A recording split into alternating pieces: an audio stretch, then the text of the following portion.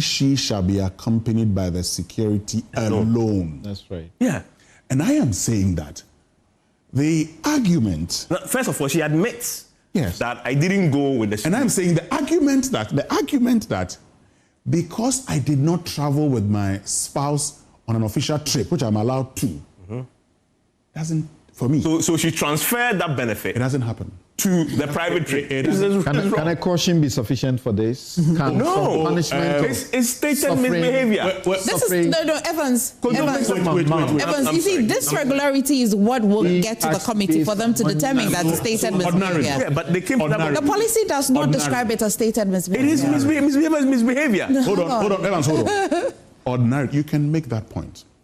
But you see, I had just made reference to the Auditor General's report, and I have said to you that when we flagged COVID-19 expenditure, we flagged about $500 million not having gone through GIFMIS. Irregularities. The reason we flagged that is we do not trust how it was spent. Because then GIFMIS would have given us the means of accountability to track that expenditure and see the right things were done. Once you skip that, there is a possibility that you didn't do the right thing.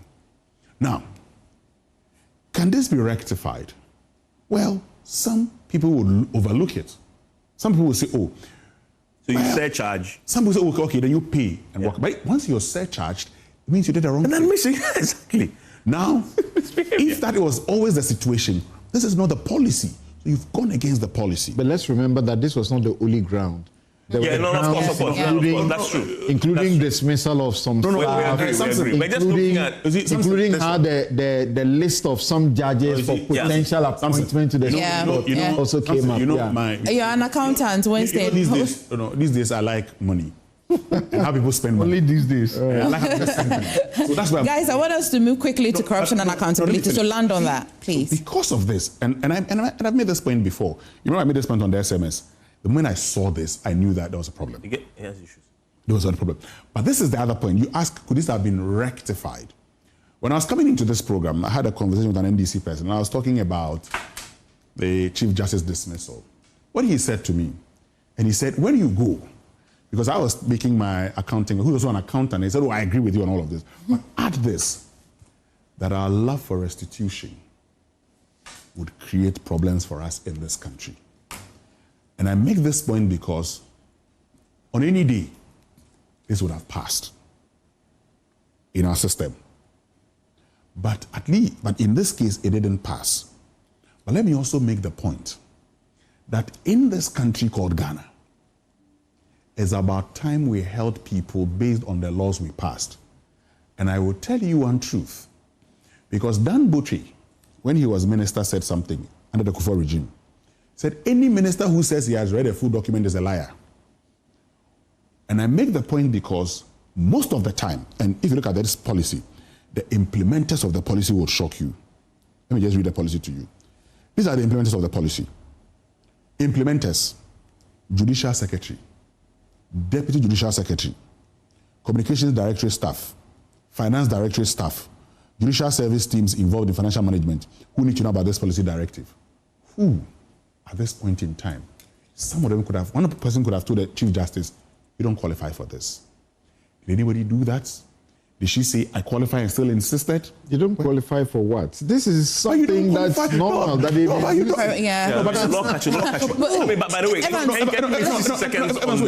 but you see, you don't qualify for something. Yeah. Because if I were the one working on this policy, I would have flagged it and said, you don't qualify for this. Because the moment I give you the chance to do that, irrespective, look, of what about the convention? Let me make a point on just what you said. The custodian of this policy is the Judicial Secretary. Yes. It's at the top of this policy says the custodian shall be the Judicial Secretary. Yes. The Judicial Secretary, she says in the explanation, approved this particular sort of misapplication, if you like, because she didn't qualify for this. But watch this.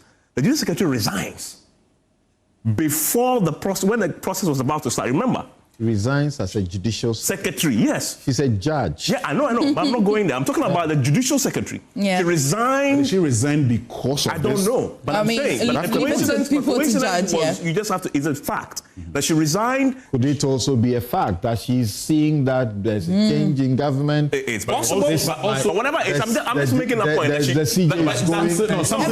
Hold on. Hold on. After all, she's a judge. No. She's still a judge. Samson cannot say this, but at least you and I can reasonably infer from what Samson is saying. My guy. A lot of things happen. Kojo Yankson makes the point. Look, any government that says, I will take you out, and I'll end on this note, there are people within the NPP who have said, no matter what laws they pass, no matter how watertight the laws are, they will find a way to move the next. And on that point, and that is what I want to look for on that point. He just landed on the point I want to say, which is, and add to the fact that there are more petitions, especially the Special Prosecutor report, Constitutional Review work that HPC Prempeh & Co. did would sufficiently cure this lacuna, a problem with the Constitution on 146. Something has been screaming on top of his lungs since he did the case with Loretta Lamte, that let's define stated misbehavior. I looked at the CRC report. I'm not sure they did that. And I read what they actually recommend when it comes to removing the Chief Justice. They simply have this sort of moved the constitutional provisions around. The petition now goes, instead of the president, goes to the Council of State. So he says, the aggrieved person, that is what they are recommending, right? The aggrieved person may submit a confidential petition for the removal of the Chief Justice to the Council of State. So they've changed that instead of going to the president. The Council of State now has 7 days to form a committee that looks at prima facie or not. If there's no prima facie, it dies. If there's a prima facie, they tell the president. And they inform the president and they inform the speaker. The president, having been informed, may then, the president may suspend the Chief Justice once he's been told. The council shall then appoint 5-member tribunal. So it's no longer the president who is doing so. It is the Council of State. And just a second, the 5-member tribunal, the president only has 1 appointment. Speaker has 1 appointment. Other agencies have 1 appointment each. I doubt very much when I go to this recommendation that it cures that fundamental issue. Because when it comes to the grounds, it says the committee recommends that the grounds of removal shall be the same for all justices. The grounds for removal shall include, and this is the Chief Justice, mental or physical incapacity, incompetence, gross misconduct, which is another way of saying stated misbehavior, violation of the Judicial Code of Conduct, or bankruptcy. They've added that one. My point is, I don't think this fixes the problem. But the majority, Evans, let me draw your attention to the fact that the majority leader had said that they're looking to set out a regulation that will cure these errors because the Constitution cannot. Need constitutional review to fix that in Parliament subsequently. They are working to define that. Is the Constitution not better? Because the regulation, another regulation could be passed. No, the regulation is on the back of the Constitution. In fact, when I appeared before the Supreme Court in 2018 over Charlotte Osei's removal, that's the point I was referencing to the court that they had said many years ago that the Constitution requires that there should be the passage of an instrument to guide this process. And it has not been passed. Can't that instrument be amended in Parliament? When there's an issue, and they say that watertight, they then amend the regulation. Look, Samson. That makes the process a bit cumbersome. Let me borrow your question you asked HPC Prempeh on Saturday. You asked him a question about the election of MMDCs. And you saw how he answered you. I say, in this country, we play around, we dance around a lot of things without mincing words. We pass laws that ultimately favor the very people we say would abuse the laws. Watch this. What we are doing. Now that we actually have a chance to say, let's deal with this situation once and for all, we have left it to the politicians. Trust me, we will come back if God grants us life. Yeah, I mean, so that's why I was suggesting. Because we'll come back here. Because when all of us said they should elect. I'm going to ignore all of you and go to Suleiman. When all of us said we should elect. I'm just going to go to Suleiman now, Winston. Finds a nice way to dance around the issue. Yeah, but Winston, this is just 30 seconds. The majority leader has said they're going to pass regulations, but the Constitutional Review Committee had an opportunity. That's the point. I believe to sort of just the regulations. But the point is, there are things you can't do with the Constitution. Yeah. Remember, do with legislation, subsidiary legislation, or enactment. It's always remember, like this is the third effort in terms of amending or reviewing our Constitution. We've not gone anywhere yet. They've just submitted it to the president. Whether it would be accepted, winnowed, or whatever, we don't know. So we cannot be referencing it as if it's an accepted document. No, it's not. I mean, but it's the president that asked him. So even if the Constitution Review Committee had made that provision or that recommendation, we would be expecting to see whether the president will accept it or not accept it, and so on and so forth. Let's probably just wrap on this. No matter where we wander, Africa always calls us home. And here in Ghana, Stanbic Corporate and Investment Banking, together with clients like Gensa Energy and Goldfields, is driving sustainable growth. The transition from fossil fuel to cleaner energy is quite imperative for the growth of a continent that we call home. We want to contribute to delivering affordable gas for industrialization in Africa. Stanbic is a bank that is focused on impacting lives, and Gensa has the same vision and mission. Having a reliable source of power has helped our business and our operations in a significant way. At Stanbic Bank, we bring businesses together, empower communities, and invest in the next generation. Stanbic Corporate and Investment Banking, driving growth, creating impact. Cut out the noise. The anger.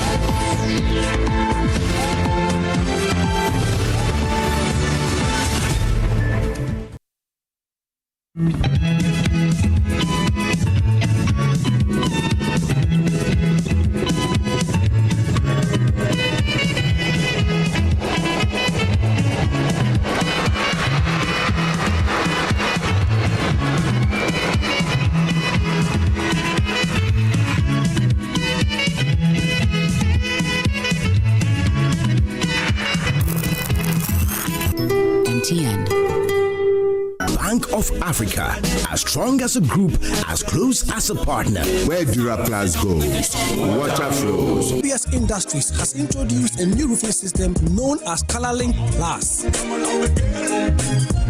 Flamingo paint, simply superior. Syntax tank, are you strong? Are you tough?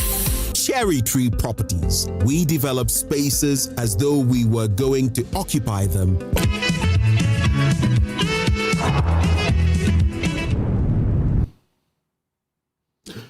Good morning, Happy New Year, and welcome to the first edition of your most authoritative news analysis platform, Newsfile. The IMF's caution about a risk to the financial stability of the Bank of Ghana over the Domestic Gold Purchase Program, DGPP, has dominated the news this week. The NPP minority in Parliament estimate the loss will rise from 214 million, an amount they say can build as many as 12 Agenda 111 hospitals.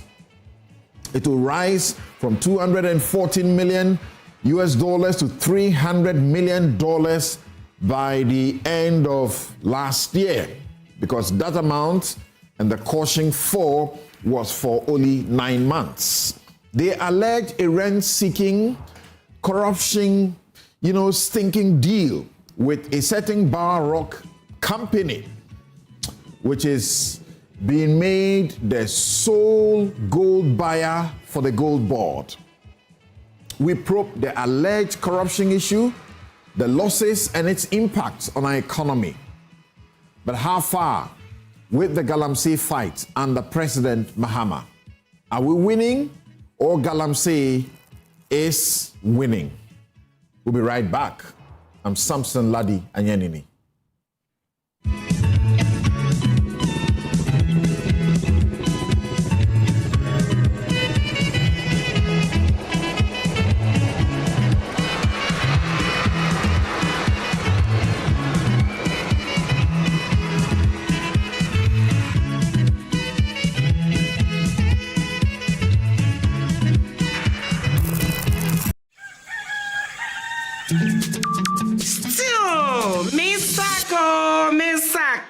And Namu was a summer brabo.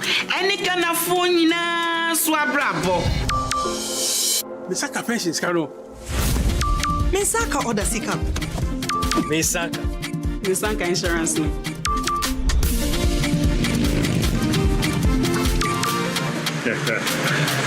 Misaka loan.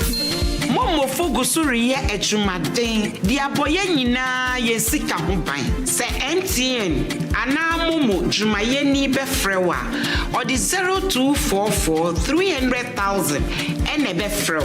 Na numpo orin bitsaw one time password ana se upin code enti wonso ye wa femu die na ma weni na ho na wonsa enka omomo.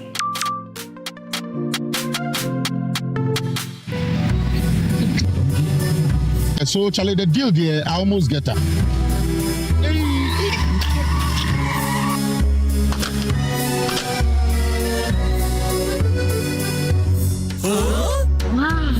Syntax pipe, as tough as it can get. You get so sorry with your back, sorry. Oh, what you was that thing? What the cat never won. You would catch it. Hey! No, I'm back. Between and Kapay and Cabo. Hey, madam, bye, menu. I Syntax pipe. Metono, Omukacham send a word in pa. Say a fee, say a foam. The other pipe we be a yen gum. Syntax pipe. Why, Eliki? Hi, madam. From today, Syntax pipe in my pipe. No 2 ways. When you know, pipe ben abe use. SINTEX pipe. Syntax pipe. In a water. No, hala.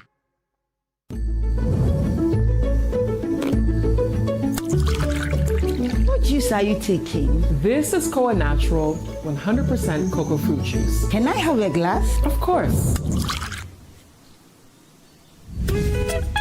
Koa Natural 100% cocoa fruit juice is not just your regular cocoa drink. This is an innovative juice made from the pulp of the cocoa fruit.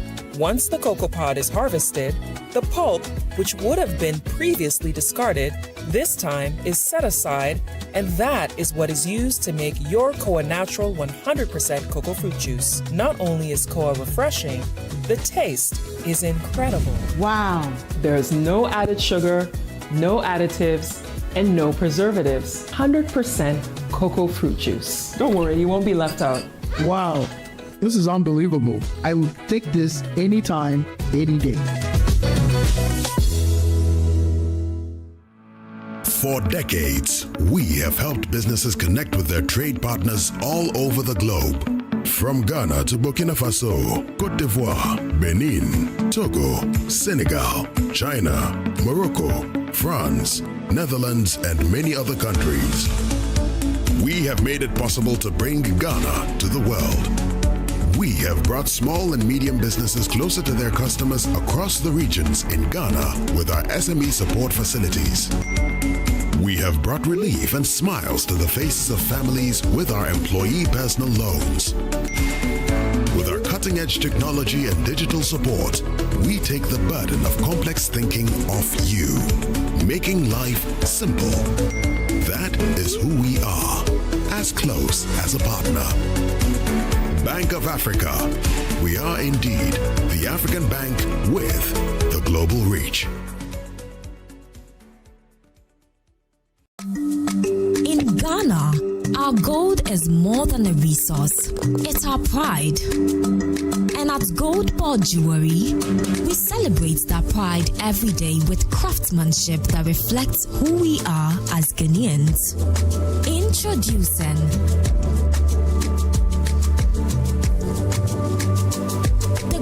Board Jewelry Gold Tablet. Pure, certified, proudly Ghanaian gold. The best part, when you buy a Gold Board Jewelry Tablet, you own it. You keep your gold with you, not with us. It's more than a jewelry. It's a smart investment for every Ghanaian who wants to secure their future. Gold Board Jewelry Gold Tablet. Own your gold. Own your future.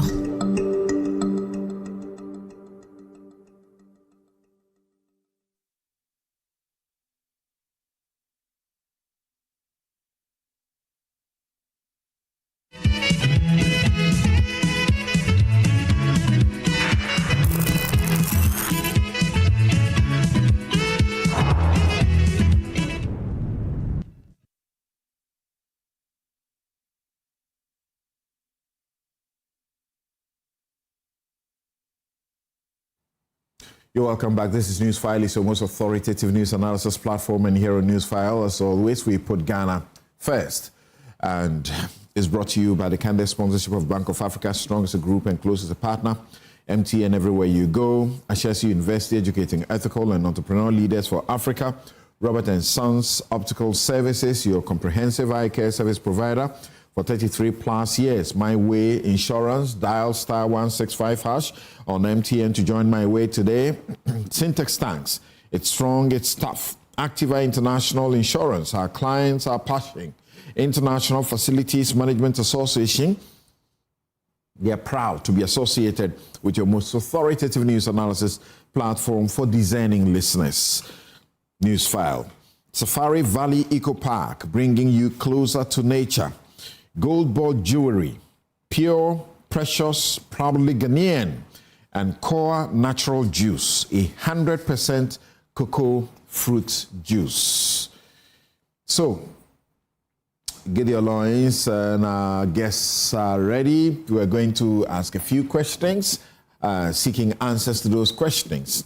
As I mentioned to you earlier on the domestic gold purchase program, which the IMF has cautioned, and highlighted a $214 million, loss made only in 9 months. And the minority in parliament projects that figure by the end of the year would have accumulated up to $300 million.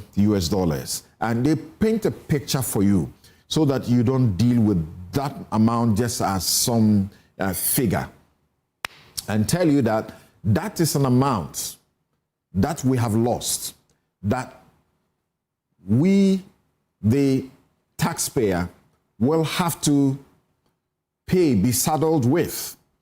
And that amount could build as many as 12, that is in the 12 regions. In 12 regions, we can have one agenda, one hospitals in 12 regions.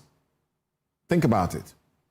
12 of these hospitals, they say, has been lost by this kind of loss. So we are asking, is the Bank of Ghana's gold program a stabilizer or a ticking time bomb for our economy? The minority thinks it's a ticking time bomb. It's waste we can avoid. But critical questions are also being raised about a company that is the sole gold buyer for the gold board, Bower Rock. You've heard about them in the course of the week. So when one company becomes a sole buyer, we ask the question, is it efficiency or rent-seeking corruption dressed up as policy? And then on Galamsey, the president never got to declare a state of emergency, but set up NIMOS. How far have we done? Are we winning the fight, or Galamsey is winning us? These are the matters we are looking at, but before we get into them, it's a new year, so let's begin on this note. I'm going to find out from my guests what their thoughts briefly will be on the year so far, as in the last year. how the government has performed, what they think in their personal lives has been a matter of improvement or has not been done well. Joining me right here are Dr. Mahamatia Abdul Kabiru, who is MP for Wale Wale and member of the Finance Committee of Parliament. Bright Simmons is Honorary Vice President, Imani Africa. Thank you, gentlemen, for making time to join us. Thank you for having us. Senyor Hosi, who is convener of the One Ghana movement and a trustee of the Ghana Coalition Against Galamsey, will join us. Sami Jemfi, who is the Chief Executive Officer of the Ghana Gold Board, also joins us a little later. So let's begin with the man who you must have been in your constituency during the break. So what's your assessments? What are your constituents telling you? Is life getting better under John Mahama? I heard Dr. Mahmoud Bawumia give his Christmas message, and he seemed to admit that things have improved a bit, but there's a lot ahead. Yeah, so good morning to you, and then let me say Happy New Year to your cherished listeners and viewers. Happy New Year to my big brother, Brad Simons, and to yourself, and to the people of Wale Wale, my employers. And before I do that, I like the way you say it, my employers. they are actually they're those giving me this job to do. So that's right. Whenever you have an opportunity, you need to acknowledge them. But something before we even go to that, I recall that when you were reviewing the 2025 in your last week program, you made certain comments. Those comments, I think that the rank and file of the MPP did not go down well because it was a matter of fact that they thought you were stating. And we think that if it was a statement of fact, it was not born out of the fact, because the statement was to the effect that at a point in time in our national economy, in the previous government, it got to a time that things got so bad that we had to ration some basic necessity like fuel. And I thought that we never got, even though we must admit that there were times that it times got a bit harder for Ghanaians at a point in time in the administration of Nana Dankwa Akufo-Addo. It never got to a point that we needed to ration anything like fuel. And once a statement of that is mentioned and people are going to town with it, I think it's an opportunity for us to correct it. I'm sure on hindsight, if your statement was misinterpreted, you would have also admitted. But the fact is that at no point in time in the previous administration that fuel crisis led to a rationing of fuel in the country. Even much as we admit that at a point in time the cost of fuel was high, it was readily available for the good people of Ghana to access. That said, 2025 it's been a year of mixed feelings. So let me do this very quick. And I decided to do something just as you were speaking, because I wanted to take a very impartial view of it. So I just put the criticism into my co-pilots. And I asked co-pilots whether or not this was wrong. And I asked co-pilot to give me what factual inaccuracies were involved. And it says, what it says effectively is that I never claimed that Ghana rationed fuel for essential service workers. And that's true. If you hear the sound, I never said that Ghana rationed fuel for essential workers. What I said was that our economy came dangerously close to the kind of collapse that in other countries had forced governments to ration fuel. So this is my view of the circumstances we were faced with the DDEP and everything, and needing to go to the IMF, that I felt we could have gotten there. We didn't get there. I never said we got there. So it was a comparison meant to dramatize the severity of our situation, not a statement of fact about Ghana. So that briefly is important. So, and I must say that if you have followed, I have consistently even acknowledged that the government recorded successes, especially in digitization. So that's it. Thank you. Yeah, so I think it's good to put the matter to rest once this has been cleared, because the understanding out there was to the fact that we got to that particular point. And if it was your view that we were almost at that particular point, that view cannot be taken away from. But the fact is that we never got to that particular point. But 2025, like I said, I will take it from this particular, from the things that went wrong, the things that went right, and probably things that we need to improve on. You would recall the year started with some kind of arbitrariness in the rule of law and in the application of the law. Several people were arrested without an opportunity for them to even see their lawyers. The authorities used bail they made it so onerous that people could not even access it. It got to a point that I was feeling like we were in a military takeover or a coup d'etat, because you expect that a country that has democratically elected a leader would hold true to the rule of law, will hold true to the tenets of the Constitution. But that was the lowest moment of our democracy, and I thought that whenever there is a change in government, we must reflect that this was not the best time for the country, and that whenever we are reflecting the year 2025, we should not lose sight of what happened. Again, when the president started appointing his ministers, he promised the people of Ghana that he wanted to do some 15 ministers, and at a point, the list, there was some 3 or 4 people for the president of. It got so long for the president to make the decision on those particular 3 people. It gave also a sense of the president not being decisive, or he was suffering from indecision at that particular point, because you couldn't have promised the people of Ghana prior to the election you were going to do some 15 ministers. Then after being given the baton, the president was wanting as to who to appoint to make the complete set of the ministers that he promised the good people of Ghana. And at a point, I was even one of the first people to raise the fact that if the president was serious, considering the national security situation, Galamsey, insecurity around the country, he would have appointed the minister responsible for national security. That was in consonance with the National Security Act. But the president, on hindsight, in fact, I was insulted and people thought that I was speaking out of vacuum. But the president, on hindsight, had to assign that responsibility again to the minister responsible for interior. And I thought that in our learning, we must learn that when these things are raised, it is the responsibility of the president to listen and to know that we are doing that in good faith. There were also certain allegations within the year that I expected the president to have thoroughly investigated and bring a possible finality to those issues. You recall that the start of any governance, the commitment, the faith the people have in your governance is how you approach issues of accusation against your own appointees. There were accusations against appointees on Galamsey.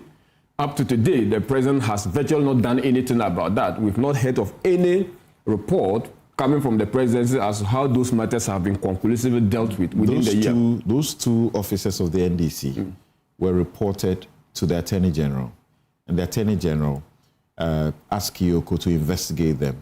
And I think at the last press conference of the Attorney General, he gave us an update to say that the investigations have advanced, but they are on it. Yeah, but it's clearly that the president or the appointor, the president appointed representative would speak that manner, and it is clearly a way of clearing those particular people. And I think that the president needs, if we need to take the president serious, he must begin with how he handles concerns against his own appointees. There was also issues about the economy. Well, the 2025 has seen some recovery. Even before 2025, there were some signs of recovery. You recall the 2024 budget that was presented and the year 2024 ending, there were signs of recovery. For instance, growth had spurred. Also, we had some relative stability, even though the cedi ended the year with some 14 Ghana cedi to the dollar, there were some signs of recovery. But you must admit that in 2025, the president and the leadership of the government have actually brought in much stability than it was in 2024. And that point, for instance, in the area of inflation, we've had single-digit inflation. That was something good. That is something good for the year under review. We also have some stability in the exchange rate. At what cost, we will discuss. And even if that is what we want to go on as a country, we will have to discuss that. I believe that the gains in the stability of the city is something that we need to acknowledge. There's also some issue regarding some allowance that was supposed to be paid to, some public sectors workers, teachers, and what have you. That has not been paid, and people were found, if you like, picketing at the Minister of Finance and Minister of Health. Okay. But I would want us to look at the cost of taming inflation and the cost of bringing stability. That has not been exhaustively been discussed. Okay. We only look at the numbers. We only say that inflation is single digit and we are all happy. But at what cost? No, I'm not sure we have thoroughly discussed that. We've stated that, so this was supposed to be very brief, overview. Yeah, so we stated that exchange rate has stabilized. At what cost we've not discussed. I'm sure that in the course of the year, when we are reflecting on 2025, and there's an opportunity to discuss and litigate extensively the cost of these particular gains we've made. But that said, there were certain challenges for the year, there were certain gains. On the overall, I will measure the government performance based on the budget that they presented, because that serves as a blueprint. At least, not more than 50% of their of their promises in that budget were not achieved. So basically, if you promise me certain goods in the budget and you've not achieved at least 50% of them, I'll basically give you, a fair score, but basically it cannot pass as an excellent performance for the year 2025. Interesting. Excellence is a different, category of assessment, but it does appear the Ghanaians are generally,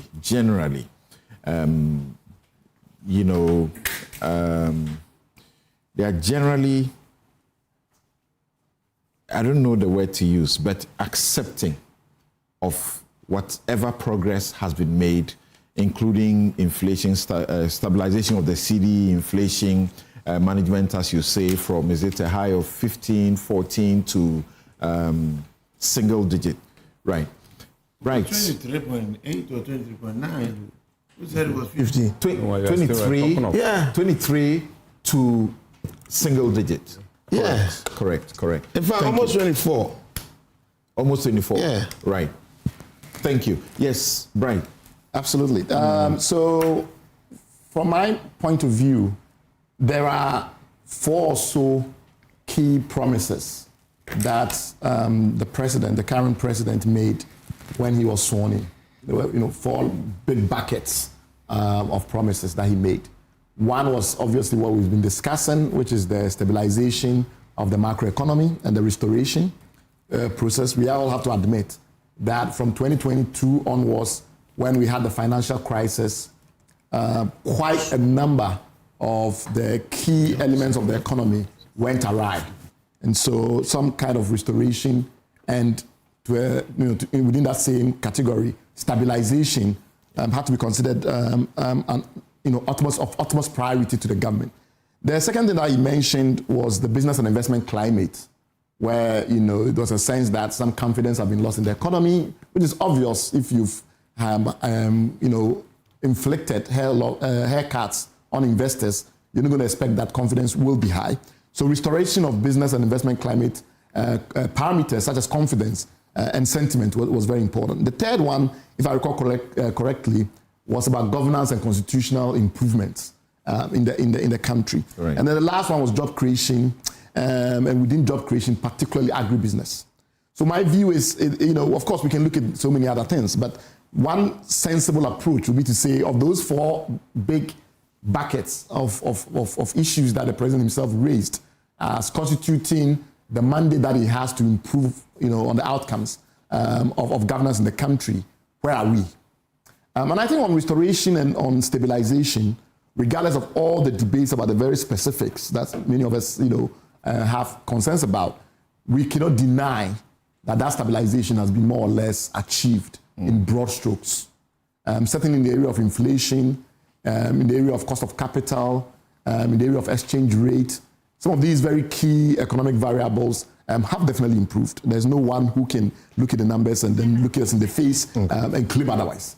So on that score, we'll give the president very high marks on the recovery issue. Like I said, there are a lot of granular details that in time we will go into.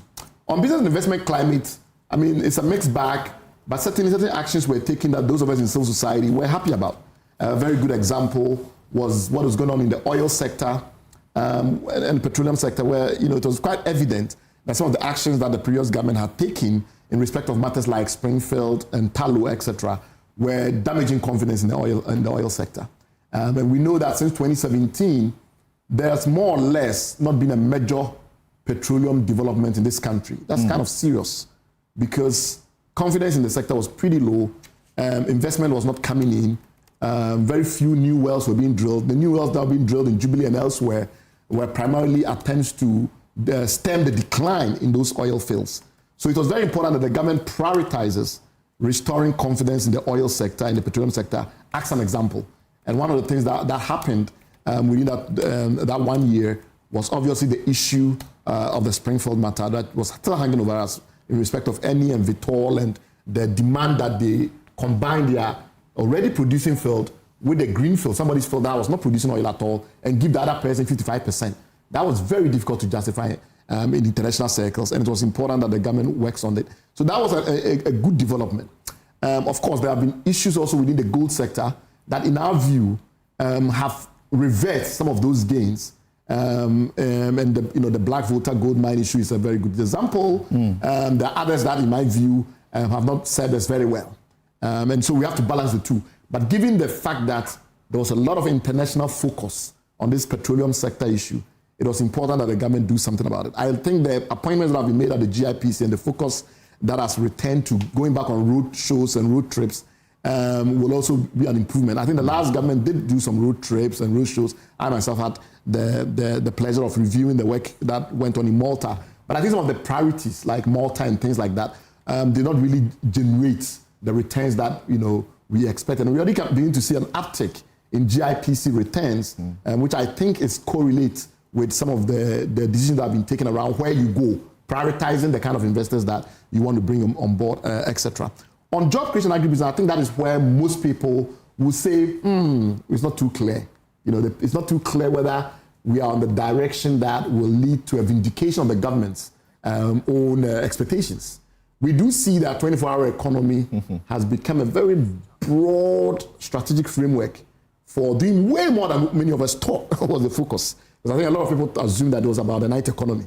And what is now clear to all of us is that it's not about the night economy, right? It's about value chains, it's about corridors, about integration of those things. They're starting off with the Volta Economic Corridor. These are way more ambitious than we thought. But it also means, therefore, that it's going to take longer to bear results. I've always thought that that's, it's actually an unrealistic goal to set, a 24-hour economy, project. Well, I think initially... Because I thought that is the natural consequence of how well the economy is transformed. The economy is. It's not by a government, throwing up some... I don't think so, really. Well, so if you think of it about utilizing the maximum capacity in the economy, and you say they are interlinked, it's a chicken and egg issue. If you don't utilize the full capacity in the economy, if you are underutilizing the capacity in the economy, naturally you're not going to create the kind of trigger which then generates the jobs, which then forces people to work around the clock. Okay. Right? So it's a sequencing act. But as you rightly pointed out, that sequencing act has a timeline. How are you going to expand the utilization capacity in the economy and then consume it? And that is what we are now discovering about all this value chain integration work, all this corridor development work. And it's a lot of work. So the timeline... This is something you have faith in? I think they will make they will achieve some of the goals because of the strong emphasis on private sector. And if they have the concierge service well tuned. Because you see, one of the things we have in this country is that when it comes to courting the private sector and getting the private sector to feel that, look, we really want you to invest. When it comes to the domestic private sector, we've been very aloof. All right. We shouldn't have big, prominent business people being the ones who begging ministers for favors and for support. We should have ministers actively courting private sector to invest.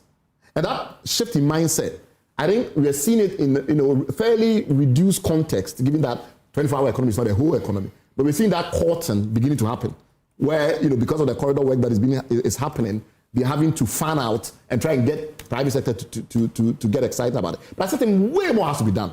Way more on the courting of the private sector side. Okay. So those will be the four key things. I think on governance and constitutional reforms, we all know that there was a plan to have the actual proposals for the constitutional reforms much earlier in the year. That's right. And that didn't completely pan out. But we have had that delivered now.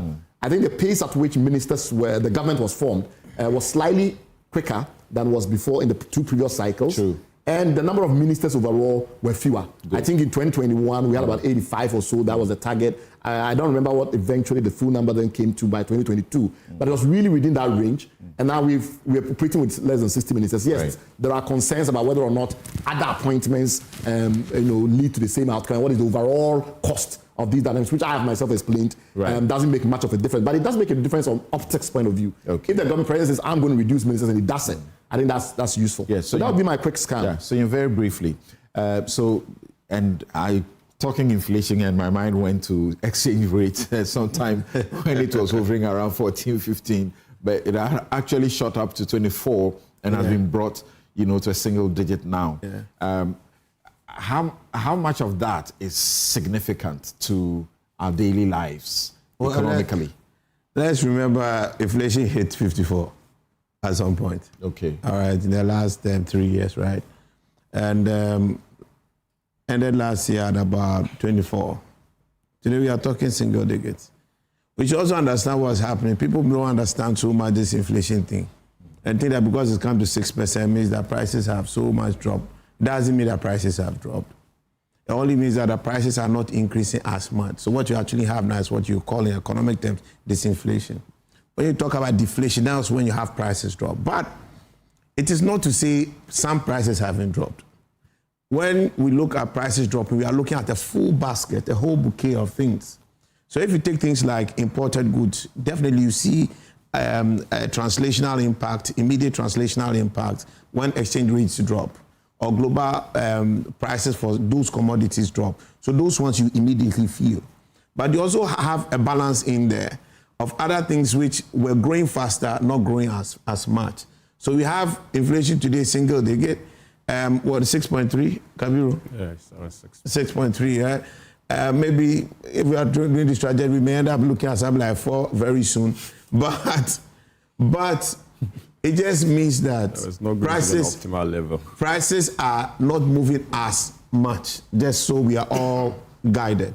It means that your money, if you have returns today on your treasury bills, your real returns are actually going higher. You're really making money from your investment returns, which are still above 10. T-bills are above 10, I guess, and 12. So those are things that are happening. So it's created a lot of macro stability for everybody. And we must commend the government for it any morning. Some facts are not disputable. Kabiru will not disagree with that. But there are also other governance issues, since we were talking about last year and what we are looking at. I'm expecting to see better governance reforms. I agree with Bright. Government's policy as far as the real sector is concerned must be a bit more intentional and less reactive, which is what we've seen for the most part of our economic life in this country. Politicians think they are doing businesses a favor by entertaining you or even picking your call. But everybody has a contribution to make to this country. It's the real sector and its developments in there that will transform this economy. Right. And the politicians must. But look, let me set that aside. I only have one question. Good morning, Mr. President. Please, where are the kingpins? Galamsey is at the foremost of our national security, our environmental sustainability. You promised us kingpins, and you were going to take down the kingpins. Mr. President, where are the kingpins? Good morning. All right, and Happy New Year. We'll get to Galamsey because it's an important subject we are looking at. It's an existential threat. It continues to be so. Continues to be so, and we want to see what can be done or is being done about it effectively to neutralize its impact. Something I just beg you. Today we lost our mutual friend, Dr. Vera Fiado, I guess, the UTAG president. The lady UTAG president, and I think that's recent. Yes, she celebrated. Yes, victory. Yes, having a woman. She lost her child, and today is the burial. Very, very sad, sorry, and our hearts go. I believe it comes from all of us. We're all in school together. Our hearts go to you, Vera, and your family. Our deepest condolences. May God grant you guys strength to navigate it. Unfortunately, we have to do this public service, and we can't be with you to commiserate with you. All right. So, Now let's get to what the IMF is signaling. And as you know, Bright Simmons is here. We want to get to what the IMF is signaling about the loss of 214 million United States dollars, and the minority in Parliament, led by Kojo Nkrumah, is estimating that that would hit $300 million US at the end of December last year. Losses as a result of the domestic gold purchase program, and questions being raised about One Bar Rock Limited that has been made the sole gold buyer for the gold board. And they give a graphic representation of what that amount could have done for this country, and the taxpayer is being saddled with it. Is it that really the case? They say that that amount could build 12 Agenda 111 hospitals, and it's been lost, and we are being saddled with it. We'll take a quick break. We'll return on this very subject, and Sami Jemfitu will join us.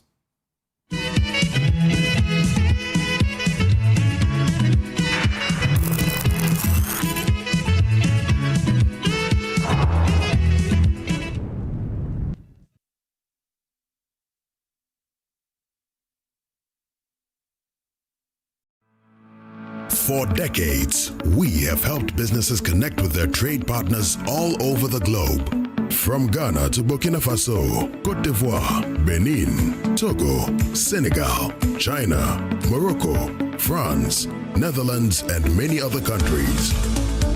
We have made it possible to bring Ghana to the world. We have brought small and medium businesses closer to their customers across the regions in Ghana with our SME support facilities. We have brought relief and smiles to the faces of families with our employee personal loans. With our cutting-edge technology and digital support, we take the burden of complex thinking off you, making life simple. That is who we are, as close as a partner. Bank of Africa. We are indeed the African bank with the global reach.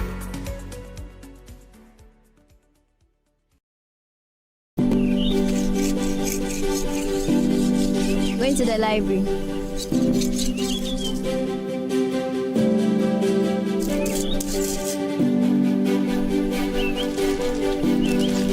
Going to the library.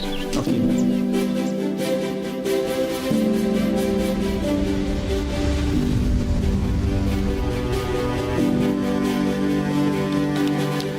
I'm going for my graduation. Go well.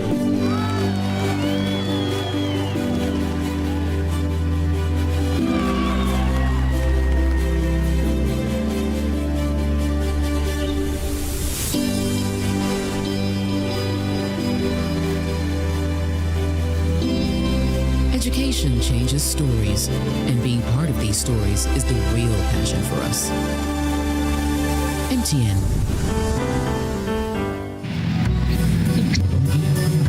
So, Charlie, the deal there, I almost get her.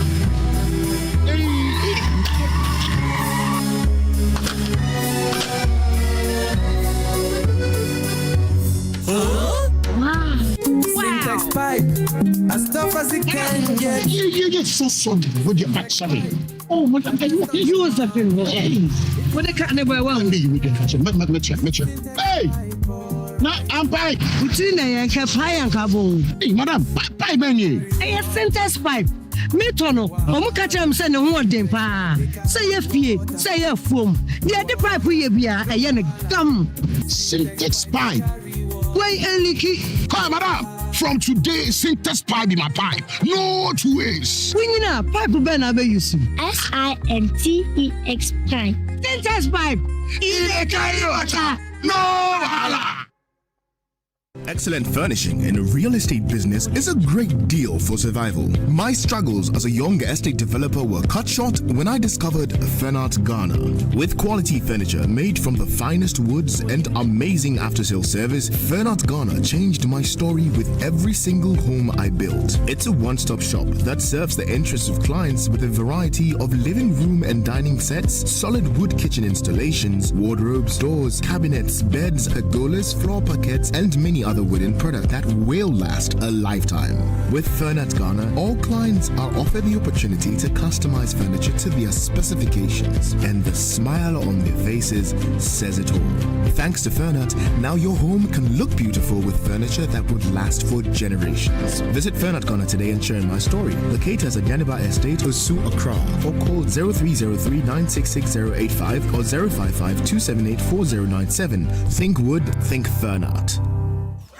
Now let me share my wildlife experience with you at Safari Valley Eco Park. Welcome to Safari Valley Eco Park. Our electric shuttle pulled up, and in no time, our tour began. We were surrounded by wildlife from the moment we entered the Eco Park. We were greeted by experienced tour guides who took us through orientation and how to better enjoy the experience. Watch these animals roam freely in their natural habitat undisturbed by our presence. We saw zebras, sable antelope, brown crane, mara, silky chicken, nyalas, Shetland ponies, and so many animals I just couldn't keep up. Our tour guides taught us so much about the wildlife, their behavior, and how to interact with them. I even fed them. We also went fishing on a man-made canal. Then we took a break to have lunch in this serene environment. All this amazing experience for this price for adults, this price for teenagers. It's a bargain. As the sun began to set, it was time to go back home, but not before dinner by the campfire. It has been a thrill of a lifetime, and I can't wait till my next visit. Safari Valley Eco Park, bringing you closer to nature.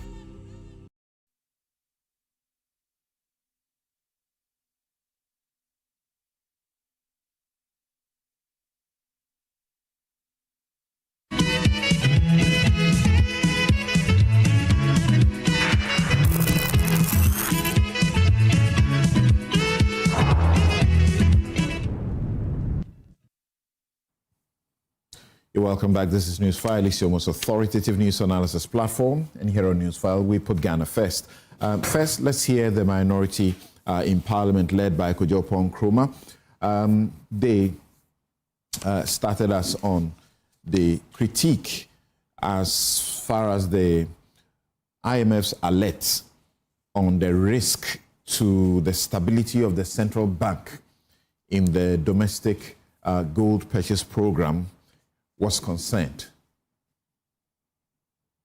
In many villages across this country, providing clean, safe water to villages, schools, clinics, and farming communities. $214 million could have employed many teachers and nurses who are struggling to catch the eye of the government to pay or to issue the necessary financial clearance so that they could be recruited and paid. So when the government tells you that they have lost $214 million, it's not just a number. It's jobs, it's roads, it's people's lives that they have lost. But that is not the full story. Again, if you will remember, when the Gold Board Act was being passed, we spoke extensively about the need for traceability so that Ghana's money will not be used to fund the purchase of Galamsey gold. Now, while the financial tragedy unfolds, another crisis is deepening. Illegal mining is continuing at unprecedented levels. You are observing on your television sets the destruction still of our forests and water bodies. Yet, we are told that the purchase that is going on is not a purchase of Galamsey gold. If you check the data, the export numbers by the large-scale exporters hasn't changed much. And today, there are no other exporters in town except the Gold Board. So who is buying the Galamsey gold? It's a question out there that as we go along, we will begin to point direct answers to. What is even more worrying is that in the face of this devastation, what we are seeing are statements being issued from the Gold Board and the Bank of Ghana trying to obfuscate. They rely on some words in the original IMF draft to suggest that this is speculative or that this is a significant downside risk. We must be clear. A loss of $214 million has already been made. It will be about $300 million at the end of the year. And the people of Ghana cannot be taken for fools by some long-winded statements seeking to parry this tragedy away. Colleagues, the truth about this government is that they have not introduced any superior economic ideas to governance.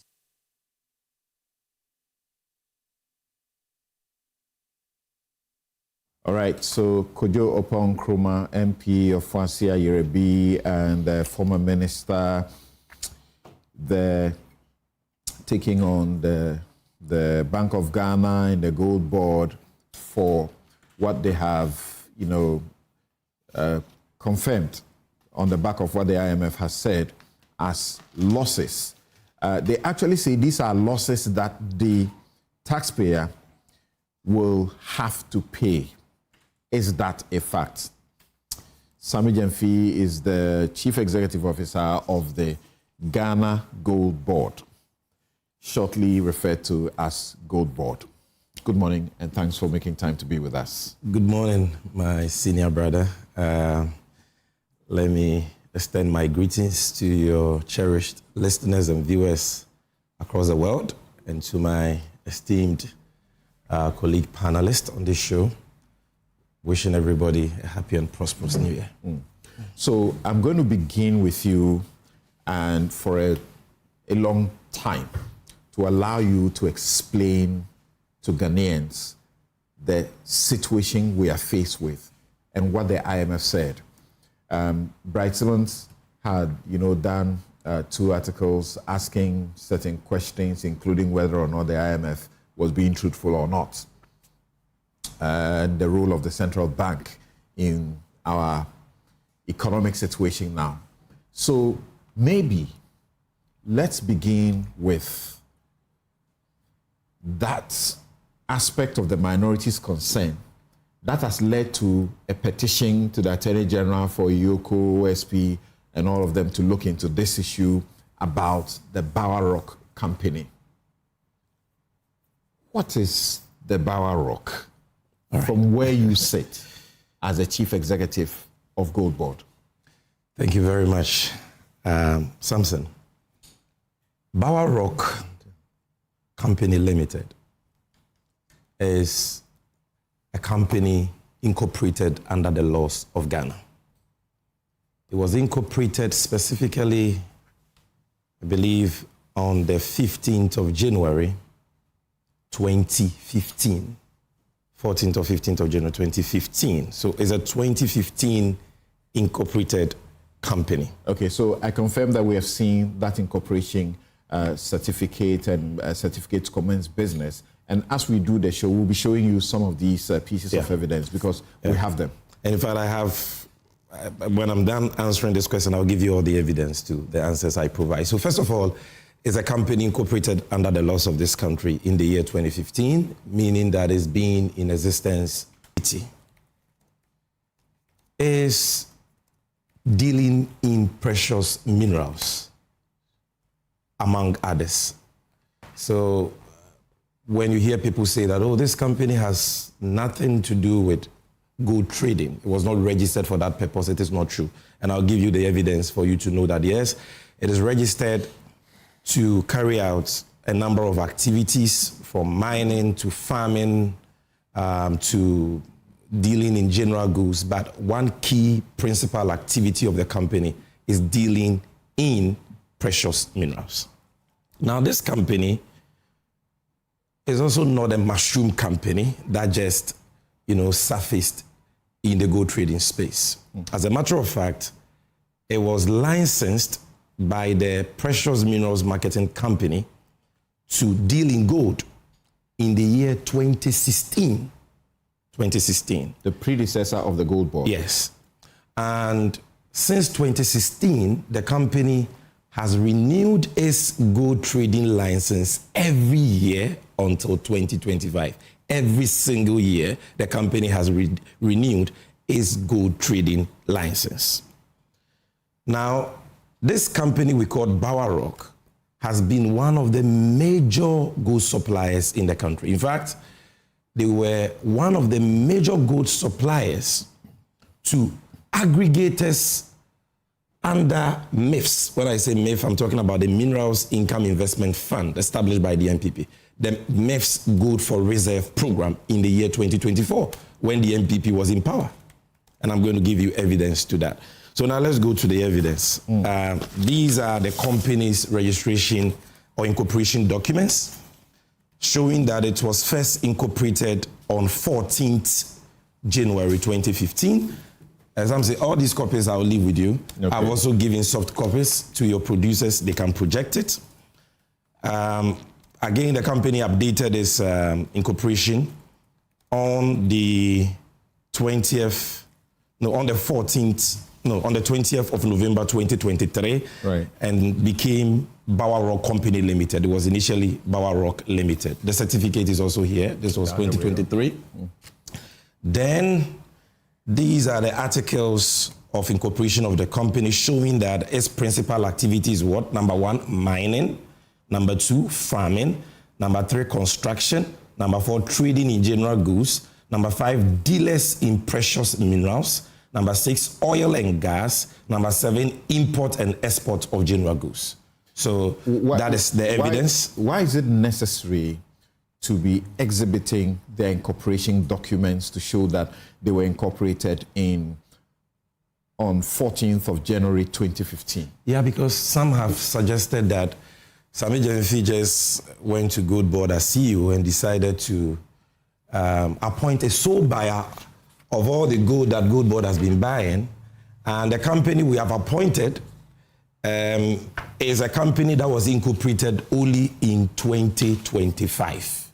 The MPP has been making that claim. And that company is even a company registered for the purpose of farming and fishing. It has nothing to do with gold trading. So we need to educate Ghanaians accordingly. No, hold on. No, please. This is one-on-one. Hold on. So it's not your time yet. Now, number 2, let me give you the evidence. This is the first PMMC license given to the company dated 10th March 2016, expired on 9th March 2017. A year after its incorporation. A year after its incorporation. It got a license from the PMMC. To deal in gold. Okay. A few licenses to show that they were renewing and very active from 2015 when they were incorporated to 2025. This is dated 14th February 2020, another license from the PMMC. This is another license from the PMMC dated 19th October 2023, and there are many others. Again, let me give you evidence of gold trading work, significant gold trading work done by this company. Now, I told you that the MPP under MIF rolled out a Gold for Reserve program in 2024 on the instructions of the then Vice President Alhaji Bawumia. The main aggregator, one of the main aggregators for MIF was a company called Gold Rich Refinery Limited. Right. One of the people who were the main suppliers of gold to this aggregator is Bowerrock. And I'm giving you evidence. This is a letter from Gold Rich addressed to the manager of Fidelity Bank. I've given your producers a soft copy, which is redacted because this one has the bank details of the company. Right. So they can project that. And as you can see on the screen already, it says transfer Gold Ridge Refinery Limited. This was a transfer instruction of 40 million cedis to Bowerrock under the MPP to buy gold. And there are many of these letters. Number 2, in the year 2017, the main gold buyer in Ghana, one of the biggest gold buyers in Ghana, was a company called AA Minerals. If you are you're well versed in gold trading issues in country, you would have heard of the name AA Minerals. There's a certificate issued by AA Minerals to Bowerrock dated 3rd August 2017 as what? Their buying agent, 2017 when the MPP was in power. Now you also know of the biggest refinery, gold refinery in the whole of West Africa called Gold Coast Refinery. This is an invoice from a wire transfer from Gold Coast Refinery to Bower Rock dated November 22, 2018 for Bower Rock to buy gold for them. These are records. These are records of gold purchased by Bower Rock for Gold Coast Refinery as at March 2018. These are all the records, and you can go to Gold Coast Refinery. Okay, so he's just showing us now a tall list of, as in purchases or the gold Bower Rock's involvement in the gold trading. So number one, it is not a 2025 registered company. It is a 2015 registered company. Number two, it is not solely a farming and fishing company. It also deals in the precious minerals, and I've shown you that. Number three, it has a solid track record in gold trading, acknowledged by Gold Coast Refinery aggregators under government's Gold for Reserves program and so on. And I've shown you his activeness even under the XY regime. Right. Now, Samson, I think the next question people will be asking after this. The thing also is about why it is the sole gold buyer for the gold board. Yeah, that is also another misconception. You know, a lot of people do not understand how gold boards trading model works. Samson, Gold Board has a 4-tier license buying system. 4-tier. The first is the tier 1 buyer. The second is tier 2 buyer. The third is the self-financing aggregator. And the fourth is the aggregator. All these license buyers buy gold for the Gold Board. So not only the aggregator buys gold, the self-financing aggregator buys gold. The difference between the self-financing aggregator and the aggregator is that the self-financing aggregator uses his own funds to buy gold for Gold Board, while the aggregator is funded by the Gold Board to buy gold primarily. Okay? Tell them I've not got into these tables yet, so they should wait. Let's go systematically. Now, no, it's not being shown. It's only okay. Then the third, the tier 1 buyer is a grassroots buyer who is licensed by the Gold Board to buy gold from licensed small-scale miners. The tier 2 buyer is licensed by the Gold Board to buy gold from both the licensed miner and the tier 1 buyer. So they are all gold buyers. In the year 2025, the first year of operation of the Gold Board, we issued 900 buying licenses. 900. Under our tier 1 license, we issued 269 licenses to qualified applicants. Qualified applicants underlined. Under the tier 2 license, we issued 578 licenses to qualified applicants. Qualified applicants underlined. Under the self-financing aggregator, who are also aggregators, just that they are using their own money to aggregate gold for us, we issued 52 licenses to qualified applicants. Qualified applicants underlined. Is that where Bower Rock belongs? No, Bower Rock is the aggregator. And that aggregator category, we issued 1. There were 31 applications for aggregator license in the year 2025. Only Bower Rock met the eligibility criteria for the aggregator license in 2025. That is why Bower Rock is the only person as at now to have been licensed as an aggregator of the Gold Board. But that license application and approval process that the board of Gold Board, the governing board of Gold Board does, not Sami Jemfi as CEO.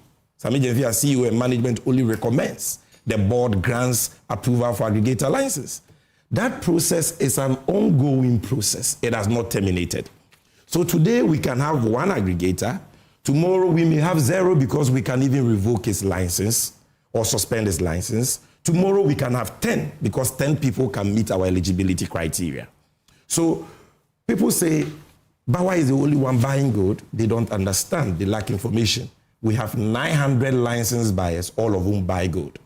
Then they say, why is he only the aggregator? He's the only aggregator because he's the only one who has met the eligibility criteria. Let me tell you something. When we say an aggregator, what do people understand by that? There is no license in Ghana that enjoys the benefits of an aggregator license. Some say, have you heard of somebody going for a license in any institution, and after he gets the license, the state gives that person money in the billions to buy gold for the state. If you go for a BDC license, you are going to do your oil business with your own LCs and your own credit lines. Absolutely. Same for an OMC license. Okay? But when you say somebody is an aggregator, it means that he's entitled to receive state funds to buy gold. And therefore, there is a strict set of governance, legal, operational, and financial requirements he must meet as a risk mitigation measure. He must have minimum 3 years experience in gold trading. He must have minimum 3 financial statements preceding his application. He must have at least 3 buying offices in the country. He must have at least a bullion van and so on. But the most important requirement is this. He must present to the gold board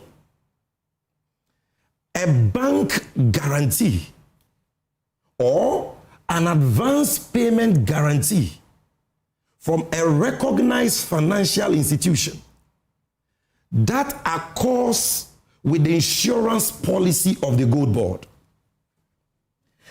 to secure the capital support he seeks from the gold board. You understand? We are not some zombie sitting at gold board where any Tom, Dick, and Harry comes and says, I want an aggregator license that will entitle me to use taxpayers' money to buy gold. And you say, I've given you a license. We are not sharing and of 30, aggregator license like you share of 30, 31 applicants. Barrock is only one. That and I'm saying it on Newsfile today. Yes, I'm saying he has given us an advance payment guarantee covering a trade capital support of 2 billion cedis. 2 billion cedis. And that is why the board approved the application. If some people had done that when they had the opportunity to do gold trading in this country, they will not be chasing the aggregators today for causing financial losses to the states. That's actually true. Look, we are ready and happy to work with anybody who meets our eligibility criteria for aggregator license. So the other 30 or the 29 that did not qualify, what were the incidents that disqualified them? The main critical thing is the guarantee. They couldn't provide that. And I'm here, Kojo Oponkroma, you have addressed a press conference. I'm challenging you. If you can give me one company who has applied for a gold board aggregator license, met all the requirements, especially gave us a guarantee from a bank or an insurance company, and we refuse his application, put it out today. I'm challenging them. They don't have. And let me tell you something that people don't know. You see, the president was gracious enough to send me to PMMC on the 22nd of January this year. By the 3rd of February... Last year, sorry. By the 3rd of February, I began to continue, if I can put it that way, PMMC's gold trading arrangement with the BOG. Now, between February and June 2025, even though the gold board was established on the 2nd of April this year, we had not, ushered in our licensing regime until the 21st of June. So we were still under the PMMC license regime from April, May to 21st of June. Now, if you add that to the PMMC era, February and March, you're talking about a period of about 4 or 5 months. During that period, the PMMC, under Sami Jenfi's leadership, had 3 aggregators. 3 aggregators. That time, we are not ushered in this licensing regime with a requirement of a guarantee and all that. 3. You have a board. I didn't even have a board by that time. Who are these aggregators? Because questions are being raised about particular persons who have been, or companies who have been exempted when they may have, qualified to enjoy some of this. Now, we had 3. These 3 aggregators, 2 of them engage in, I'll call, to put it mildly, regulatory infractions. And so they were suspended in June of 2025. Their suspension has since been lifted. And so they have now applied for aggregator licenses, but they've not been able to give us the bond, the guarantee that has to secure whatever money we have to give them. But you must understand that, You see, every week we buy gold to the tune of over 3, 4, 5 billion cedis. And this transaction is mainly cash. It's not a joke. So you cannot take taxpayers' money and give it to anybody without the necessary risk mitigation measures. You understand? They've not met that. We've lifted the suspension, so they have applied for Tier 2 buying licenses. And we have granted them Tier 2 buying licenses. I'm talking about the 2. Okay. So as we speak, they are Tier 2 licenses. But let me go to the next issue. And that will be my final point on this Bower Rock matter, so that we put the issues to rest. Right. Somebody says that, so is it only Bower Rock who is funded by the gold board to buy gold? No. That is not, it's not only Bower Rock. This is how the system works, Samson. The aggregator received direct funding from the gold board. And we have secured our risk by taking our guarantee.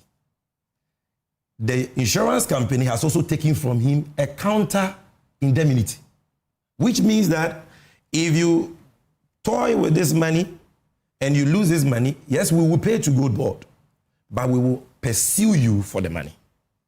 You understand what I get it? So we give the money to that aggregator. Then that aggregator, at his own risk, or at its own risk, now looks for licensed Tier 2 buyers of the gold board. He is not allowed to finance or to fund a Tier 1 buyer, because a Tier 1 buyer doesn't even have a buying office. But a Tier 2 buyer is well structured, has an office. So the gold board contract with him says you can fund Tier 2 buyers that you find credible at your own risk. So Bower Rock has 53 Tier 2 buyers. Licensed by the gold board that he funds on a daily basis. Because when you give him the money, he must give the money to other licensees to go and buy gold. That is gold board money. These 53 Tier 2 licensees also have other Tier 2 licensees and Tier 1 licensees that they also give the money to supply them. That is how money trickles down in a de-risked manner. Okay. So Bower Rock is not the only person funded by the gold board. All the licensed buyers get gold board funds, but through Bower Rock. If we have 3 aggregators, it will be through all the aggregators. And the 2 aggregators, sometimes you hear people say that, oh, gold board has given Bower Rock $10 billion to buy gold and all that. Let me prove to you the quantities that the 2 aggregators that we had to suspend, they bought within the 4 months we worked with them. One of them bought gold, supplied us gold worth 13 billion cedis. The other supplied us gold worth 11.8 billion cedis. You understand? So, and this is money we gave them. That's cumulatively over a period of 4 or 5 months. So this, I believe, answers all the questions on the Bower Rock issue. And if anybody still has questions, we welcome that. We are not averse to criticism. What we don't accept are people who go out there to engage in pledge and dam. If you do that, we will expose you. If you are just joining us on Newsfile this morning, those of you who woke up to Newsfile at 9 a.m., we started at 8 a.m. Because we wanted to have sufficient time to deal with a number of issues. And our guest, Bryce Simmons, Dr. Kabiru Tia, Senyor Hosi, have been here giving their views of how the economy has performed, the things that have happened or governance within the 1 year of the John Mahama administration. And then Sami Jemfi joined us and has begun the discussion on the matter of the 214 million US dollars loss occasioned as a result of the domestic gold purchase program, which the Gold Board is doing with the Bank of Ghana, and which they have told us that it's money that is lost, and we, the taxpayers, are going to be saddled with it, and that is money that could build 12 Agenda 111 hospitals, according to Kojo Nkrumah, who led the press conference. Now, they raised a critical issue of rent-seeking corruption conduct involving the one single company that was buying gold for the Gold Board. That is Bower Rock. They said that was the only company involved in the gold purchase program for the Gold Board, Bar Rock. It's explained that they've issued hundreds of licenses, 900 for one tier. No, in total. In total, for all the cumulatively. And if you go on our website, of the licenses. If you go on our website and you check repository, you will have the database of all license buyers of the Gold Board. Right. And the claim that was made, particularly by the opposition and including on social media, that the Bar Rock Company was incorporated in 2025 for this particular purpose, rent-seeking conduct. He's brought the incorporation document. We have seen it. We've shown you on our television. It was incorporated on the 14th of January 2015 and not 2025. And over the years, it has worked with the PMMC. This was the first license it procured from the issued by the PMMC. The license that just went past that you saw, that was the first license given to it by the PMMC in 2016. So what he's sought to do in the Bar Rock matter is to sort of bust all the myths, all the misinformation or disinformation that's been put out there.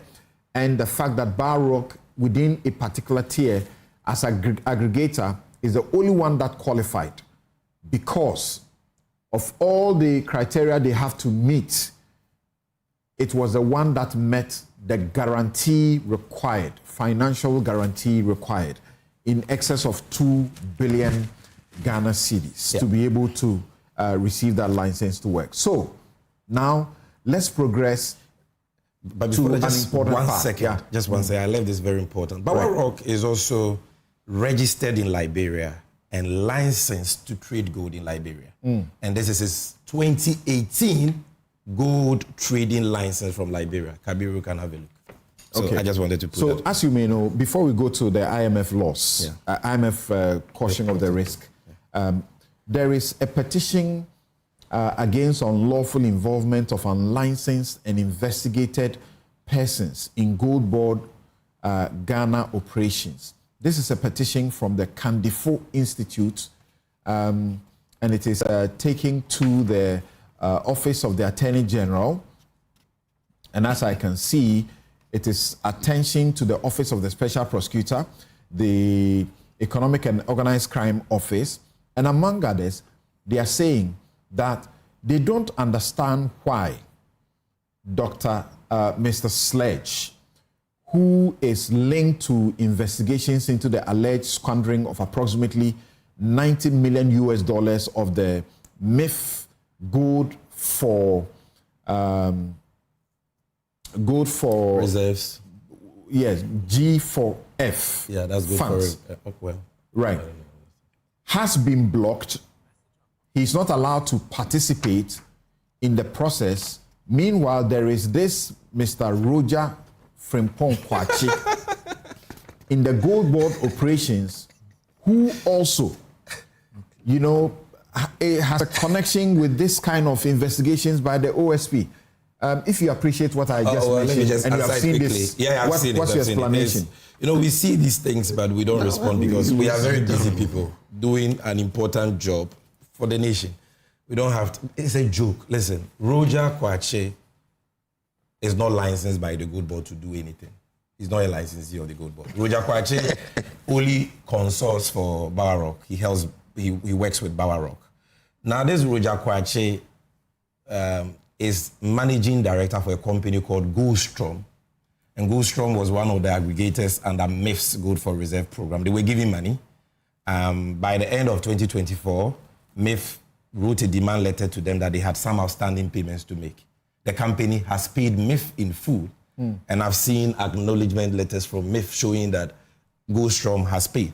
Now, that one employee of the company is consulting for Bar Rock, and that is an issue. A company that has not committed a crime, a company that is not under investigation, is not being prosecuted, has settled all his bills to MIF, and you're saying that its employee cannot work for a private company.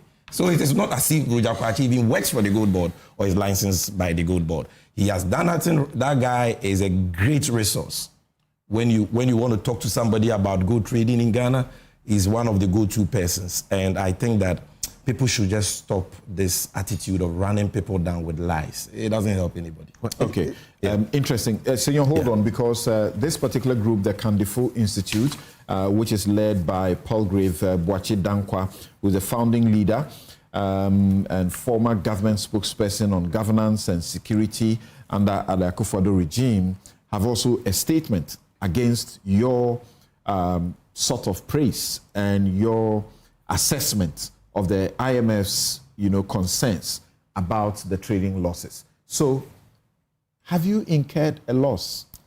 When you say have you, are you talking about Gold Board or what? $14 million US dollars. Are you talking about Gold Board? Well, we are told that you are cooking your account, so you pass it off to the Bank of Ghana. So 2 questions. Let's start with one. Has Gold Board made a loss? Emphatically, no. The Gold Board, even though it is not a profit-making, public operation, has not made any losses.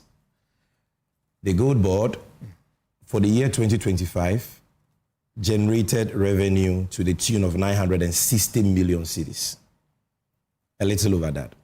Our expenditure for the year 2025 stands below 120 million. These are all unaudited figures. So if you look at our management accounts, we are on our way to declaring income surplus. Gold Board does not declare profits, it declares surplus.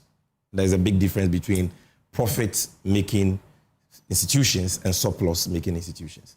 Now, it's very clear that we will be declaring a surplus of nothing less than 700, 800 million, to put it very conservatively. The law that established the Gold Board, the Ghana Gold Board Act, specifically under Section 42, requires us to publish all our quarterly financial reports on our website. We have done so. Right. And if you check that, you will see that everything I'm telling you is factual. Yeah. And by the end of first quarter 2026, that is by March this year, the Auditor General would have completed his external audit of our accounts. And we will publish all our financials for everybody to see that Gold Board has not made losses. And when you hear people talking about Gold Board losses, maybe they are dreaming or they are hallucinating. That is what it is. We've not made any losses.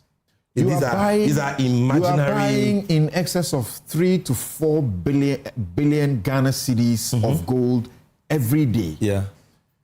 And you are taking money from the Bank of Ghana for this purpose. Yeah. And every week, you didn't say every week. Yeah. Every week, yeah. 3 to 4 billion Ghana cedis, not dollars. Right. And you are saying you have made profit and you have not made a loss. We've made surplus. Because but we are told that what you are doing is that you are transferring the losses onto the books of the Bank of Ghana. Thank you for that question. Thank you. The reason why we've not made losses as Gold Board is that every money Bank of Ghana has given us, we have accounted for it. We've given them the gold equivalent. And we have gotten paid. We've been paid our agent fees.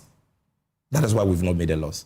But let's go to the claim. You see, when you catch them here, they move here. They say, oh, now it is not the Gold Board that is making a loss. The Gold Board rather is transferring its losses onto the books of the BOG.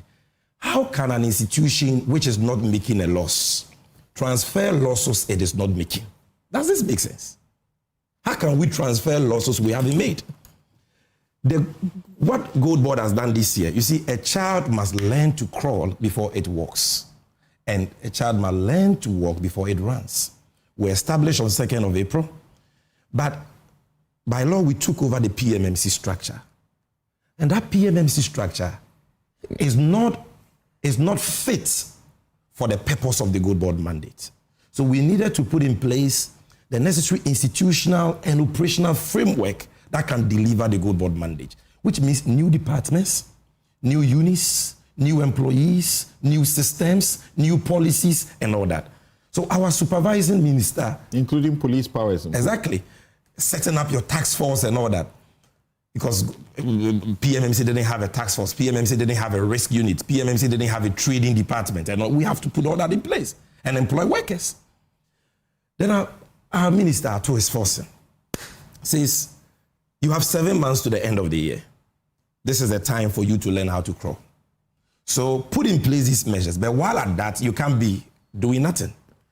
Continue PMMC's Gold for Reserve program with the Bank of Ghana because you inherited that agreement under the transitional provisions of the Gold Board Act as Section 76. So continue it. That is what we've been doing. So that program we have been running this year is a BOG program introduced by BOG in 2022. That program is funded by the Bank of Ghana. And that program has always sat in the books of the Bank of Ghana. In 2023, 2022, 2024, when the MPP was in power, G4R accounts did not sit in the books of PMMC or BOST. The accounts sat on the books of BOG, rightly so, because it's a BOG program funded by BOG. So where from this claim that it is Gold Board that has made an 8-month-old company now is responsible for the losses of BOG? You talk about Atuforsen says what you have done in 1 year or less than 1 year, it would have taken someone else 5 years to achieve. Well, it's refreshing when you hear your minister say such kind words about you. He's not always as kind as that, you know. He's always very hard on people like me when he needs his numbers. So this was a very good New Year message for me, but that's fine. But the key point I'm making here is that the G4R program was introduced in 2022 by the BOG. It is funded by them. It is their program and therefore it sits in their books. Now, that program is a non-profit monetary policy initiative. A non-profit monetary policy initiative introduced by the Bank of Ghana to help them achieve their primary mandate of price stability. That program, any loss under it, is not attributable to an 8-month-old Gold Board, neither is it attributable to mismanagement or incompetence by the BOG. Because when you say that Gold Board has not made a loss, they say, oh, Sami Janvi is saying it wasn't me, but it is BOG. Dr. Siama is a hero. And I'm going to explain that to you. He and that wonderful team at BOG. They have not, through mismanagement or incompetence, caused any loss. Any reported loss under G4R, if any, is a product of policy design. That is how the policy was designed to come to incur intentional and strategic expenses for superior economic benefits. So we are not saying we have not made a loss, but somebody has made a loss through mismanagement. No, that is the policy design. And it is so sad that those under whom the policy was introduced are now feigning ignorance about the policy objects and the policy design. Earlier in April of 2024, was it 2025, you were heard to have made, criticism of the PMMC for buying the gold at what you call spot price for the gold for reserves. And then selling to make loss. Meanwhile, you're doing the same thing. Okay. You must understand, when I was speaking about the need for us to achieve some consensus, some agreement with miners, for us to be able to buy gold within a certain discount threshold, I was talking about the Gold Board model. I was saying that for Gold Board to avoid losses, the Gold Board will have to engage these miners for them to agree to some minimal acceptable discount. Under G4R, that is not the policy design and the policy rationale. First of all, let's ask ourselves, why was G4R introduced? Once you understand that, you will understand the point I'm making. The Bank of Ghana, Samson, did not wake up one day and said that, look, we want to make profit power, so we are going into gold for reserves. That was not the policy rationale. Over the years, Ghana has accumulated reserves mainly from the export earnings of commodities like cocoa, oil, and gold, and other export earnings. That has not been enough. So governments have resorted to borrowing to shore up reserves. Because without your reserves, your currency is dead. And without a stable currency, you don't have a country. You don't have an economy. So governments have had to resort to borrowing. Now, when the MPP came into power, that reached a crescendo. Of course, they abused it. And every year, averagely, they were borrowing from the Eurobond market about 2 to 3 billion US dollars. So by 2022, the results were staring us in the face. Debt default, marked by hyperinflation of 54%, currency depreciation of more than 50% by November 2022. And we being locked out of the capital market. So we could not borrow for dollars again. So there was so much pressure on the currency, and the currency was depreciated. It hit 17 cities at some point in 2022. Upgraded to junk status. Yes, because there was no supply of FX to meet demand. So the Bank of Ghana said, okay, now we can borrow for dollars again. And you see, when you borrow for dollars, the effect is palliative, temporal, because you have to repay the debt. And when you are repaying, you have to pay it in dollars. You have to go and find dollars to repay. So the Bank of Ghana said, okay, we will use cedis to buy our gold in Ghana. And we will sell the gold on a weekly basis, T+4, for dollars, and give the dollars to the market. So the purpose of the program has always been foreign exchange accumulation to meet market FX needs and to build reserves. For what purpose? For the purpose of national economic stability. The purpose is not for the central bank to be trading gold like a licensed buyer of the gold board trades gold, buying at discounts and margins to make profit. That was not the purpose. So when the Bank of Ghana started this, they didn't have any gold board in the picture. The market was dominated by foreigners. And these foreigners were not repatriating FX inflows back to Ghana. They were bringing dollars through the Abochi man, through what is called Hawala. So it was not impacting the finance sector, the financial sector. So, and these people buy gold from 1957 till now. Gold is bought in the market at, say, 1% to 2% discount. But the exchange rate is always market rate, the informal retail rate. So Bank of Ghana says, I need a strategy to get the gold instead of these foreigners. So Bank of Ghana, through the Minister for Lands, Samuel Ebujinapo, and I can give you the statement, announced to gold traders that henceforth, buy gold, but you can't export. Sell the gold to PMMC for and on behalf of BOG. And that BOG will buy the gold at spot price. That was the incentive to encourage people to give their gold to the state so that we can get the much needed forex. Now that obviously creates cost for the BOG, and the BOG knows that. And that is why I said the associated cost, what somebody would call loss, is an intentional and strategic expense for superior economic benefits. They know that this will be the cost of buying as spot, because we are buying as spot, offtake discount that BOG has to give to offtakers is cost. Fees it has to pay to its aggregators like Gold Board is cost. Purity losses that it suffers between SRF assay and fire assay is cost. So they know that they will attain cost. But they know that the benefits of getting the much needed FX will be far superior. That is it. And that is why Samson, it has never been an issue for the BOG incurring costs under G4R. So what you are telling us is that you're practically justifying, the program despite its downside costs. Exactly. For as long as it props up the economy the way it has done in the last, year, we are good. So when the IMF was speaking... And on the point of spot price, just one second. You see, Ghana, a lot of time, we must learn from experience. Let your producers, they can put on the screen the table I gave them of good ASM gold exports, small-scale gold exports from 2018 to 2025. You see something very interesting.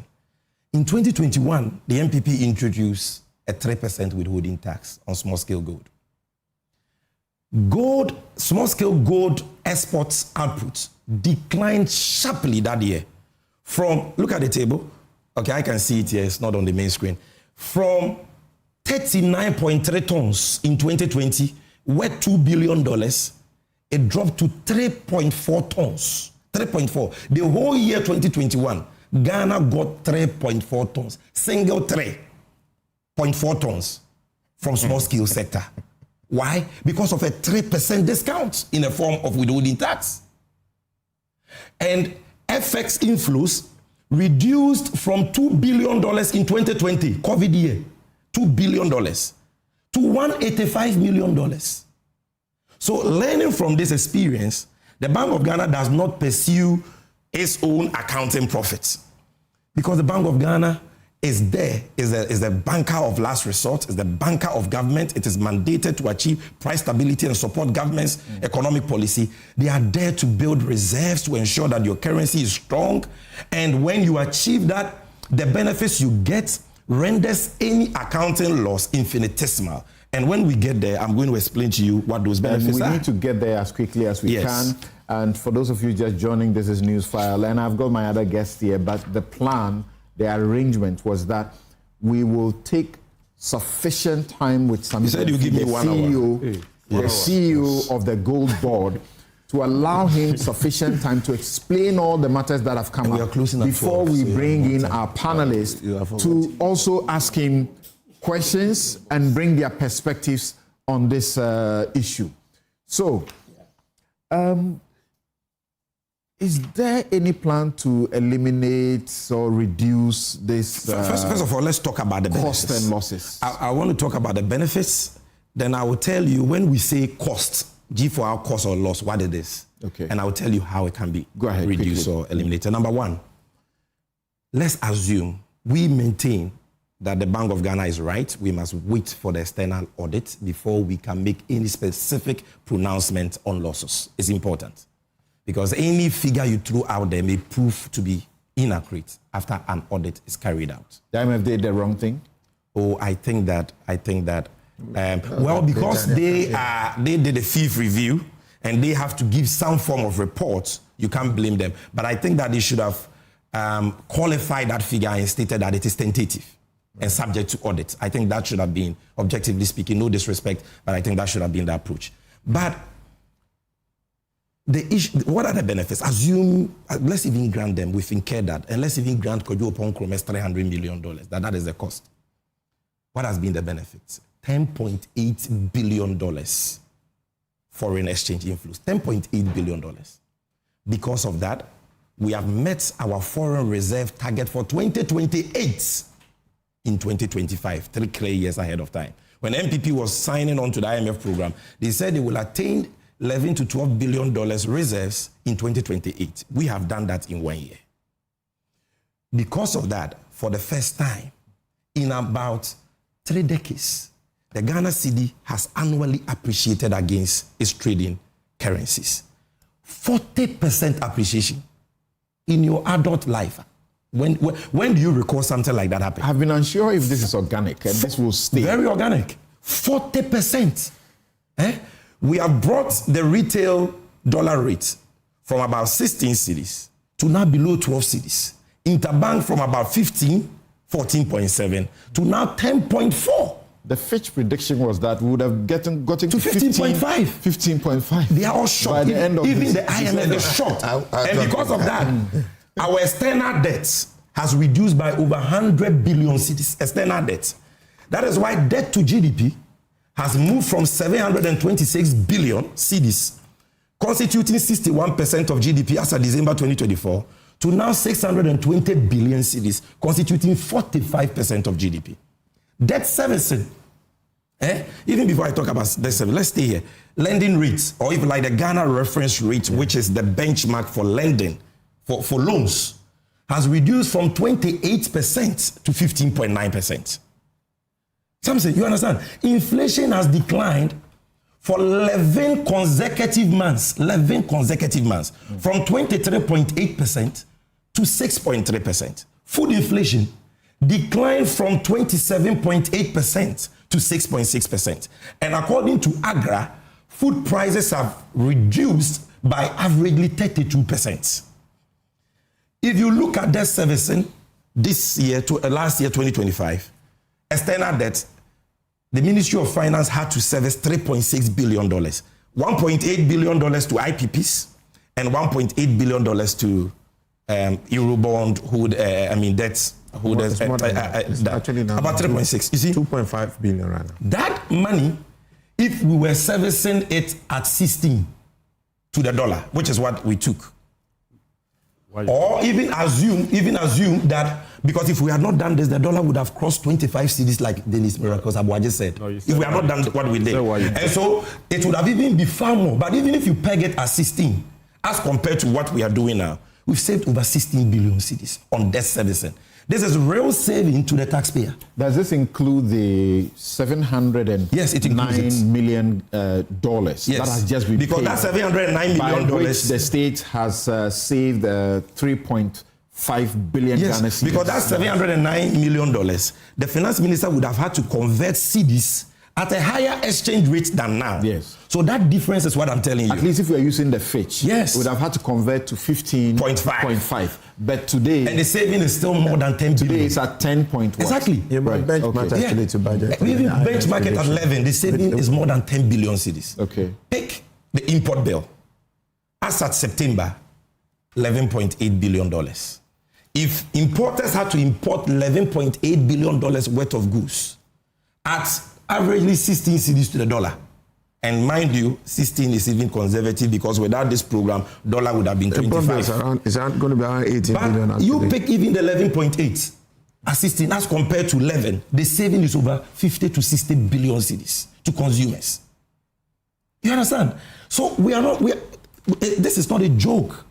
The impact has been a significant national economic gain. The cost is infinitesimal. But when we say cost, when we say losses, what are we talking about?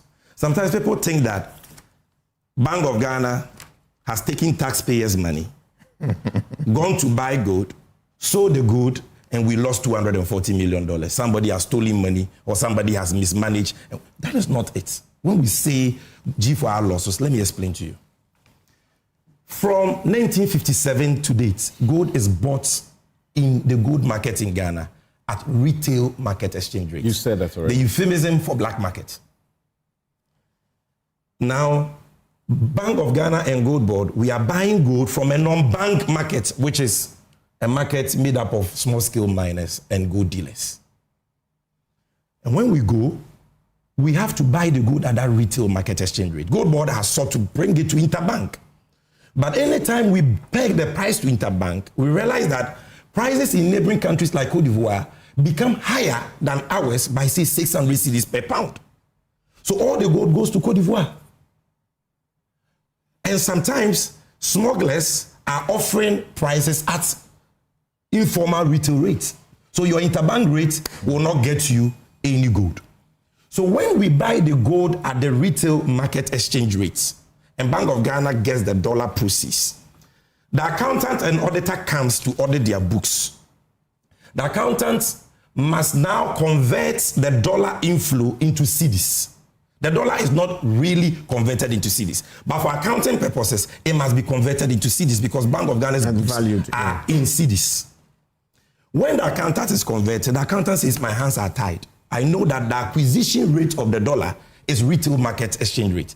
But by law, because you are the central bank, I can only convert the dollars at interbank or BOG rates, which is always lower. So that creates an exchange rate translational difference. Because Bank of Ghana is acquiring dollars at retail market rates and converting at interbank for accounting purposes. That is 97% of the losses people are talking about. Then number two, let me tell you the second part of the loss.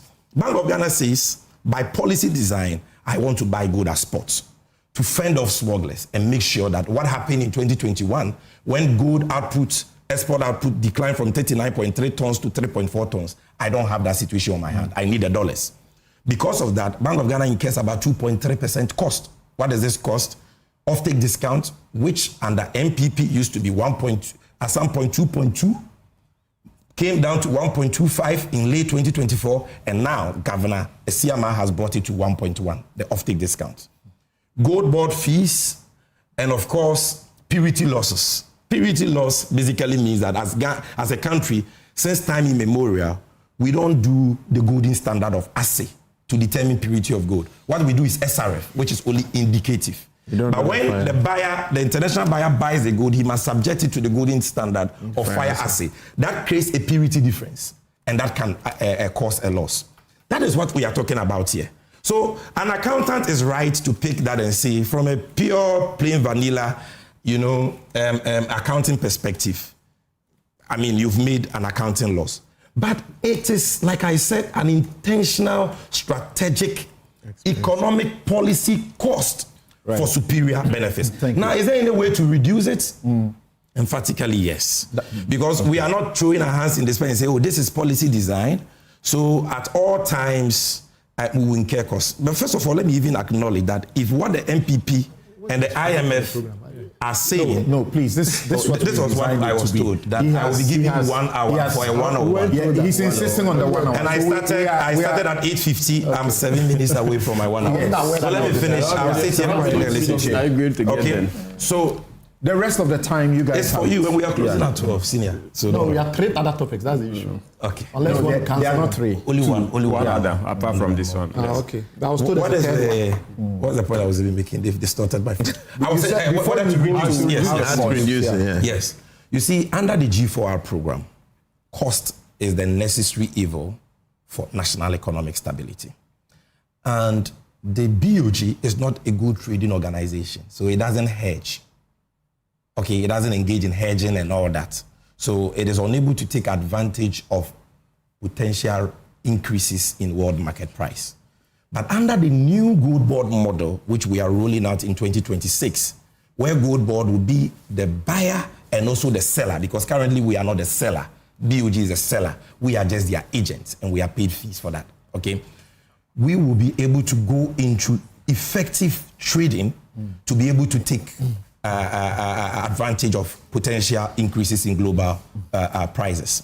Aside that, the BOG is having a very important conversation with fiscal authorities. You're talking about the finance ministry. Now look, as central bank, we know that this is our role. This is our work. We need to do this.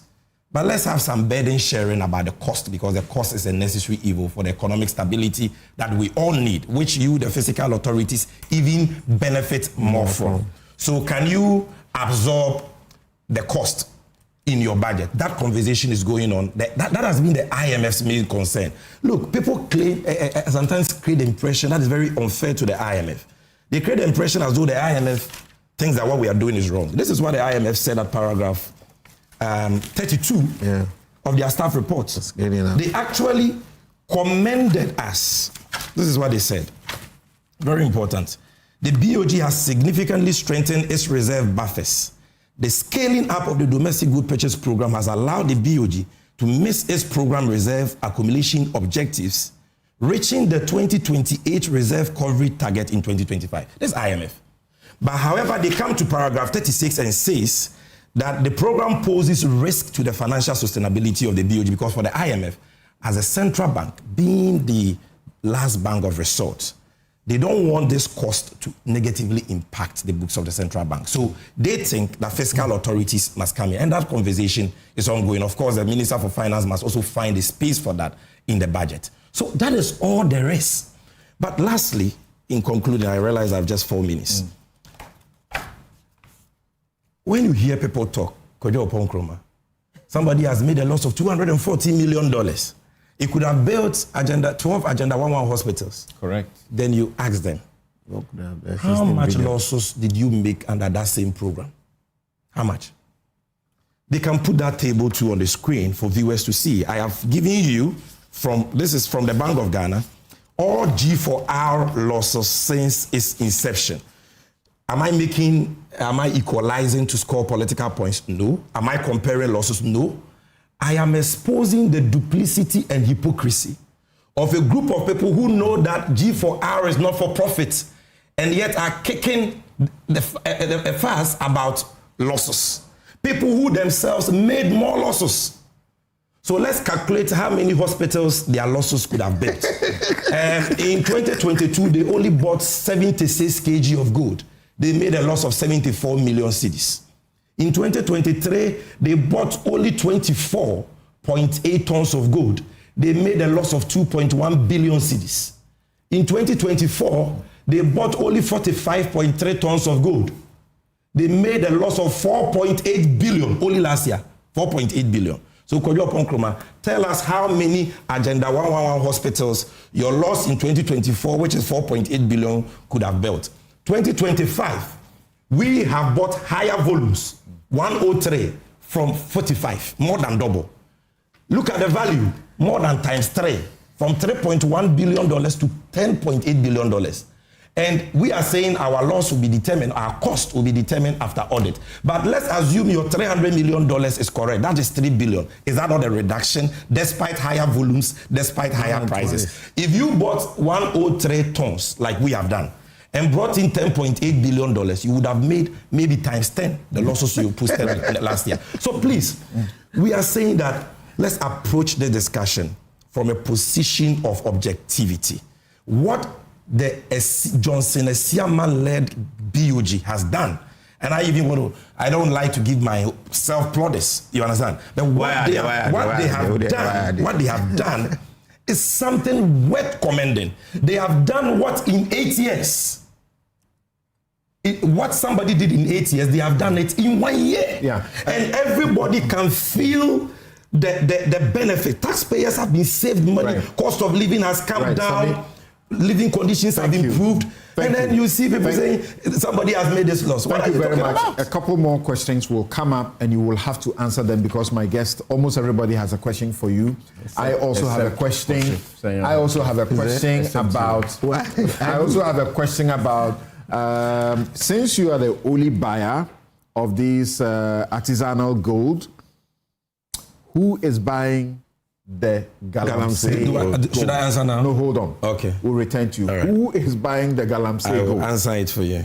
Right. Yeah. So, right. Okay. It sounds like a miracle, but I don't know if it's a fluke. What's your assessment? So I'm sure you're going to give us extensive time because you have time. An hour. You have time. His phone is different. Okay. You will not speak for 1 hour. Chief Executive Officer. You will not speak for 1 hour. There were plenty allegations against them over this subject matter as a very important matter. And he needed sufficient time. The concern is that he's raised so many issues. Yeah, so you have time. A very effective conversation. We need to tackle them as much as possible. Can we start? Let's start off by making it very clear that when it comes to the cost of policy, it is not unique to the Gold Board, the Bank of Ghana, and the related gold matters we are discussing. There are so many issues in this country which are of a policy nature and where we still track costs and where we assume efficiency.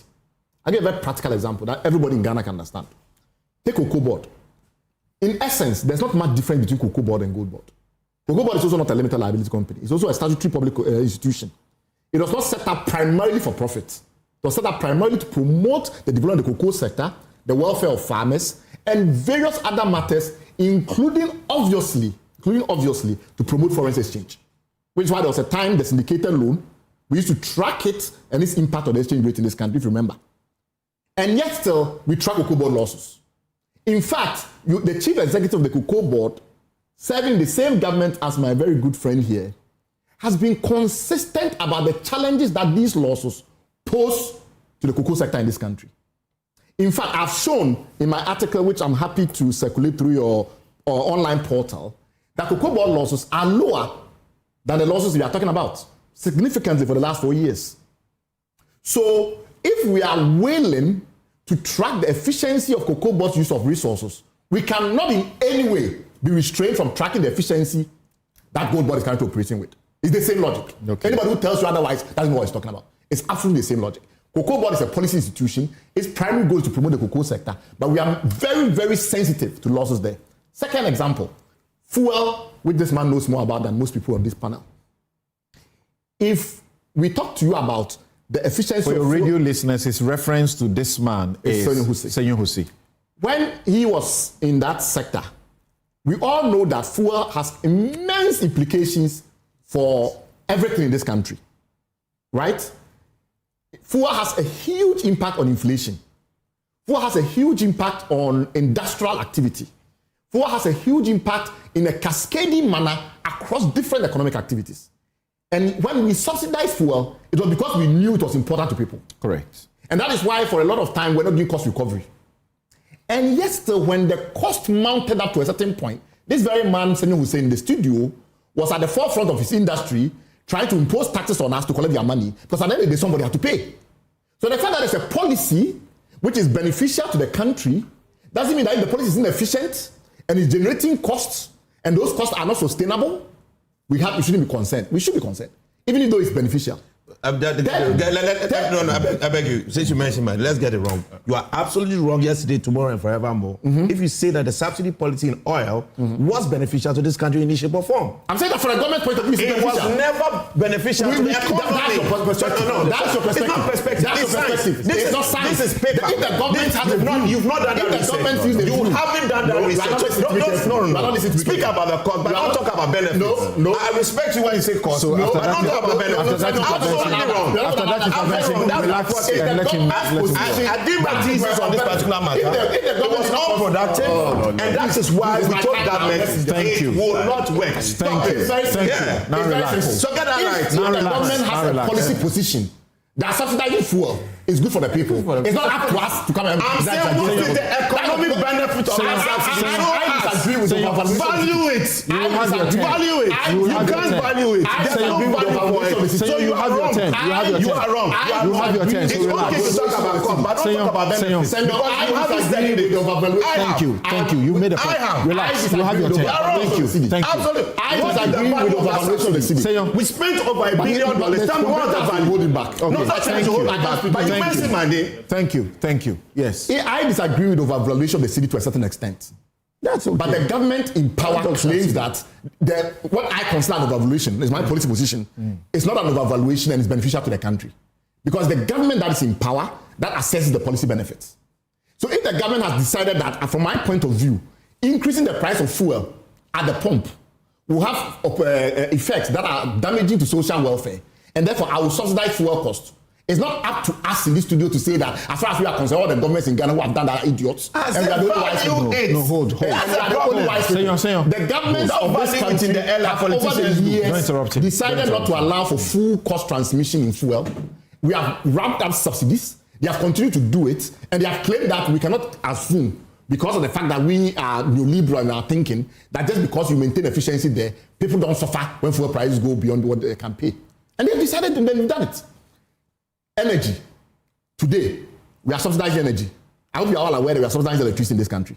The government continues to bear the cost beyond cash waterfall mechanism and all of that. We are told that at the very least about $500 million of additional cost or so are being piled up, which government is absorbing.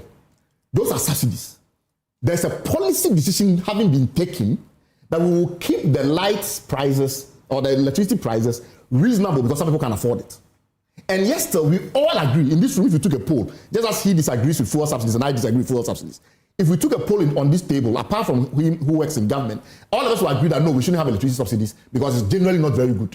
It doesn't mean that there are no benefits to keeping the prices where they are now in electricity or water. There are policy benefits. And yes, sir, most of us on this table, are around this table, except my good friend who I'm not going to put him in a tight spot, will say that we should not let electricity subsidies pile. So if you have a fiscal subsidy for a program, and I'm going to explain in a moment why we believe that the Gold for Reserves program and a related gold program, including Gold for Oil, all of those programs are effectively fiscal subsidies if you make losses. Then a fiscal subsidy program of that nature must be justified, obviously, and you can have a political justification for it, but it does not stop us, from our perspective as policy people, from arguing that they are inefficient. So that's number one. Number two, Gold for Reserves was not the only part, or was not the only one amongst the different gold programs that were being run. We also had Gold for Oil. The previous government was entirely emphatic that Gold for Oil was extremely beneficial. They did, no matter what we said, they continue to insist that Gold for Oil was beneficial. And they good, very good. Somebody who it's my industry. You have sat on panels on this. No. I don't want to talk too much. But the policy benefits. Please. I mean, you are my man. Your views are solely yours. Exactly. To the extent the facts is the science of our exactly. No, you can't have a view over 1 + 1 is equal to 2. No. You cannot. So let's respect people's view on matters. Everybody disagree, but we can't disagree. I can give you 101 reasons why I think go for oil. That was the point I wanted to make. That is exactly the point I wanted to make. Right. So in that view, in the end, I'll find out from Bright when he says these subsidy programs are inefficient, and we have this gold board program or the domestic gold purchase program that has helped to hold the economy stable up to this point and freed up people, and people are excited about. If it is inefficient, what do we do in place of it? If you want it replaced, please go on with your factual analysis. The good gentleman on my right is saying that in the absence of good gold for oil, there will have been problems in the country in respect of fuel price and will have had cascading effects. They were in government and they had the policy privilege to determine that that was the benefit. We fought against it because we had a different perspective around the efficiency of it. And therefore, we cannot, in the next moment, argue that because the government has been able to show certain benefits in respect of these gold programs, the government is not responsible for accounting for the efficiency of those programs. In fact, the current government has been emphatic that as far as they are concerned, gold for oil was a problem. And they've cancelled it. That tells you that in the span of 2 governments, policy positions can change.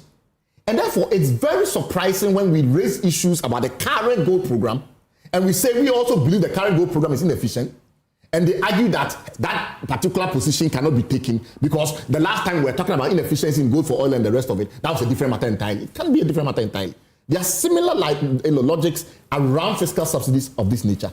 So that's point 2.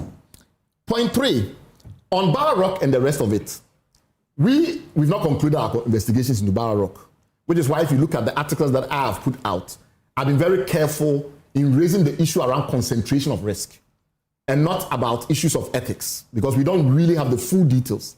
But I will explain a few things for people to understand why we shouldn't look only at the battle around the $240 million as exhaustive of the issues that are at play.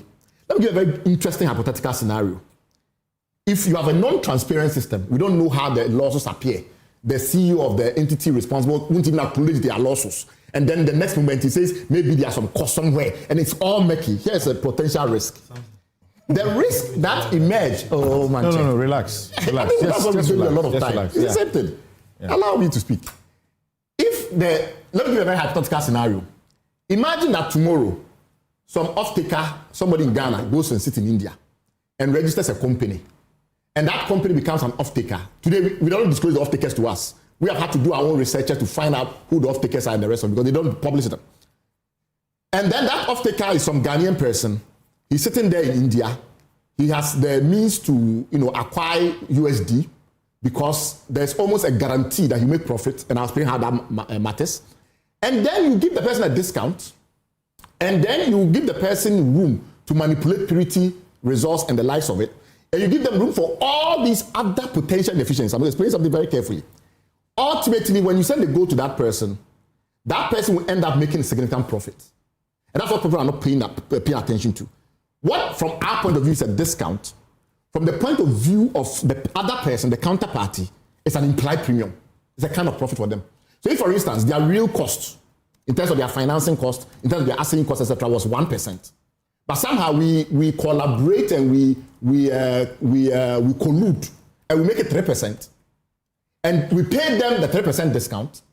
From that person's point of view, that's a 2% profit. It's a very simple symmetrical balance. So in those circumstances, we are interested in understanding the full chain of where the potential losses may arise, which is why we have to stop this sophistry around whether or not they were lost or not, because there's no doubt that when it comes to the gold that we get and we benchmark it against world prices and the money that comes back in terms of dollars, it's not equivalent. There's no doubt about that. The IMF insists that we should call it trading losses. We did not use that term. You've read the IMF fifth review yourself. In connection with Article 4 and other types of consultations, it's a worldwide treaty which makes the IMF, give the IMF the right to come into our country. People think it's only because we've gone for ECF and things like that, and therefore who's the IMF to come and tell us? People don't understand it. The IMF is a treaty organization. We as a country are members of the IMF. We are the ones who, as part of the treaty, has allowed the IMF to come into our country and look into things. Countries in the world who are not on IMF programs like ECF and the like, through the consultation process mechanism of Article 4, still allow IMF to come in. So even if you are a rich country or whatever, it doesn't make a difference. As long as we are part of that treaty organization, the IMF surveillance function applies. So the IMF has the right to go to any country in the world, look at the way you run your economy, and write whatever they want, so long as it's reasonable and within the engagement that they had with authorities. This document that you see was a product primarily of the interaction between IMF and authorities. The IMF looked very carefully at the data and concluded that there were trading losses. You cannot all of a sudden convert a trading loss into something that's a purely administrative matter. A trading loss means it's a commercial loss. It means that you bought a good at a certain price, you did not realize that price in the end of the cycle. Nothing else will be a trading loss. Anybody who can convince you that a trading loss is something other than a commercial loss is simply being sophisticated about it. Because a trading loss will only arise on the buy and the sell side. So after the IMF have done that work and concluded there's a trading loss, they have gone back and forth with authorities. They finally written a report, which usually would not be done on the blind side of the authorities.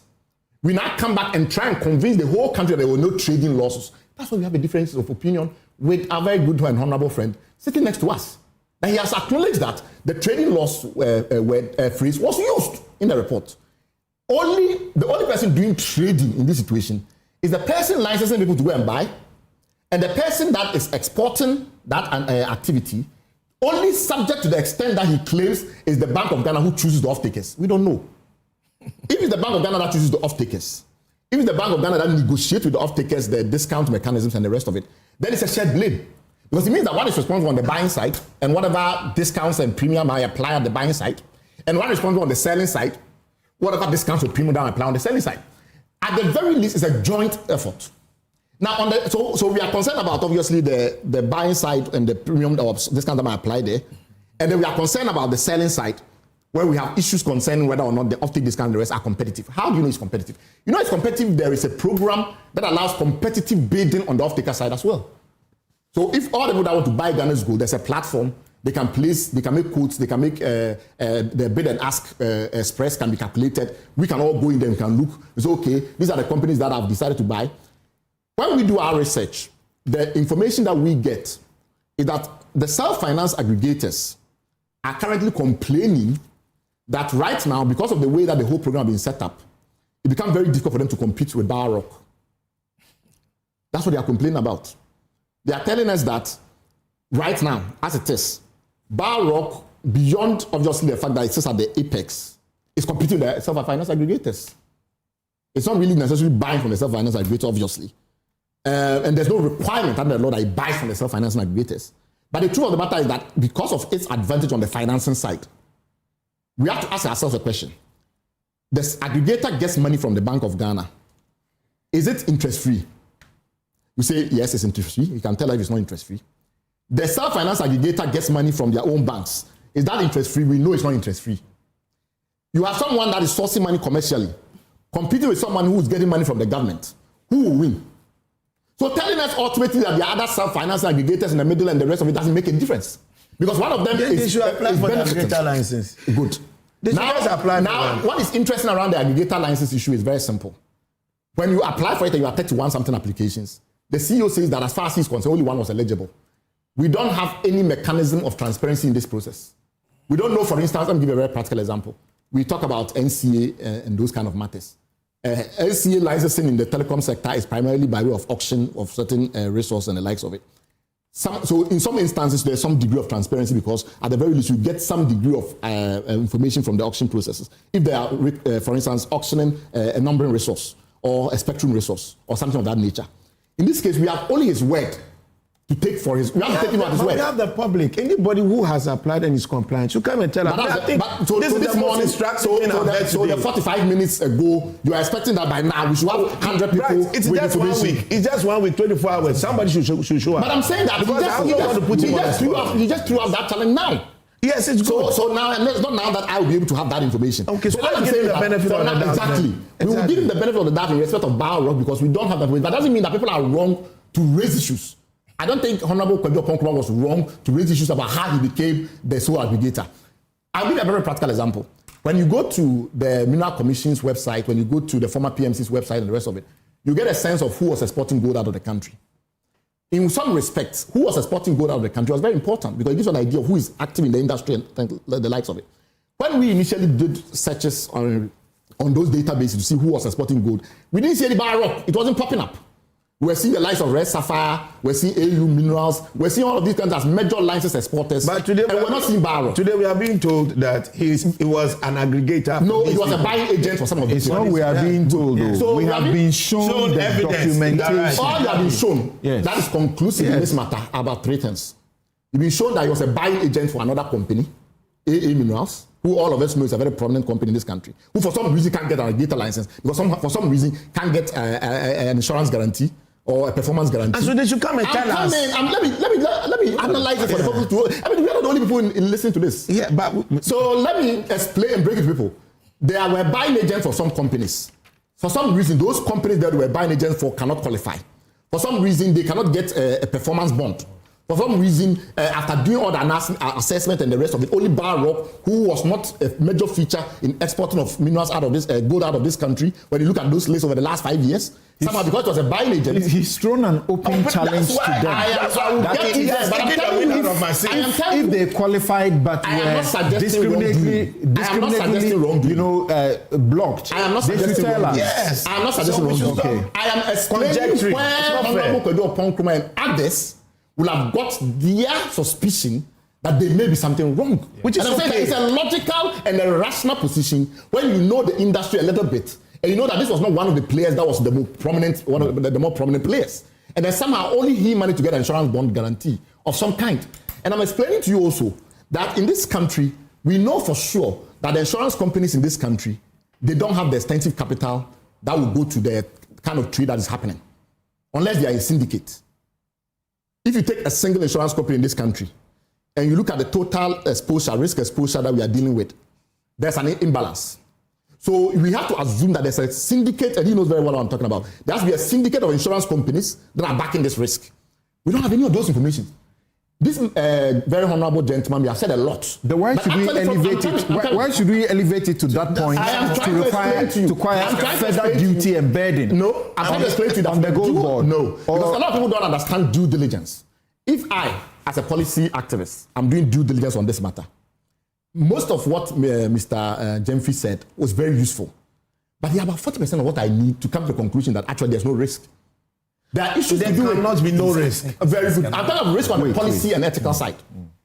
Okay. So, from a policy and ethical side, I had to know, for instance, which is this insurance company that issued this performance guarantee. What was the nature of the guarantee? There are so many different products, financial products that are used to manage this. It's listed on their website. I saw it yesterday night. What is listed on their website? Yes, the insurance policy.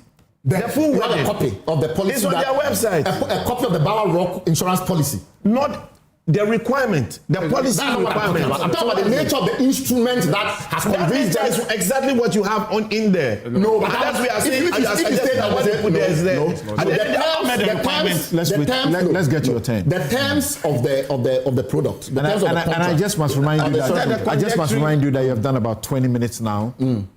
Like I said from the beginning. I have a lot of issues, but they are interrupting me constantly. So, Mr. Moderator, either you ask them to shut up completely so I can roll out, or this is going to get difficult. Okay. There are a lot of issues. Let's do this. Anyway, please, let's hold it. I'll take a quick break. We need to do some, understanding and return. We'll be right back. Okay.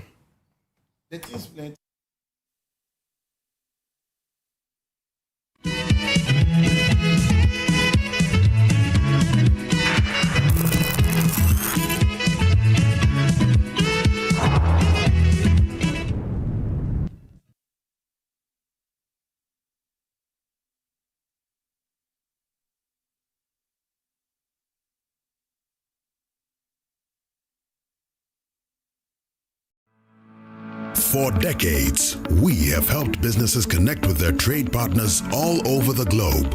From Ghana to Burkina Faso, Côte d'Ivoire, Benin, Togo, Senegal, China, Morocco, France, Netherlands, and many other countries.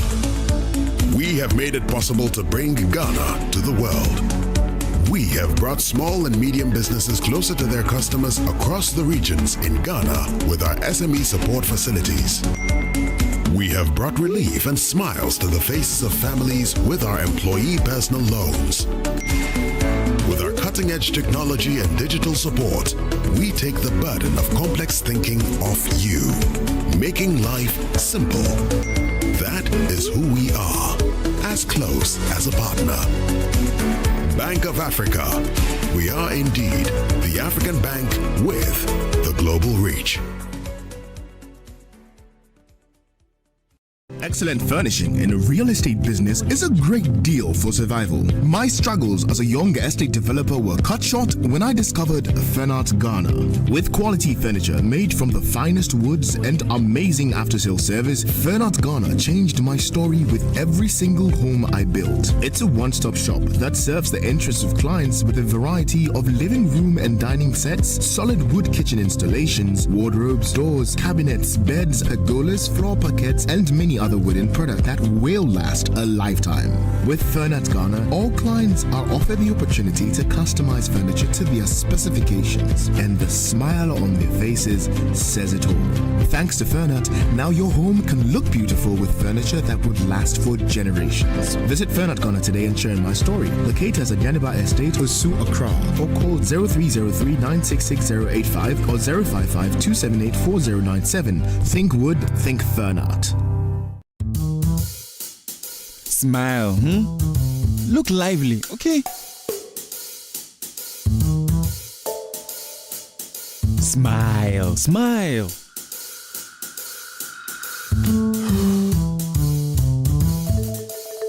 Is the money too small? A bad stomach ruins your day. Don't let it. Take Gastron, your most effective antacid, for the relief of symptoms of peptic ulcer, heartburn, gas pain, flatulence, and indigestion. Hey guys, what are you waiting for? Let's go, let's go. Mwah. Can you bring down the smiles more? Gastron, effective relief from stomach discomfort. Manufactured and distributed by NS Chemist Limited. This advertisement has been vetted and approved by the FDA. So, Charlie, the deal there, I almost get her.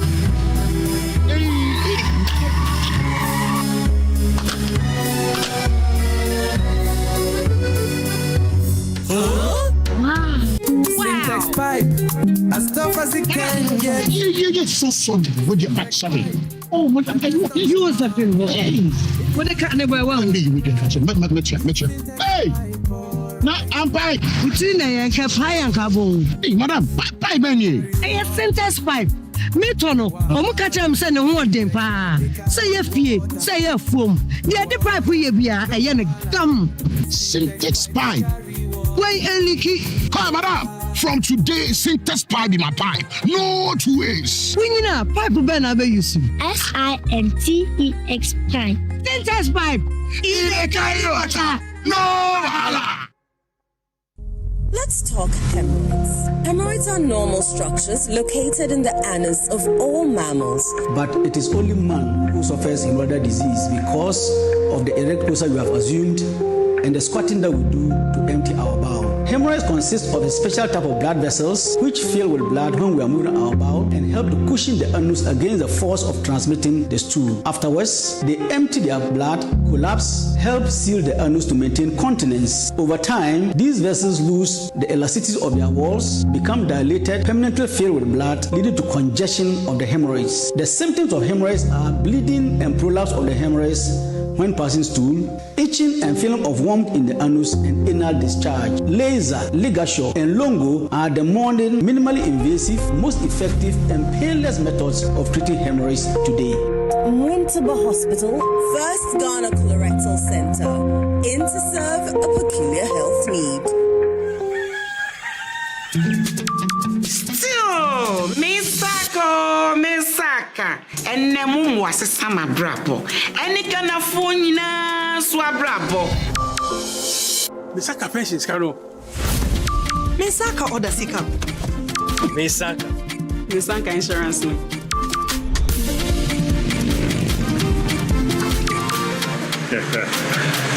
Misaka loan.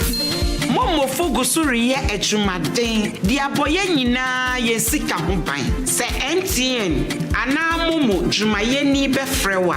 Or the 0244 300,000 ene be frew.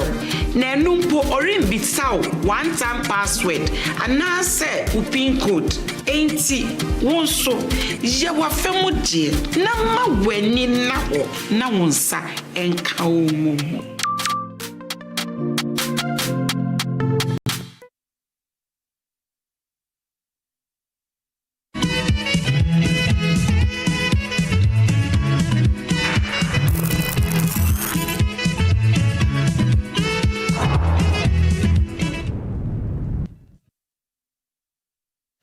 You're welcome back. This is Newsfile. It's your most authoritative news analysis platform. And here on Newsfile, we put Ghana first. It's brought to you by the kindest sponsorship of Bank of Africa, Strong's a group and close as a partner.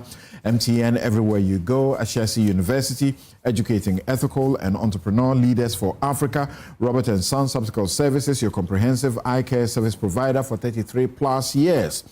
My Way Insurance, dial *165# on MTN. To join My Way today. Syntex Tanks, it's strong, it's tough. Activa International Insurance, our clients are passion. International Facilities Management Association, they are proud to be associated with your most authoritative news analysis platform for discerning people. Safari Valley Eco Park. These holidays, that's where you must be. If you haven't been there, there's still time to go to Safari Valley Eco Park, bringing you closer to nature. Gold ball jewelry, pure, precious, proudly Ghanaian. Koa Natural Juice, 100% cocoa fruit juice. And thanks for staying with us. And we began at 8 a.m. and Bright Simmons, Kabiru, Dr. Kabiru and Senyor Hosi took turns to share their brief review of the 2025 governance and economic issues with us. And then Sami Jemfi joined us and we had an hour of an encounter with him because his institution, the Gold Board, has come under siege with the minority also holding a press conference and demanding a parliamentary probe. I'm not sure they have backed down those demands yet. A parliamentary probe of what they called the $214 million loss, as was indicated by the IMF, trading loss by the IMF in its report, and took time to show us that the company Bower Rock, which the minority had flagged and suggested was incorporated only in 2025 to do this business for rent-seeking corruption, showed us the documentation. It was incorporated on the 14th of January 2015 and got its first license to do this business in 2016 from the PMMC and showed us a whole lot also that it had been involved in. And the fact that it was the only, aggregator qualified to be selected to do this job. There are 4 different tiers of aggregators or licenses that they issue. And that is not true that they have only issued one and it is only to this entity. But they have issued a total of 900 licenses for the 4 different tiers. But it was Barrock that won for this particular tier as an aggregator because it met the most important qualification or criteria, which is bank guarantee they required in excess of 2 billion Ghana cedis. After Sami Jemfi's submissions about benefits rather than losses and what is propping up the economy over the period and keeping our inflation at single digit and the economy so stable, we have had Bright Simmons beginning his presentation or his commentary. And in 20 minutes, he has done with some interruptions I've tried to tone down, particularly from Senyor Hosi. We'll get Bright to continue in the next 10 minutes. And he has some, yes, and I mean that 10 minutes, which would have brought us to 30 minutes of your commentary. And we'll bring Kabiru in. We'll bring Kabiru in. And gentlemen, please let's respect these rules. All panelists are not being given same time. Sami Gyamfi was arranged for an exclusive with us for 1 hour, after which we believe that he would have given sufficient background and responded to the issue sufficiently, and then you would also have the opportunity to make your counters or confirmations and then ask him questions to answer, because we are not in a position to answer the questions that are coming up. So thank you very much. Just 1 second. May I respectfully ask for you to consider a little tweak? Because Bright is a lead voice on this matter, I think it would be great if I could come in after him.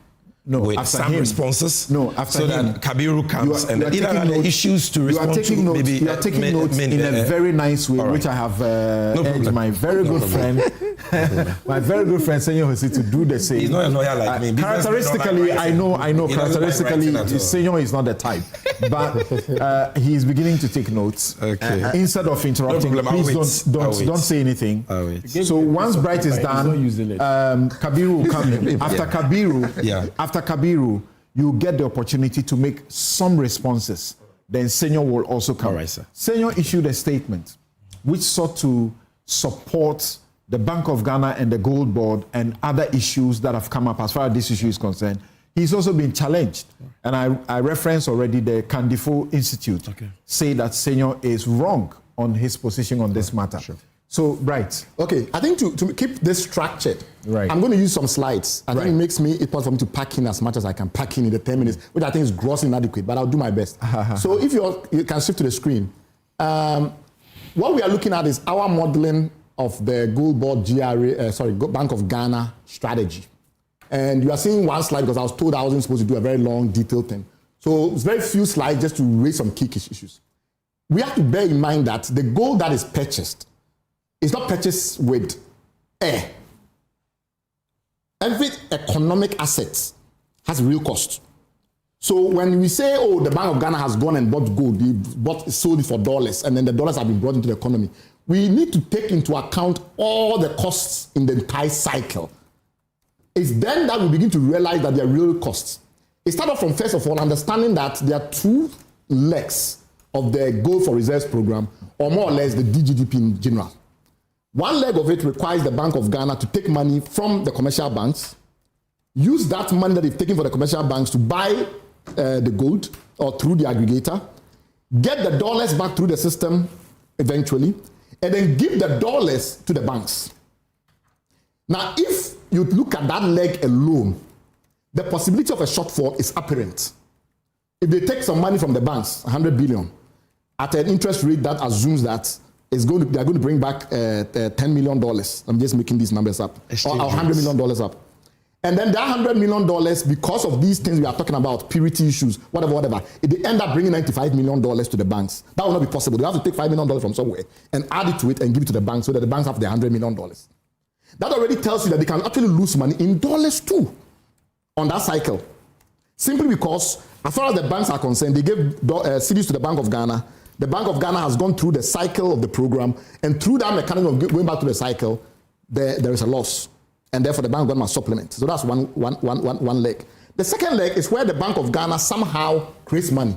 Now there's a distinction, as we've been told in the literature and elsewhere, and I think it's also come up in recent conversations, that there's a difference between using high-powered money and not using high-powered money. We don't want to go into that complication, even though we have a fully fledged economist on the table. Not all of us are fully fledged economists. So on the matter that we have at stake, if the Bank of Ghana uses money other than taking it from the banks, they are increasing the money supply. Except, and this is very important, except somehow it has other borrowing in cedis that it's not been disclosed to us. But if they use money creation mechanisms anyway, credit, some credit account or whatever situation, they have to do sterilization. Sterilization simply means that increasing the money supply has an inflationary dynamic. It can affect inflation. And therefore, you have an interest to mop up some of that money out of the banking system or in the monetary supply system. If you're going to do that, usually And there are other ways, but I'm going to focus on the main approach. You have to use open market operations, OMO, and one of those mechanisms is obviously the bills, where the Bank of Ghana sells bills in order to try and mop out some of the excess liquidity to maintain a certain inflationary targeting approach. Now, if it does that, then the cost of how much it raised in those bills, the OMO bills, have to be taken into account, which is why the price of gold then becomes very critical.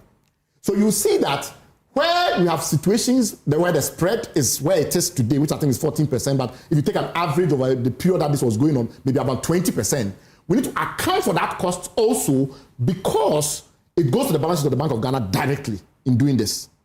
So that stabilization cost often we ignore, but that's an important element. The third element is that if the price of gold then starts to fall, then the Bank of Ghana, which has a commitment to support the currency, because even though we say we are doing a managed float system, increasingly looks as we are doing a managed peg system, because the Bank of Ghana refuses to allow the dollar to move beyond a certain range before it intervenes. How do we know that? We know that because it has tripled its level of intervention. In 2024, we spent about $3.3 billion doing market interventions on the FX side.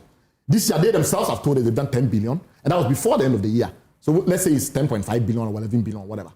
That's a significant increase, almost 3 times what we did in 2024.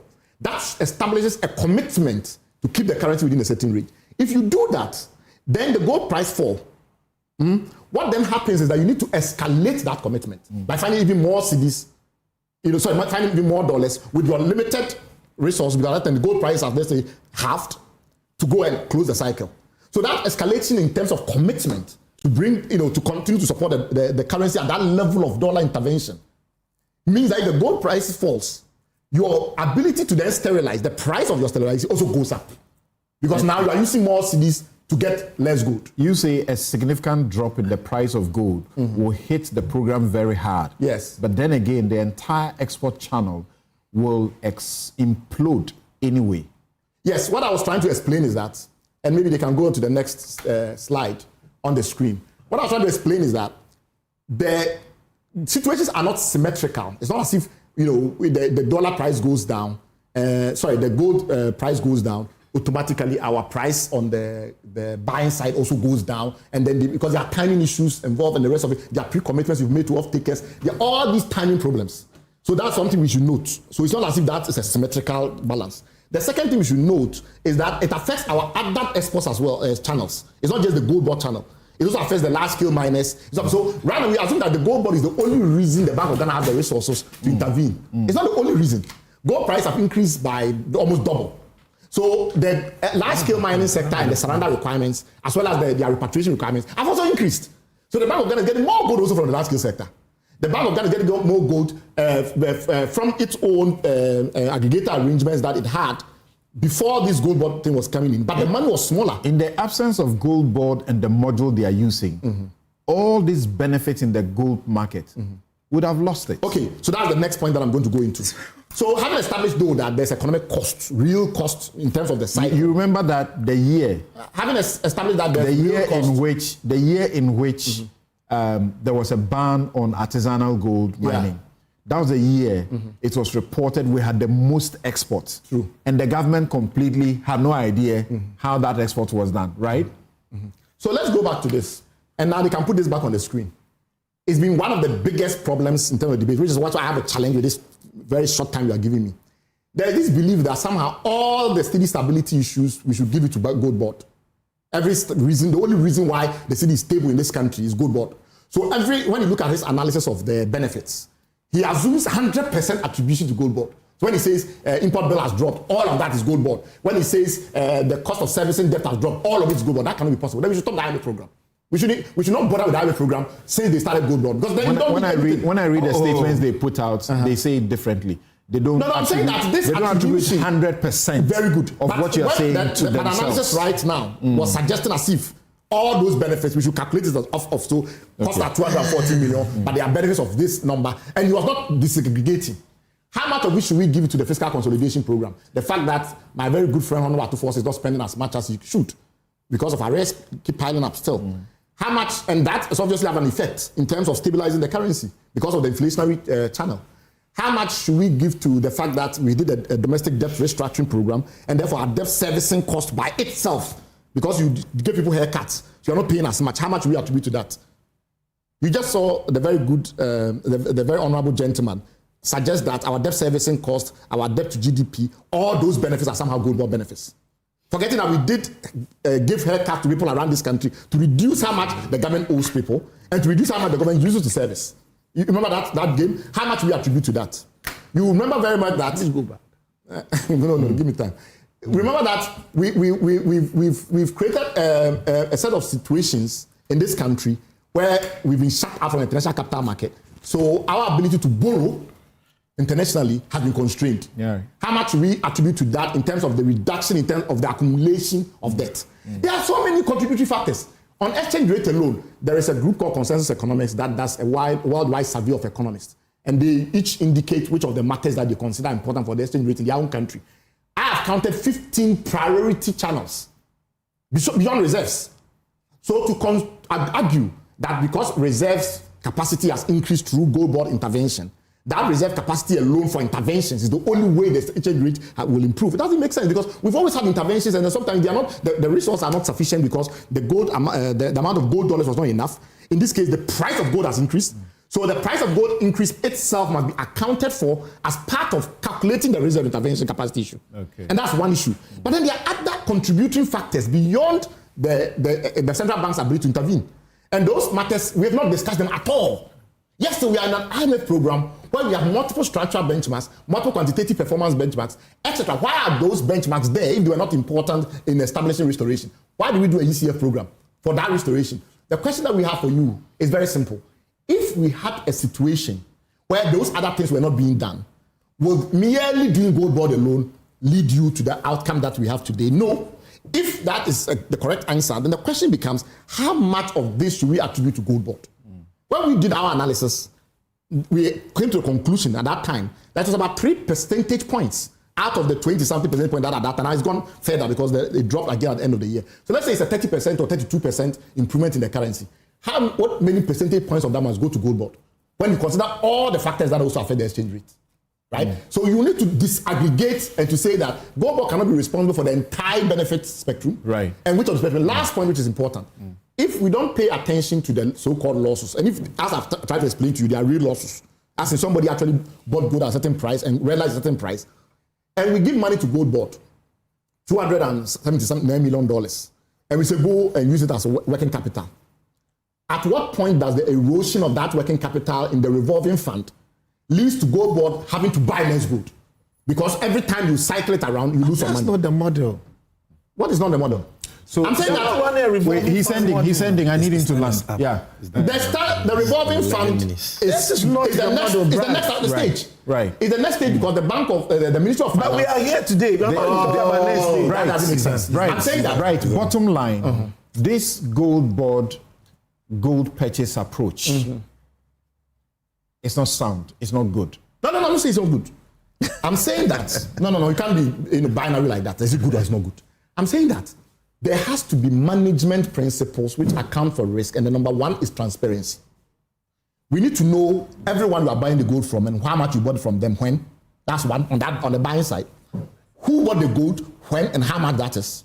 And so that when we are computing any potential losses and the likes of it, we know that none of it is manipulation. All right. We don't want a situation where you deliberately undersell by claiming, for instance, if the purity was 91% door. You have a systemic mechanism that then declares it to be 90%, and then on the back end of it, you reconcile. So actually, your issue has been that this is not efficient. It's not efficient to the extent that you cannot continue to aggregate the kind of loss we are talking about, which is why he admits himself that they need to improve that efficiency, especially when they start to trade on their own balance sheet. Right. The second issue is that the transparency is needed to avoid potential manipulation. Because every time you have discounts and premium, and those discounts and premium are not market determined, so what you are doing is proposing ways in which they have already said they are in the process of ensuring that they reduce or terminate that situation. They have made an admission that the system can be improved to reduce these losses. Or they call it cost. Well, whatever you call it.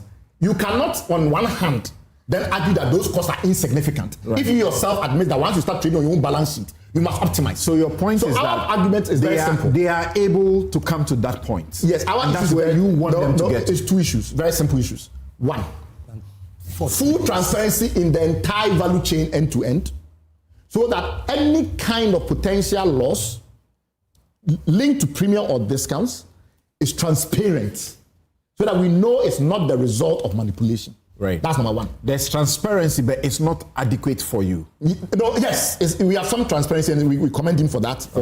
Which we never had. But we absolutely will want more because of the risk level. Number two is very important. There are two. I said two. Number two, the efficiency of the trading requires competition across all levels. Thank you. The current model where one super aggregator gets money for free, and other aggregators who are so-called self-finance aggregators must go and borrow at the commercial rate and come and compete with them.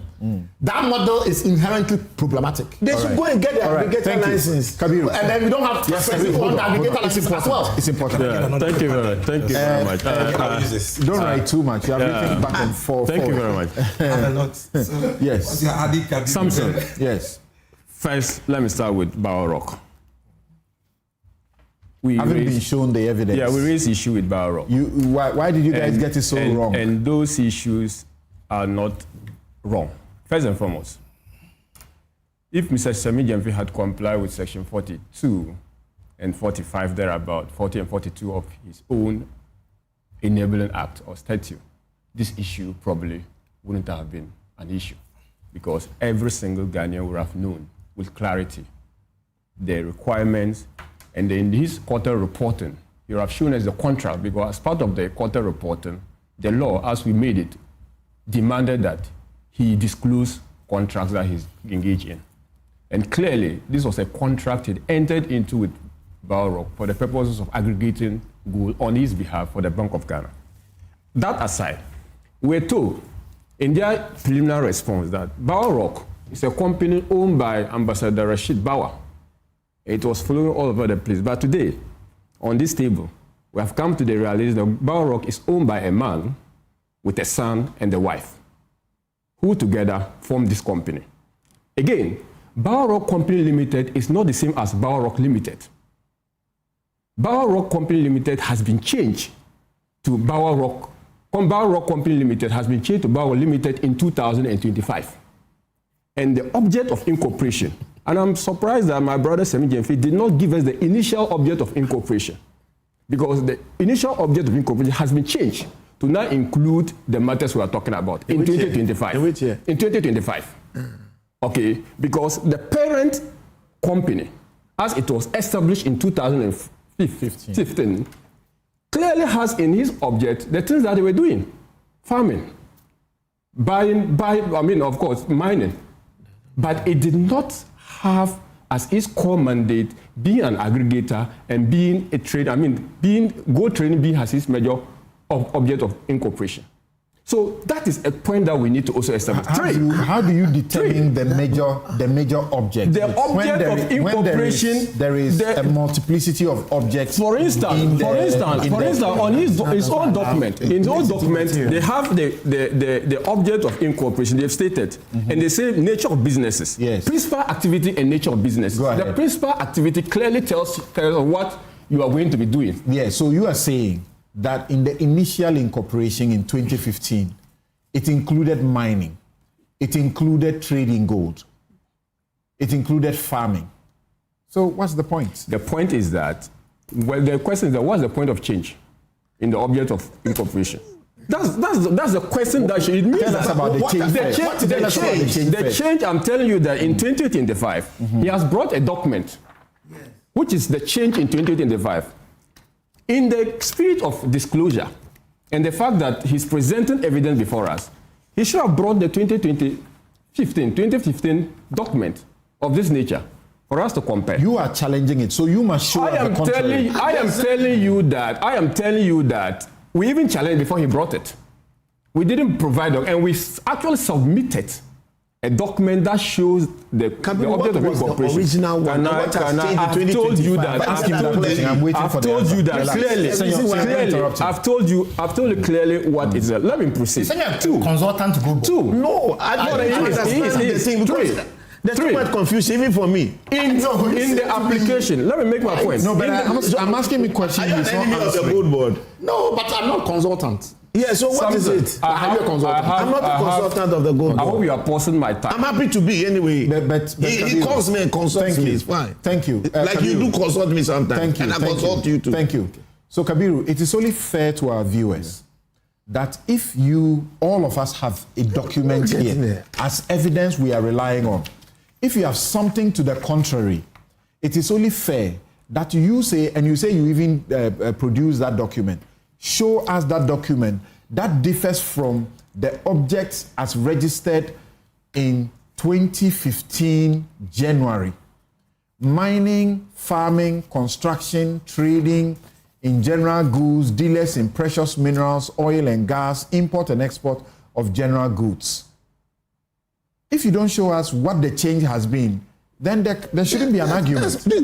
Let me help you. I can help you. Okay, what's the paper? Okay, give so it to me. I can help these you. are the documents that Samit Jemfi brought into the studio that Kabiru wants to rely on to make a point. First, in his presentation, he produced the old certificate of Bauer Rock Company Limited to make his point. It was tendered in and accepted. Again, he proceeded to submit the new certificate, which was done in January 2025. The new certificate. In fact, as a matter of fact, this is not even the new certificate, but the change of the name. That was done in January 2025. What? He submitted, June 2025, sorry. What is certificate? Please. It's a certificate. This is 14th day of January 2025. 2015. 2015. What are you talking about? What are you talking about? Let me help you. They are a document. Let me tell you. They are a document. So sure. This document is accompanying this. Okay. It's from this document, which was done in June 2025, that this one was produced. This is the date it was. This was the date it was printed from the system. That is what what is he talking about? This is the date the document was printed. So there's a simple question I have asked. Hold on. There's something else. If you want to use my document, you don't lie about what is on the face of the document. Gentlemen, there's something I'm doing and I want to do it methodically, surgically. He says there was a change. I have simply asked him, when was the change? Yes. Now you are pointing to the date of printing of the document to say there was a change when there was no change. Do you admit that? No, I don't admit that. If you don't admit, then show us where there was a change. And that's what I'm saying, that if you will indulge me and if you will be kind enough to let me advance my point, I'm sure you will get the totality of my thought and the point I'm advancing. Okay. First, and I'm saying that this frequent interaction. Doc, just hold on 1 second. Before you go there, the documents you are holding, none represents a change in the registration or the company's objects of business in 2025. They are documents dating to 2015 as to the registration of incorporation and commencement of business and their objects. The date of print is 2025 of the objects which you are holding. The date of print, first and foremost, cannot be communicated to say first and foremost, that the company has changed its business. It's not right that the company changed its business in 2025, in 2015. It's not right. Its own document says that the name of the company, this change, let me start. Certificate of incorporation of a company. I hereby certify that Bauer Rock Limited, original called Bauer Rock Company, which name was changed by a special resolution and with the approval of the Register of Companies on the 20th day of November 2023. Was incorporated under the Companies Act 1963, Act 173, as a limited liability company on the 14th day of January 2015. So this is referring to the 2015. Yes. This is referring to the initial incorporation. But subsequently, there was a change of name. And there was a change name and a change of object. When? That's the I have read that to you on the face of the document. My question to you, which I need us to make progress on, is that I'm sure once you say there is a change in objects, yes. Show us the contrary. And I'm telling you that if Chami Jamfi is bringing us the original document, licenses, and he has not accompanied with the previous, I'm sure that the question you should have asked is where is the original of this? No. You did not ask that. But this is your presumption. No, you did not ask that. This is your presumption. Samson, you did not ask that. I am raising it. Wait. This is Company Law 101. The presumption you are making, I can say here, has no basis. Unless you show me a document that says that there was a change in the objects of the business. What you are holding is the certificate of incorporation and then a change in name. Okay? A change in name. You are suggesting that the change in name will automatically come with change in objects. That is not correct. That's not the point I'm making. The point I'm making is that we have followed this company. Okay. We have done analysis of this company. We have told you that the company was not owned by Rashid Bawa Ambassador, which they initially stated. That's the first thing. No. I'm making a point. Let's listen to him now. I'm making a point. It's okay. Nobody should interrupt him. Unless, of course, you are not interested in me advancing my point. And if I'll have to start, it's 48. Allow me to make my point. It's not owned by Rashid Bawa. That's the first point I made. Secondly, I stated that on the searches for this particular company, nowhere, and I think that point has also been made by Bright, nowhere have we established that this company was involved in gold export, except to say that his own evidence is telling us that it was a buyer for certain aggregators. That's the point. The third point I'm making is that there was a change in the name of the company. And I'm saying that Bauer Rock Company Limited is not the same as Bauer Rock Limited, because the object of incorporation that was accompanying the change of the name, we don't have a corresponding object of incorporation for the initial one. And I am saying that what we know by our research, that it was set up for the purposes of farming, and that they never undertook anything related to aggregation of gold. And that's the point. I'm saying if in 2016, you have seen a license issued to this company by Precious Minerals Marketing Company, correct? I've seen a license. So what are you saying? I'm saying that a license does not necessarily mean that you have the experience. Unless, of course, you are telling me that the mere fact that I have a license shows that I have experience. We are saying that the company must demonstrate activity within the sector. He said a minimum of 3 years. You said it was in farming. And I'm showing you that a year after, we have all seen the document, a year after, it got a license from the PMMC 2016. So you cannot say it was involved in farming. And in any case, Sami Jamfi has come here with documents, evidence to show. If you contradict him, my only request is that show me the evidence. That's the name of the game. And I am saying that we have demonstrated, and until this document came, it is on our proof that this document even came. You admit that it is based on our proof. And I'm saying that Sami Jamfi has not even complied with his own act, which says that the fact that we are struggling, and you are now putting the burden on we, the Ghanaians, to prove which Barrock is even unfortunate, because the law that established this institution requires that this information should be in the public domain. So even turning the burden of this particular proof is quite unfortunate to start with. But that said, we also know the very basic principles of law, and even for any argument, is that he who alleges must prove. If you allege the contrary to the facts that we have all seen the evidence to, it is the onus is on you to prove that. There's also reverse onus provisions. There are also reverse onus provisions, and I'm saying that. That's not the basic. Okay, go on. For every law, there's okay, exception. You can go on now. So let us not go there. Okay, I'm not a lawyer, but I can appreciate some of these things. Yeah, I can appreciate some of these things. So let us proceed as Go ahead. Now, Bauer Company clearly it's a company that has been given the monopoly, no Gold Board. The whole essence of Gold Board was to say that they want to give Gold Board a state monopoly of our natural resources. But invariably, by this arrangement, it is Bauer Rock that has been given the monopoly of our resources. Nowhere within the scheme can you find Gold Board involved in the trading except to say that they are using Gold Board as their trader. And that is what we are saying, that it's a scheme deliberately designed. And even at the incorporation, when we're discussing the law, we raise an issue. Look, why can a regulator be the same as a participant? If you want, provide a special purpose vehicle or introduce a company, incorporate a company that will be interested in the dealing, in the trade aspect, whilst Gold Board does the regulatory aspect of the work.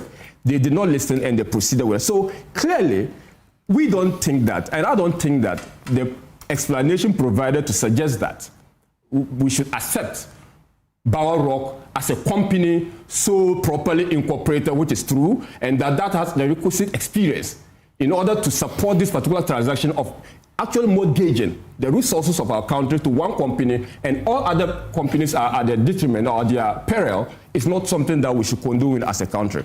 Now, let's even talk of Gold Board as a company. He says that the design of Gold Board was not to make profit. When we agreed to even give them a seed capital of 2.5 billion, the essence was that it was to be refunded. That's one. The essence was that Gold Board was to make profit, and he called it surpluses. And if you want to understand better, go and read section 16 to 20 of the Act and the financial matters. Clearly, this is a fund that is not going to be charged on the consolidated fund. All expenses of the Gold Board, within the contemplation of the lawmakers, we made the law. We never contemplated a situation where expenses of Gold Board will be charged on the consolidated fund. What does that mean? What it essentially means that it was supposed to be a private, pseudo-private or quasi-private institution, self-sustaining and making profits.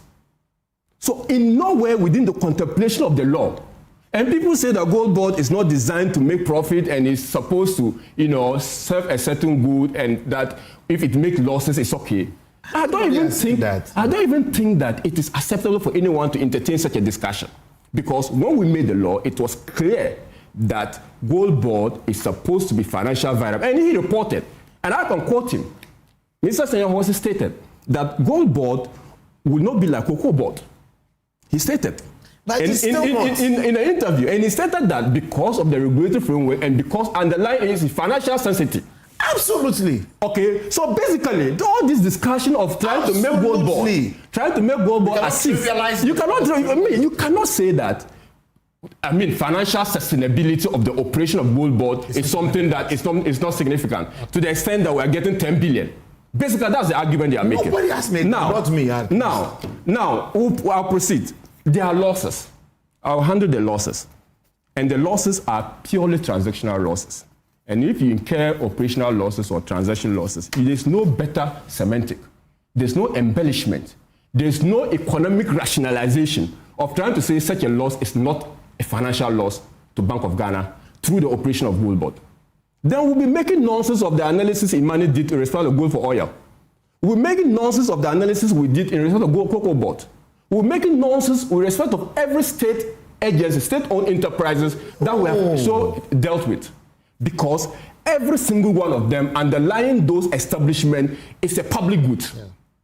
All of those particular institutions that have been incorporated under the banner of the state, underlining them are public goods. So if Gold Board cannot be an exception under the circumstances for people to come and tell us that, it is okay for Gold Board in his operation to make losses before, because, and even, I need to state this record straight. He stated, even his concluding remark that, it is normal because we made losses in the previous government. It is factually inaccurate. I stated that. It's factual because under the gold reserve. So he stated, and he showed a graph. No, this is what he did. This is what he did. This is what he did. Hold on. This is what he did. He tried to differentiate between the costs they have incurred and the losses that were occasioned in 2022, 2023, and 2024. Yes. And then project that, because I had asked the question, what were they doing or what are they doing to reduce this? He doesn't want to call it losses, cost. Yes. That's where he went to. And I'm saying that he concluded by saying that even if they were costs, they have done better in terms of the cost because they have been able to do 100 kilograms or tons, and that they are doing a cost of $214 million. Basically, that was the conclusion he made. And I'm saying that is even factually inaccurate. If you want to know that it is factually inaccurate, go and read the annual report and financial statement of the Bank of Ghana. And if your production will be kind, I'll be kind enough to give them a specific page. Page 59 of that report. It clearly states the cost. And that cost has nothing to do with gold for reserves. The cost was associated with the gold for oil program. So this is the first time, unprecedented, that we are making a loss from trading of gold. Really? This is the first time. The losses that were made in 2023, 2024 were for the gold for oil program. 2022, 74. And these figures are even wrong. Let me tell you, the figures are papally falsehood. 2024, I'm telling you that they are wrong figures. 4 billion. You are saying that all these losses had nothing to do with. I'm saying that gold for reserve program.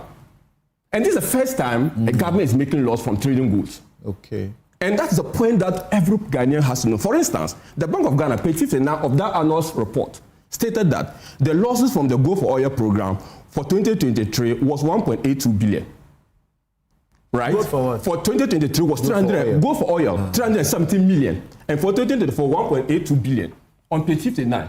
So those figures are different from this. That's the point I'm making. Where did he get those particular figures from? And that is the disservice we are doing to the good people of Ghana. Samson, one quick point.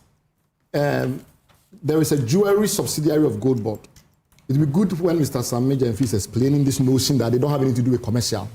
He should explain to us whether that jewelry subsidiary is also a policy mechanism. That's a commercial entity. And you see, it's a commercial entity under Gold Board. Yeah. So you should explain whether that's also a policy mechanism. That's a limited liability company. It's a business. Yeah. Under Gold Board. Yes, it doesn't matter. Okay. As a business, it's a business. It's Kabiru's time. Yeah, it's different things, guys. So the point is that even if we sell perishable commodities like tomato, people still make profit. Okay. And in the trading of gold, you are making losses, and you think that it is okay because of some economic benefit you are getting. Even if you want to do the economic analysis, what is the opportunity cost of crowding other participants from the market? The VAT that they have been paying, the employment that they will create, the income tax from the export by those people. Have you valued all those as part of your economic cost? When you do that analysis, you realize that it far exceeds the 10 billion that they are talking of. So you cannot hide under economic analysis to say that. And the 10 billion is not a profit. The 10 billion is not profit. It's far excess. We should be careful. And even if you are going to factor in the operational cost, it's clear that the profit that is being made is nothing to write home about. Okay. So that explanation that the losses are okay and this is and you see something. The very design of their gold purchase program is designed to make losses. And if you look at the financials of Gold Board, you realize that about 60% of what they are claiming they have made profit has come from the Bank of Ghana. Take the breakdown of their financials. No, I think all of it. Okay. If you so they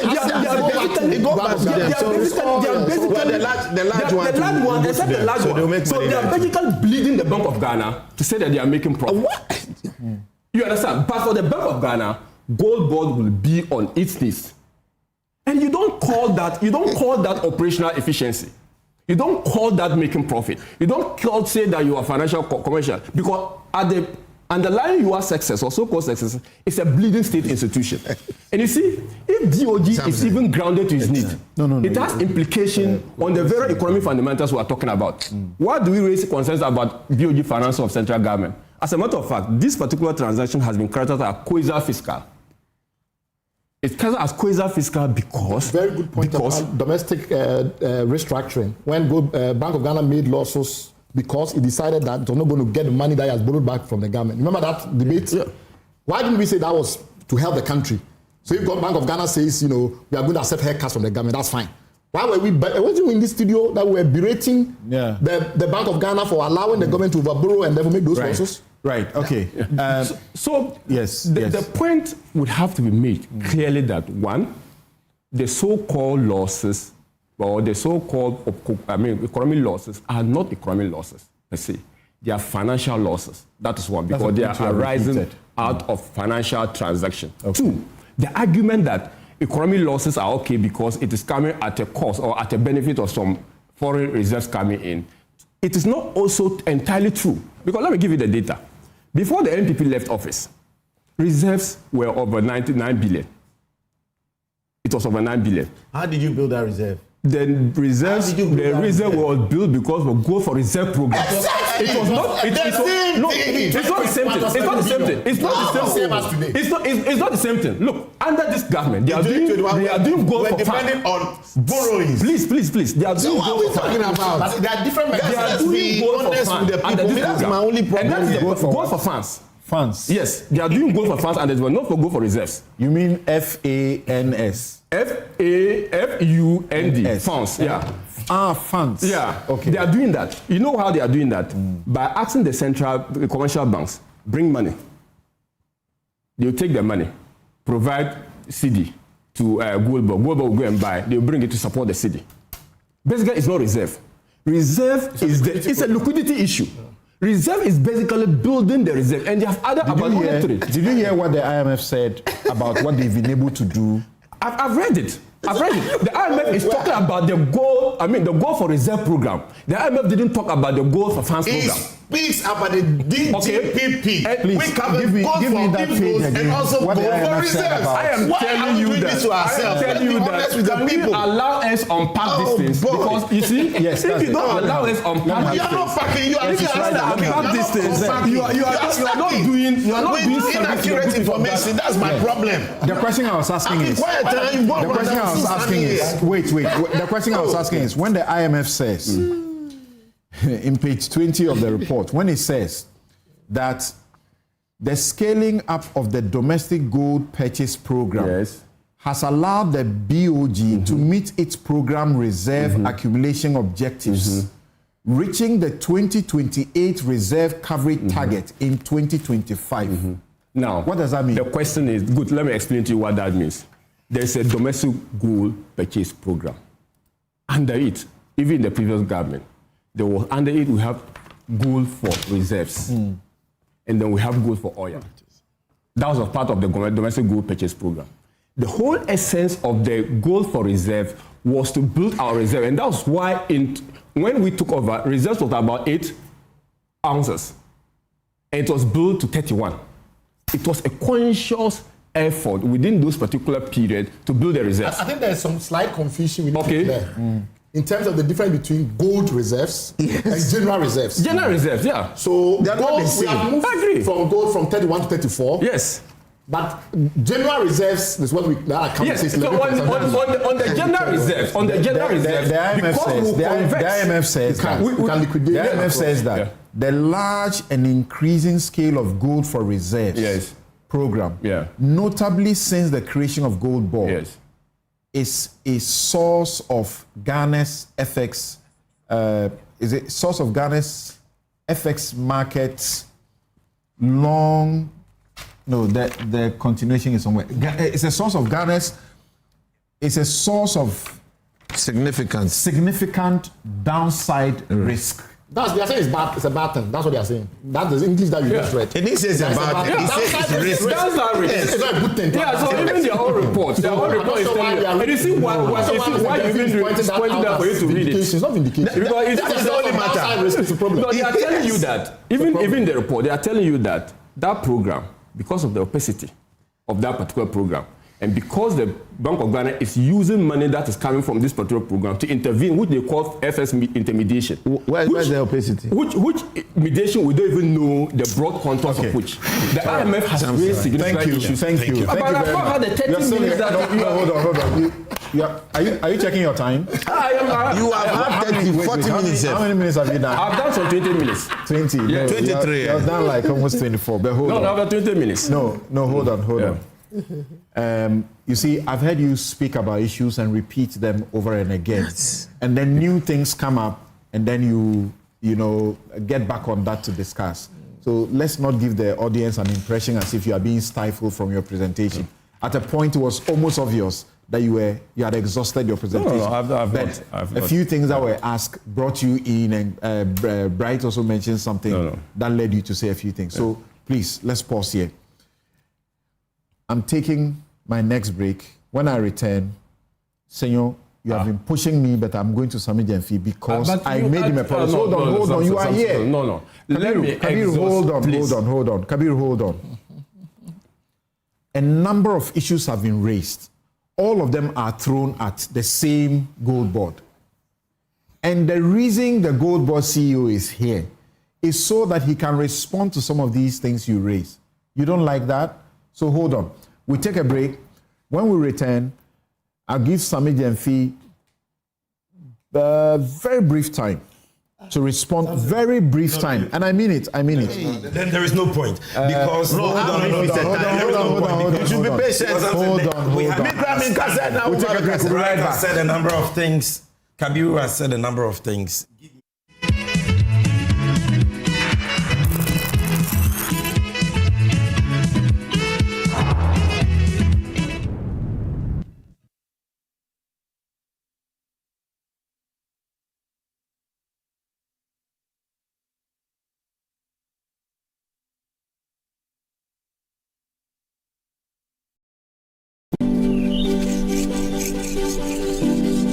Going to the library.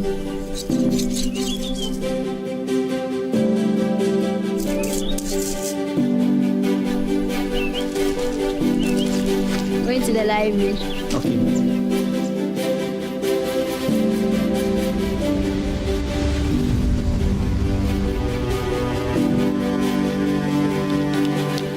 I'm going for my graduation.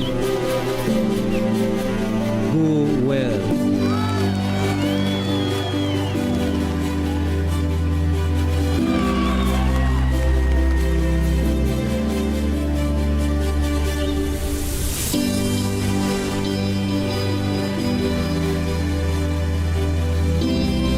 Education changes stories, and being part of these stories is the real passion for us.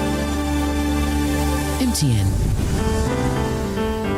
Excellent furnishing in a real estate business is a great deal for survival. My struggles as a young estate developer were cut short when I discovered Fernart Ghana.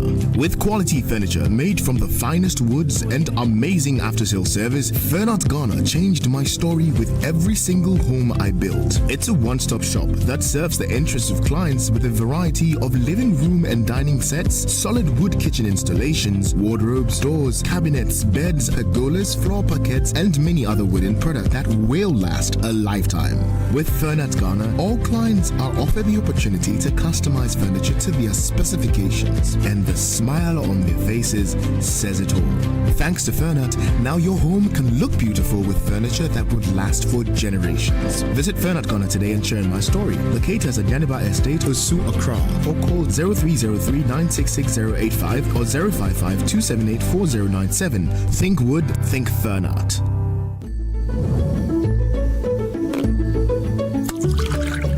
What juice are you taking? This is Koa Natural 100% cocoa fruit juice. Can I have a glass? Of course.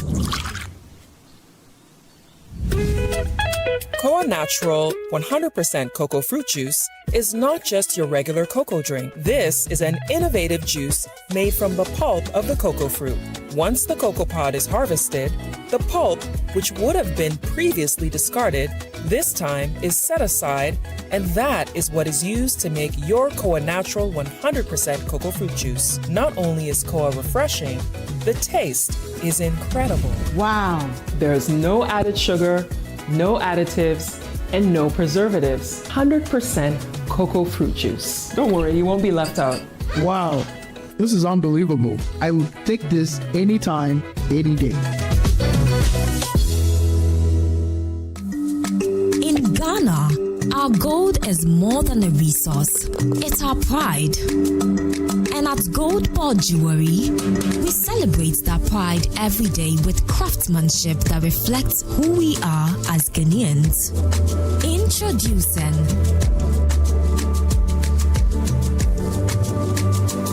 the Gold Board Jewelry Gold Tablet. Pure, certified, proudly Ghanaian gold. The best part, when you buy a Gold Board Jewelry tablet, you own it. You keep your gold with you, not with us. It's more than a jewelry. It's a smart investment for every Ghanaian who wants to secure their future. Gold Board Jewelry Gold Tablet. Own your gold. Own your future.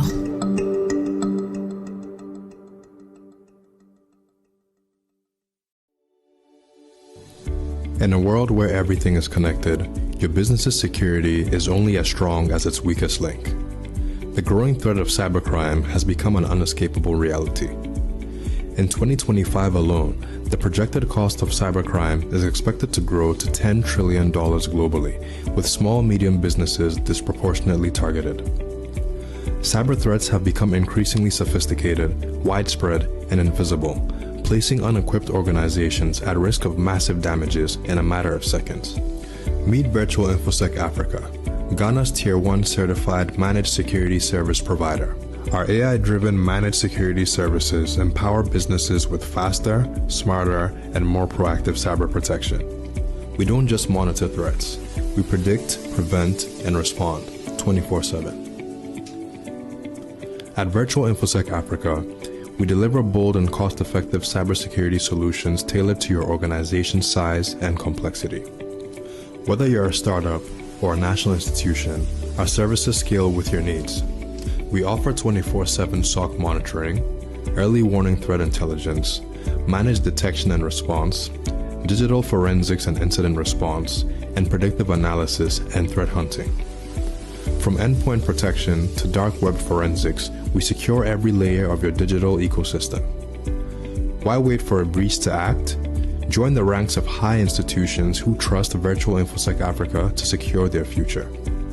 Start your 3-month free trial of our early warning threat intelligence platform today.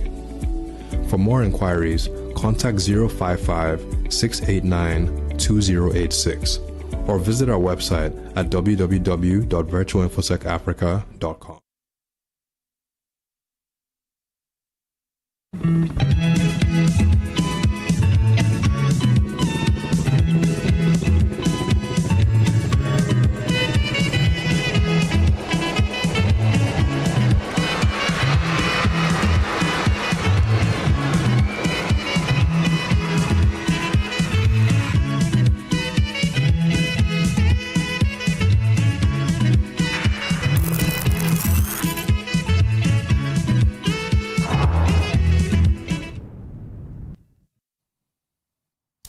You're welcome. This is Newsfile. It's your most authoritative news analysis platform. And here on Newsfile, we put Ghana first. And my guests you've been listening to so far, Sammy Gyamfi, who is the Chief Executive Officer of the Ghana Gold Board. Bright Simmons is Honorary Vice President, Imani Africa. Dr. Mahama Tia Abdul Kabiru is MP for Wale Wale and member of the Finance Committee of Parliament. Senior Hosi, who is yet to speak on this subject, is convener. After 3 hours. Yes, so be patient with me. Convener, One Ghana Movement, and trustee of the Ghana Coalition Against Galamsey. Right, I've got some messages I like to share, just a few of them before we get to Sammy Gyamfi for his responses on the issues that have been raised. But you have heard Dr. Kabiru, and there was something I was thinking about, that a company incorporated to farm received a license under their regime. No, it wasn't under our regime. To trade in gold. 2016 was not under our regime. It was not under your regime. Yes. 2016. Yes, it was not under doing our farming. Yeah, and it was not under PMFC our gave it a regime. license to trade, to deal in gold. Yeah, so let's correct Okay. that. Yeah. But the various reports we have had of the activities they had done over the years, it cuts across throughout your regime. They were in the business. Throughout your regime, they were in the gold license, Bower Rock, and this is 2019. Was in power. Was this a renewal or The renewal? Yes. Yeah, renewal. So, yeah, so PMMC renewed the license of a farmer company But I'm not sure what the to trade in gold, to buy gold. All right. It's just something I was thinking about. That's all. That's all. Thank you very much. So now, all right. Sammy, just hold on briefly for me. Okay, I'll listen to you and return to read some of the messages. All right. Please forgive me. I'll read some of your messages. Thank you very much, Samson. First of all, I want to start with some of the issues that Bright raised. His first argument was that Cocoa Board is just like Gold Board. Cocoa Board is also not primarily a profit-making institution, just like Gold Board. And yet, we discuss Cocoa Board losses, so nobody can stop anybody from discussing Gold Board losses. First of all, that argument is flawed because let's even assume that you can make that comparison between Cocoa Board and Gold Board. Cocoa Board has been recording losses, Gold Board has not recorded a loss. So that comparison doesn't cut it. That's number one. Gold Board has not made a loss. And it doesn't matter how many times you repeat that falsehood, it will not make it right. Gold Board is a corporate body, a body corporate. In fact, it is a public corporation. It has not made a loss. Number two, no, you must understand that there is, even though Gold Board and Cocoa Board has similarities in terms of mandates, our trade models are different because we are dealing with two different commodities. Cocoa Board provides incentives and support to cocoa farmers in the form of cocoa rows, cocoa fertilizer, chemicals, rehabilitation. And so by virtue of that, are justified to give cocoa farmers prices that sometimes are 30-40% discounted. Gold Board provides no good rules or no such incentives to miners and therefore cannot have a justification to buy gold at a discount or to trade gold the same way cocoa is traded. Understand that. Number two, whereas cocoa is very difficult to smuggle because it is bulky. To smuggle cocoa for it to make financial sense means you're carrying bags and bags of cocoa, putting it in a truck to smuggle. Gold is a small asset, but high value asset.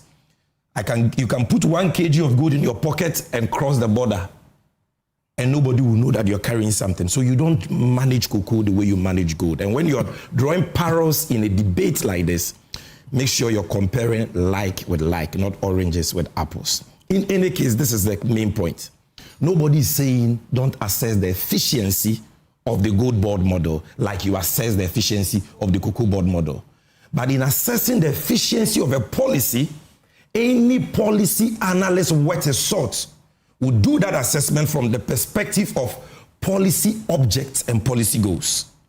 So, Cocoa Board is making losses. Yes, you are right to assess that. Is Cocoa Board delivering on its mandate? Gold Board was established for the purpose of foreign exchange generation and supporting gold reserve accumulation. So when you are analyzing the efficiency of our model, you don't only look at cost, if indeed we were even incurring cost, but we are not.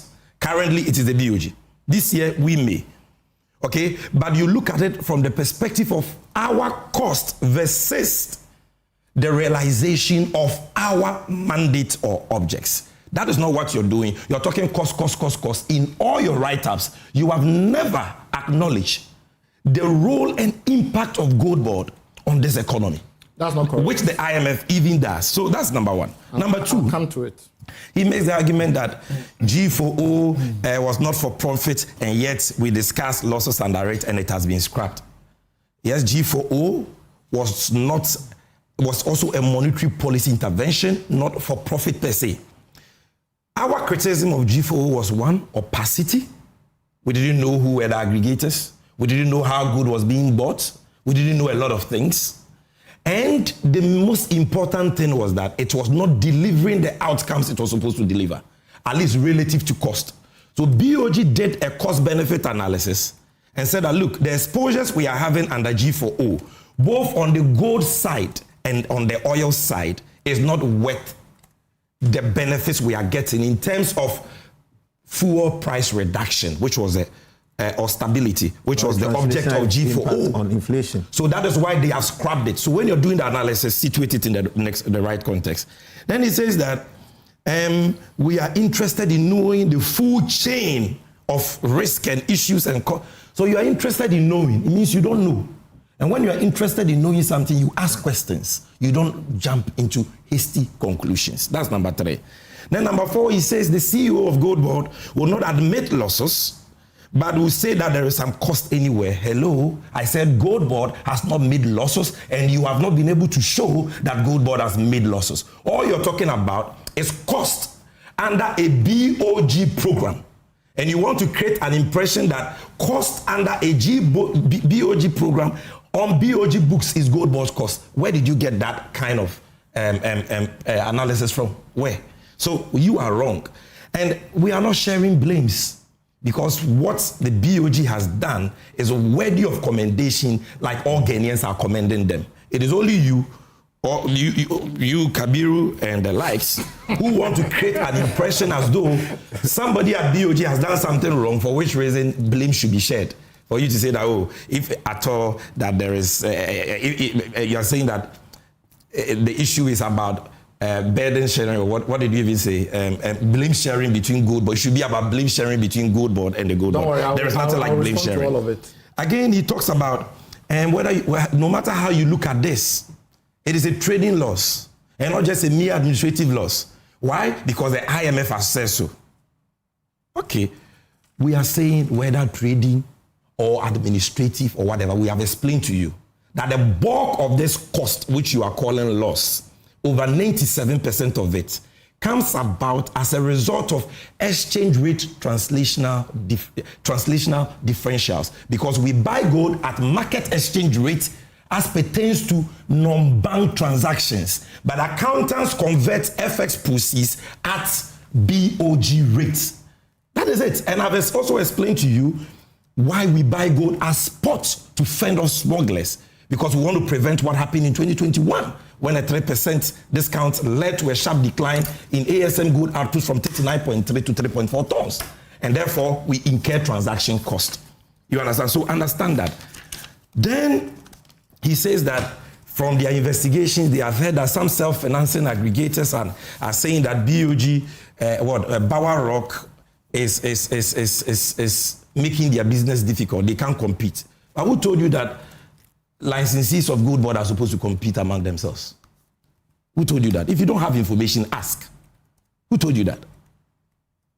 A self-financing aggregator is not supposed to go and borrow money from any bank for any business.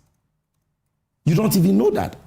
The reason why we have allowed for self-financing aggregators is so that if there is an off-taker somewhere who wants to send dollars in advance of exports, he can send the dollars to a licensed self-financing aggregator through Gold Board's accounts. Gold Board takes the dollars and give the CD equivalent to the self-financing aggregator to go and buy gold at Gold Board's price. There is nothing like competition.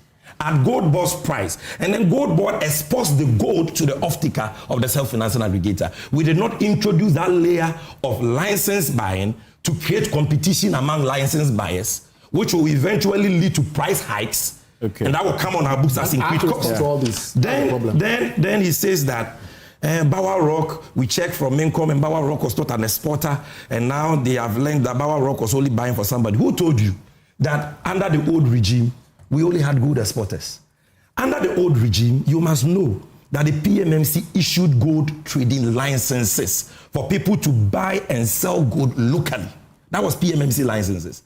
And then we had the Minister for Lands and Natural Resources issuing license for people to buy and export gold. Bower didn't have a license to buy and export, but he had a license from PMMC from 2016, 2017 to 2024 to buy and sell gold in Ghana. So if you can keep your responses crisp enough, so I'm bringing in Senor. And he was far bigger. You have done about 9 minutes. Hold on. I want Senor you to can't give me 9 minutes. It's most unfair. As the CEO. It's most unfair to no, I'll come to him, and Senor himself may even give me part of his time. So I beg you. He hasn't said that's number one. That's number one. Then number two, he says that everything I've said about Bower, all the issues about Bower Rock is enough for Kojo Oponkroma and the MPP to have a suspicion that something may be wrong. Really, Bright? You hold press conferences based on suspicions? Yes. You write yes. All your write-ups based on suspicions? In the democracy, yes. No. You don't go to town with suspicions as though they are conclusive facts. They say, when you have suspicions, it's not mere suspicion. Sammy, they say yes. It is an arrangement, a system to bleed the state whilst an individual is making a benefit. Rather, and I've explained to you with documents that they cannot dispute, that rather it is a sensible risk mitigating measure to make sure that if you are going to give public funds to somebody to buy gold, you get a guarantee against it. That is a no-brainer. Again, he says that all he's asking for is transparency. Really? And I heard Kabiru saying that what we are doing is opaque.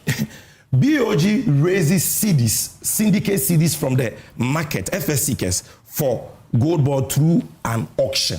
Do you know the meaning of an auction? You call an auction opaque. It means you don't even know what an auction is. Gold board buys gold by law through licensed buyers. And all our licensed buyers are published on our website. Anybody can go and check, including Bower Rock. And you are calling for transparency.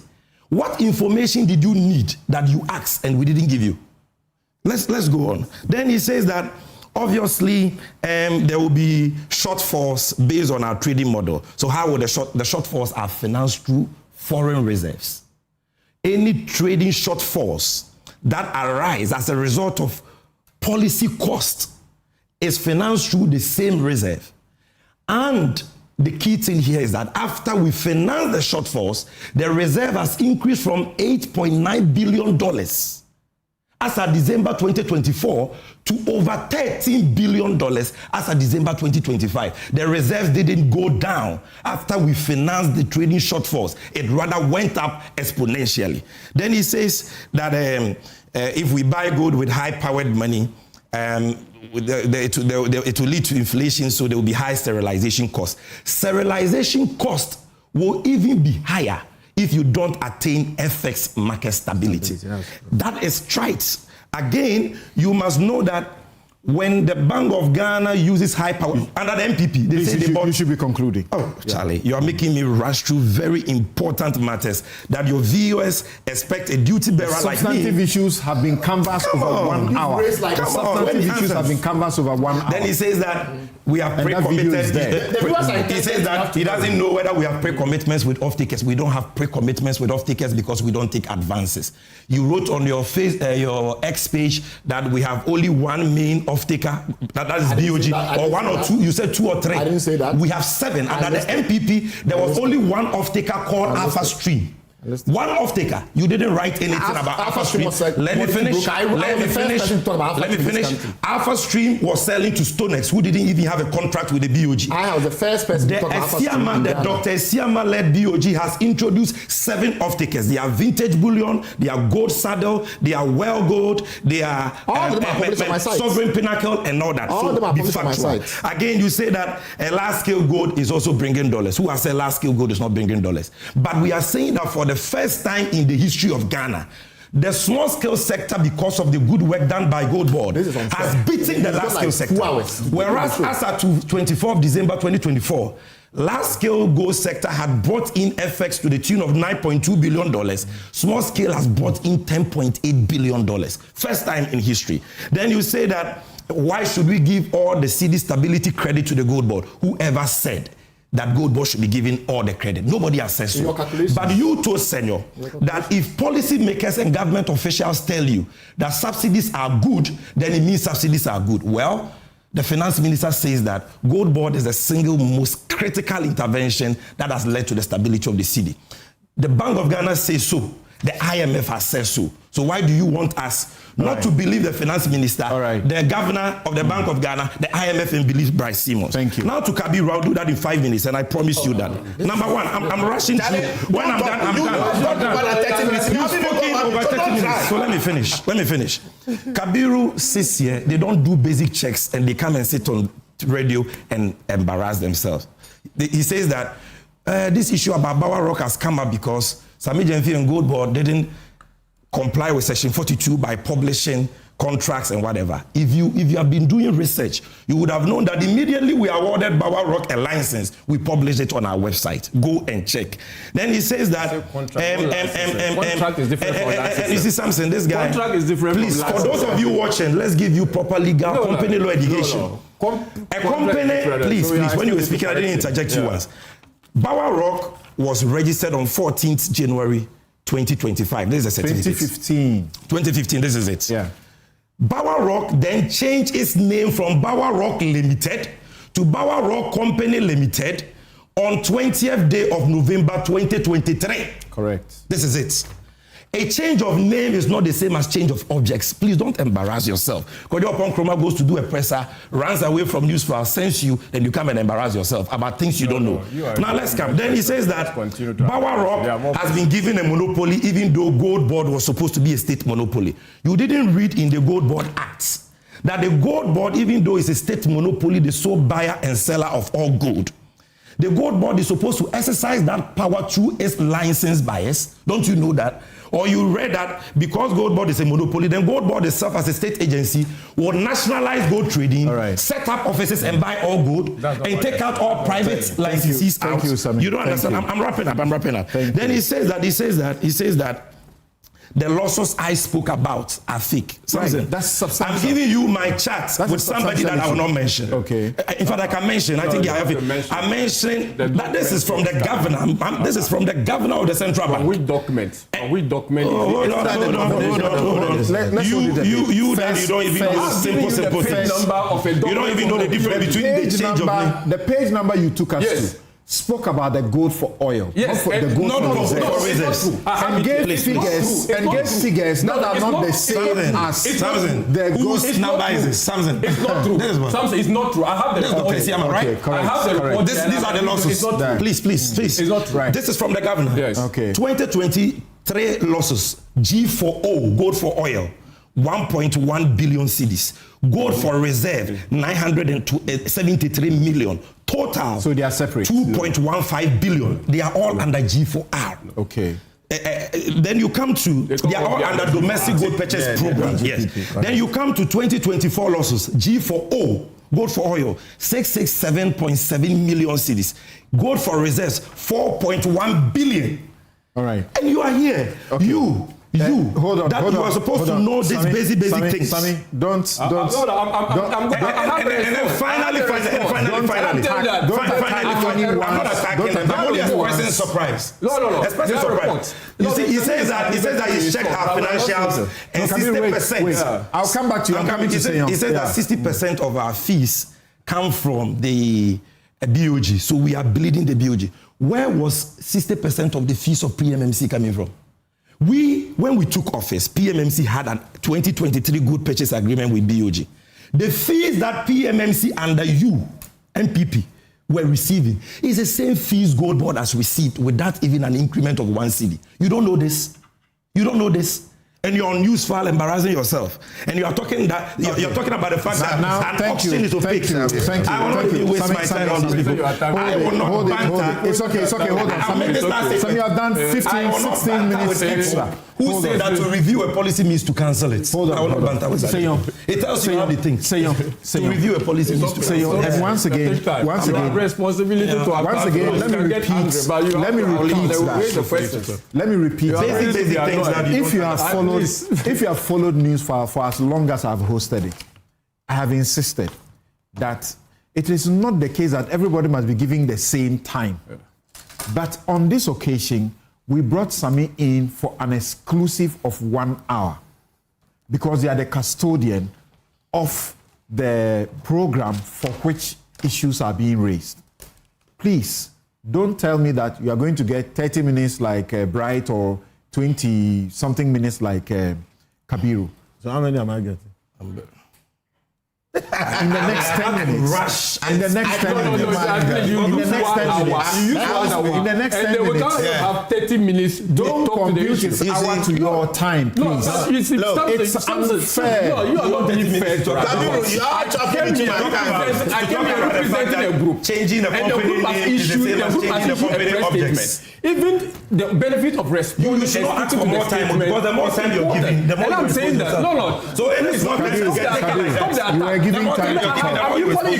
You were giving time to talk. I'm saying, hold on, I will return to you guys. Hold on. You are choosing to attack the issue. You are attacking my person. I'm equally equipped, and I will not do that. And I'm saying that. We say, and we do this many times. Last week, what we did, we brought the Constitution Review Committee members here, 2 of them.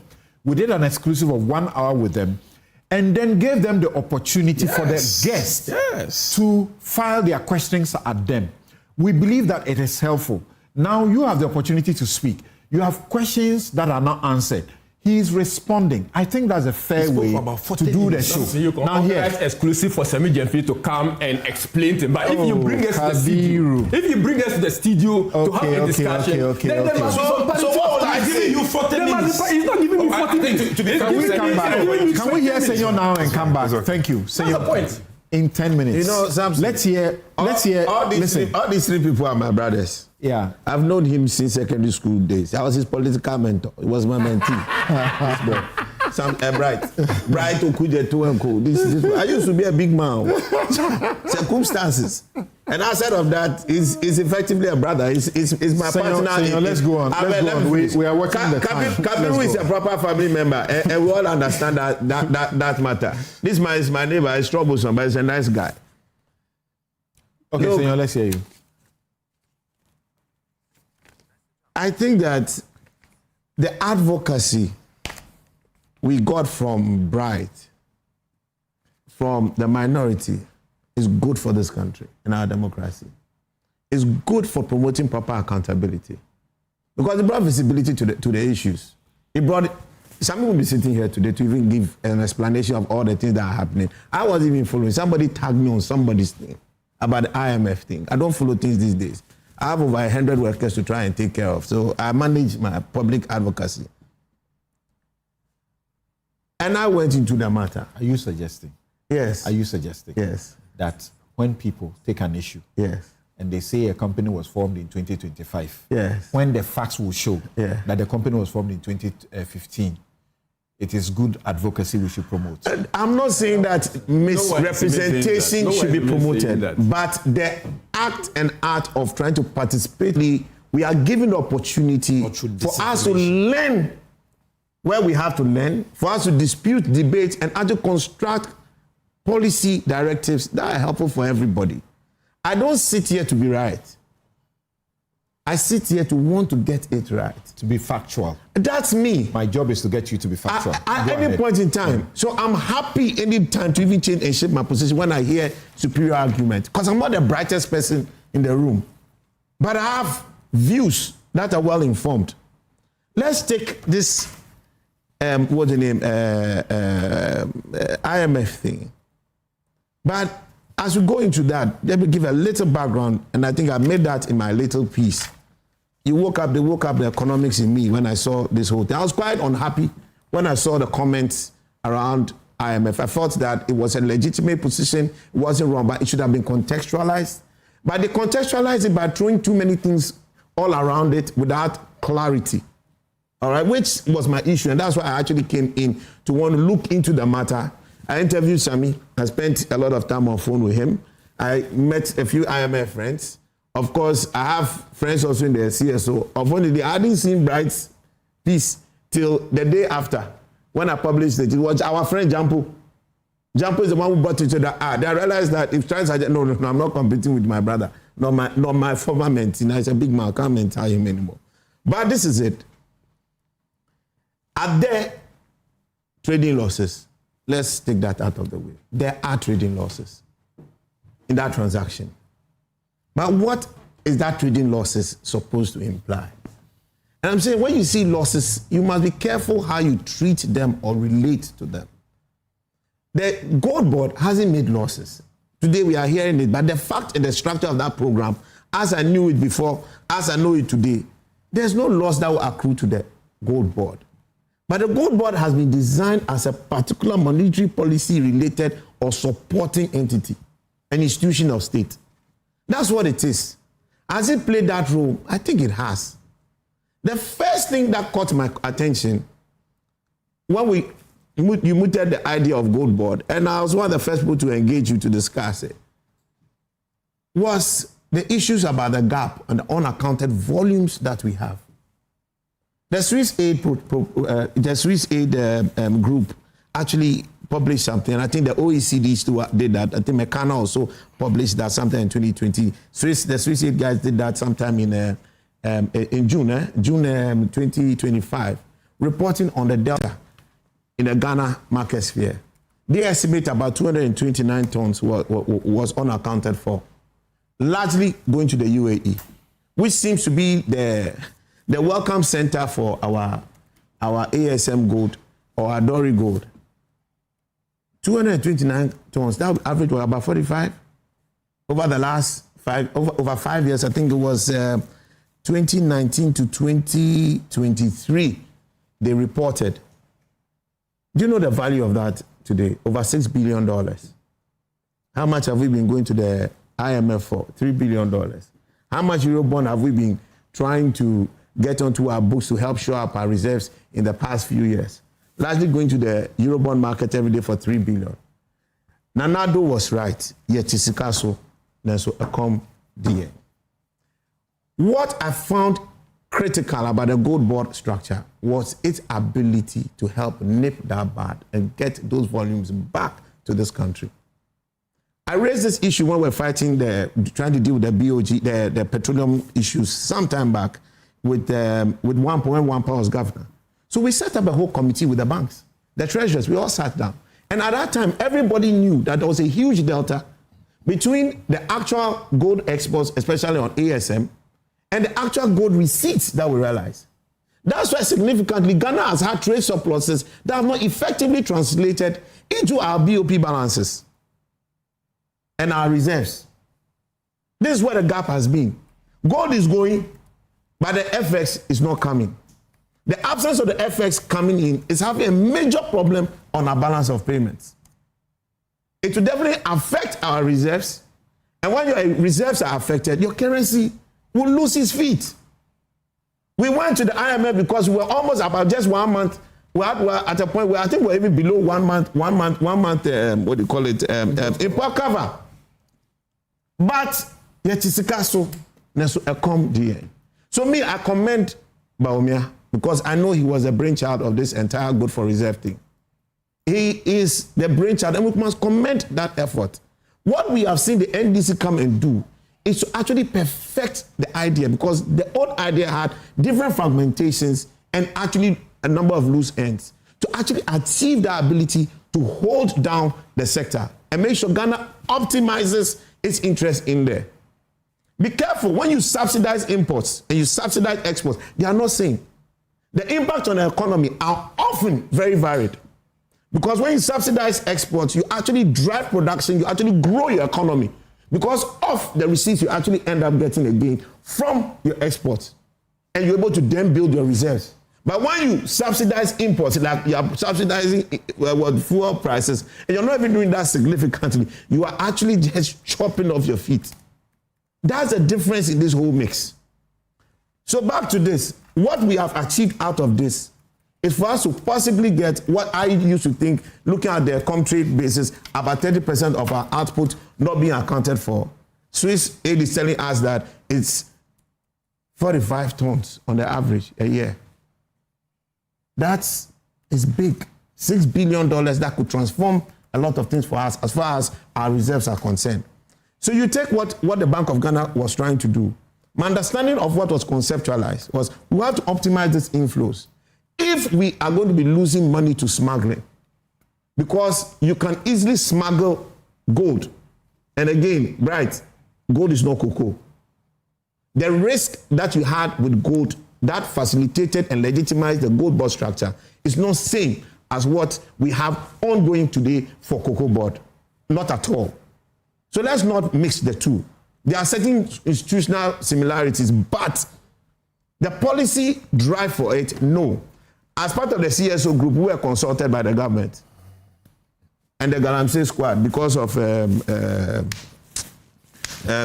they wanted to pass the gold board bill. So we all made inputs into the gold board bill. That's why I've been quite bullish about the gold board. The only thing I want to see more the track and trace, and then a lot more accountability to drive a lot more responsible sourcing. But let's take the IMF that highlighted these trading losses. IMF is highlighting these trading losses because largely, while this is a policy expense that is being incurred productively, their preference is that it shouldn't be sitting on the books of the Bank of Ghana. So in their own report, they're actually suggesting that it's the fiscal table that will actually absorb this loss. And me, I agree with them. You are saying that you're looking at what burden sharing.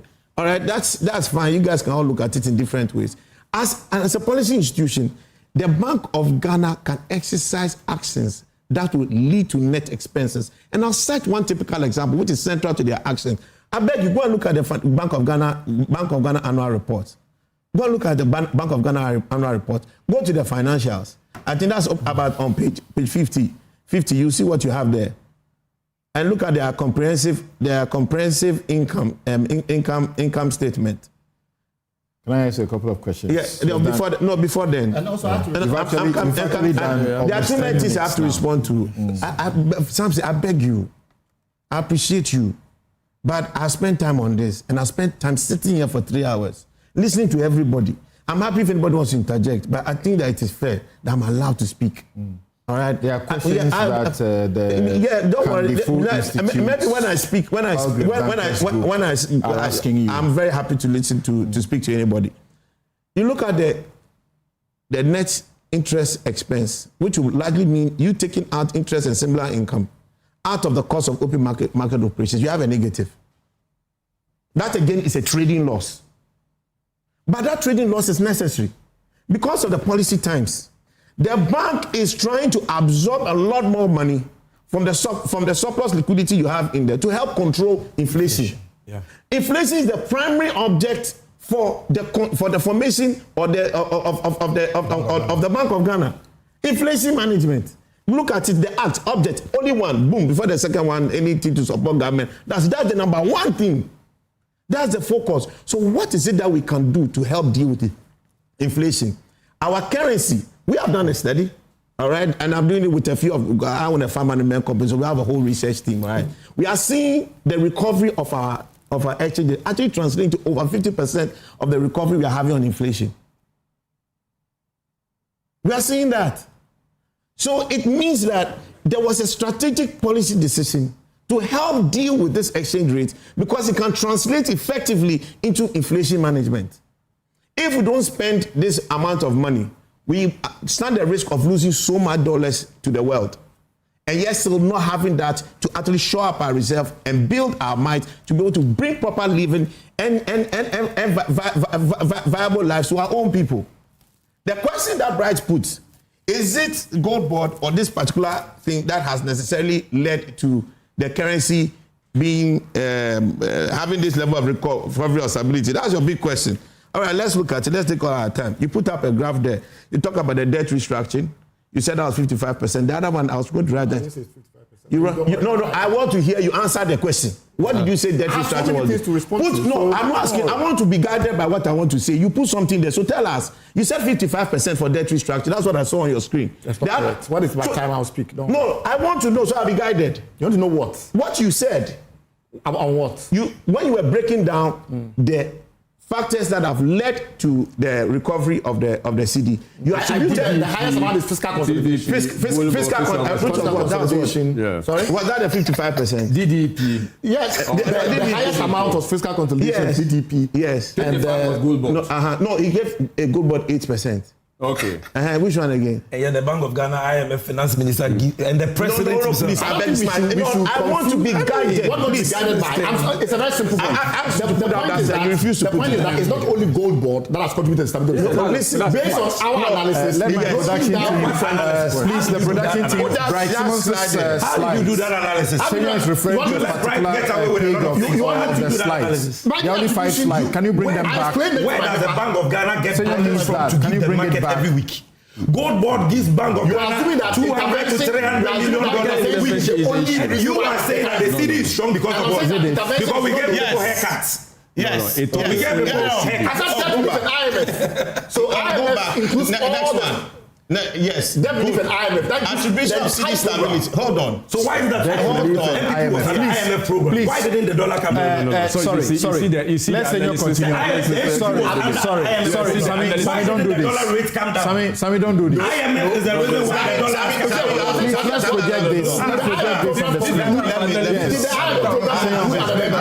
No. What did the IMF program conclude? Of course, it's concluded. Why is that the dollar was going up? It's Brian Simmons. Thank you. This is the end of the IMF year. All right. So here is what you're asking for. Yes. Go on. So you see, these are his estimates: 55%, 37% from the global price rally. I don't have a view of how he did his analysis, but I don't agree, and I'll explain why. We shouldn't be guided by that. All those two factors, the very first factor, let me take the 55%, were already a given.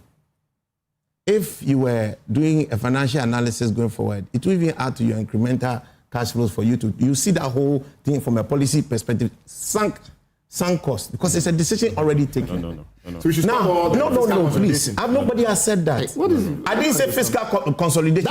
You wrote debt relief. And IMF. Yeah, no, please. What goes? What have you? IMF. So what is IMF? IMF, the type program. Look, even with the 10 billion, if you're servicing the debt, it will not be able to suffer. Exactly. Okay, it's fine. Simple as if you're servicing the debt. Which debt? If you're servicing the debt, that will be the 10 billion you are talking. It will be the program of the debt restructuring. What? The period of even this year. Please, hold on. So let's take this debt relief and IMF. All right. All of them were already factored in. What you do with information in financial markets is that available information are factored into the decisions that you make, into the pricing that is made into the market at every given point in time. It's only shocks that vary them. We went into the budget. IMF sat down. They knew about all this. They knew about their policies. They knew about debt relief. What did they do? They sat down and supervised our country to assume an estimate of 15.95. What? Please, I beg you. We have been under an IMF program 16 times. I know, we all know that. When did we achieve the economic gains? We have achieved this year under an IMF program. Please, let me talk. Look at what you're saying. Guys, so the two of you are... Can I finish? We were under an IMF program. Did you see this? We have had fluctuations. Please, can I finish? I beg you. Let me finish. One, those things have been factored in. Those key contributors, except for the gold price rally, which was already accruing. But to be fair, not to this level. What we saw absolutely as on the policy terms, you could see it as a sunk impact. It's actually the debt relief and the IMF. How can it be IMF sunk impact when it's still continuing? When I say sunk impact, you see, you don't understand the English and speaking. So explain it. When you have the information, the details about that policy, its direction is already known to the financial markets. That information, that impact has already been factored into the price and the expectation. Just by having you will factor it and put in a discount factor. If you don't deliver the program, please, just have finance. I beg you, go and learn. Please, go and learn. Go and learn. We have an economist. Go and learn. Who said? I don't have economists here. Are you telling me that IMF is trying to estimate? One train economics on the program. IMF is trying to estimate. Please, only one train economics on the program. So please keep quiet. IMF is trying. Please, I beg you. IMF is trying to estimate for this year. Together with the Ministry of Finance, estimated 15.95, as with the assumption that it was going to deploy its policies. It was clear. So if this is what your policy will do, let's keep it there. What else has happened? Those last two things have happened. What we have had is the gold rally price. For this year. Can I finish? Even in way back can I finish? Now let me quote the IMF. I want to quote the IMF. Something different has been done. The IMF talk. Let's give him. The IMF says that since the 2023 domestic debt restructuring, okay, it gives us. Let's look at the 33. Since program approval, the BOG has taken an increasingly active role as an intermediary in the FX market on the back of stronger BOP inflows. Where are they coming from? Now, the GGPP has been the key source of these inflows, which also included cocoa inflows and repatriation requirement on extractive sector export proceeds. I'll tell you again. I'm telling that the IMF is itself. The IMF itself. Please. Are we having an extended program? Let's find out where we have an extended program. Please, let's go on. Let's go on. Yeah. Go ahead. It's not to distract you. When you build your radio station, look, it also says in the report that despite debt service commitments in a post-debt restructuring environment, We are consistently outperformed NIR target, that is the net international reserve target, since the beginning of the program. This is notably due to the large-scale domestic gold purchase program, which is influenced by prices. Please, it's largely due to that. The biggest part of this whole thing is our ability to claw back the volumes that used to be smuggled. If you will not be reasonable about that, God forgive you. Ongoing. Please, can I finish? I beg you, please. I beg you. Let me answer. The data has shown. Wait, let me tell you. Right from the official data that stays with the US Comtrade, showing countries because of the interventions and interruptions and how it has disrupted people's thoughts and the rest of them, and the demands from Bright and Kabiru. That's why we are doing a 30-minute extension. Take your time. Okay. You have done almost 20 minutes now. In the next 5 minutes, are we going to talk about Galamsey? You should go. The main reason you were here partly was because you are in the Galamsey group, anti-Galamsey group. We will make sure at least we get you to say something in 3 minutes. And I'd like to answer that question. Right. Who is buying the Galamsey? Yes, it's a question that's still outstanding. Managing the FX, that responsibility sits with the central bank through inflation. And I'll urge all of you at this point, be quiet and listen to one person speak at a time. Okay. Some of our viewers, very respected statesmen and women, are complaining about the interventions that is making it cacophonous. I'll repeat a bit on the IMF. The IMF has largely said that the success of our ability to drive and grow our reserves has been dependent on this DGPP as the lead and focal arrowhead. That's what it has said. From the same document that highlights the risk, which has to do with these 240 million, dollar trading losses. The same document. The IMF sees the value of the DGPP. Its problem is that that expense, while it may be relevant, should actually be sitting on the fiscal books. I don't disagree with the IMF. Sami is suggesting that there should be some kind of split somewhat. It's possible. But the rally we have today in our currency is not because of debt relief. Debt relief helped us with our stability coming into 2025, way before. What has changed for 2025 is our ability to really drive and optimize our FX flows from our gold exports. Because the leakages were always sitting there. Always sitting there. The data that you had on the screen showed it. When you had the tax bit, you saw how it tanked. The data you have from Comtrade versus, which is the UN trade data body, versus which records the data that the exports we report to places like UAE, versus what UAE says we actually brought. I was estimating around 30%, 33%, 1/3. The Swiss aid, which has done a more thorough analysis, is telling us that it's about 45 tons. 45 tons on an average. Do you know what that means? That's $6 billion. $6 billion. Where was our gross reserves at the time we were looking at going into IMF? It was not even up to $3 billion, if I'm not mistaken. So what has really happened on the supply side for us has been the efficiency of the gold board. So Sami is my brother, but that's not just for him. When he's wrong, I criticize him. It's not a problem for me. I've criticized him because I expect him to do more for us during the Galamsey fight. In 9 months, I've been talking to him about it. And so when Kabiru and Bright raise the issue, we all should embrace that this is important to help shape the gold board going forward. Absolutely. And that the criticism is well intended. Yes. Kabiru speaks about things that have been done in the economy, and so it's not accurate. It's not correct to want to take all the, as it were, the credit. Bright speaks about that. Yeah. Credibility is important. I listened to Dr. Baumia in his Christmas New Year message. That's credibility. He was willing to accept that John Mahama has done something good. That's why I said, look, Baumia is a good statesman. He's a very fine statesman. And this policy that has driven what we are having today, being perfected by the NDC under the gold board, is his brainchild. Kabiru, true or false? Not gold board. Not gold board. I'm saying that the DGPP is what has brought it. What you have done as NDC is to perfect it, to make sure we optimize the concept. It was not effectively deployed. It had some impact. What Gold Board has done has been to optimize the impact. And I commend Sami Jefe for the work he has done. I also commend Ato Forson for envisioning and learning from something. The governor has been splendid. He and Zach.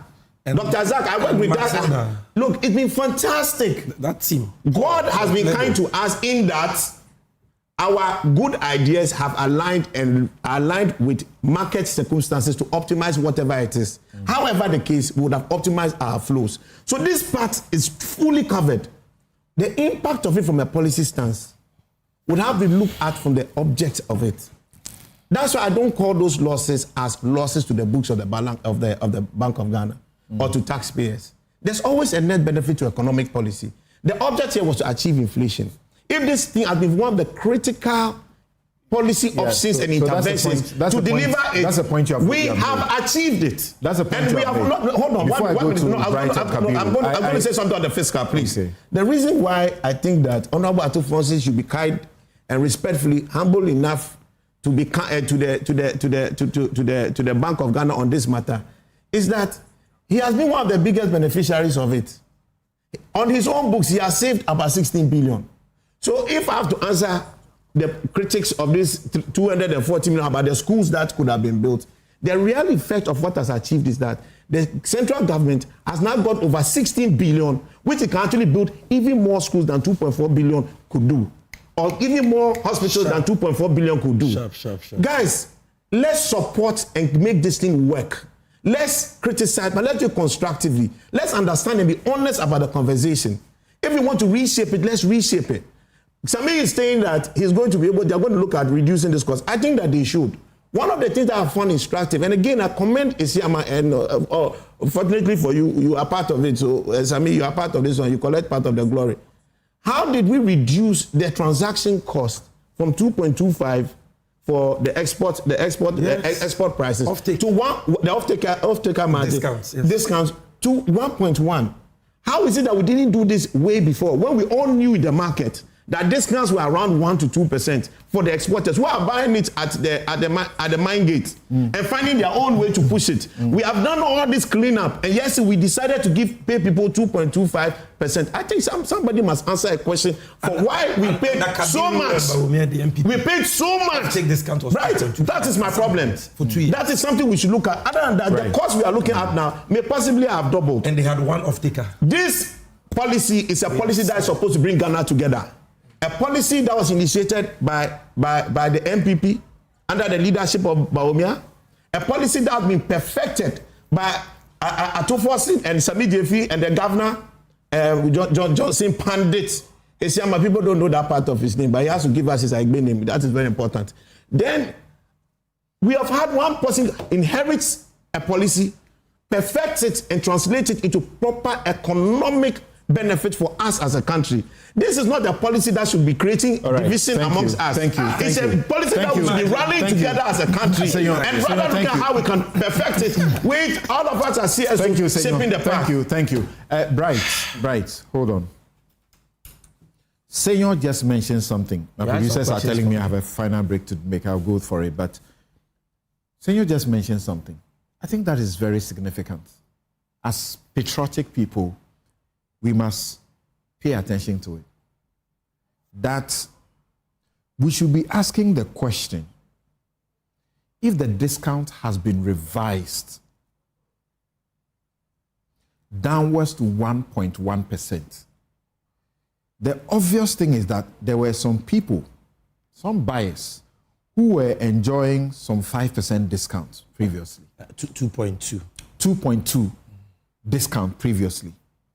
These same people have now accepted the downgrade and they will not make losses.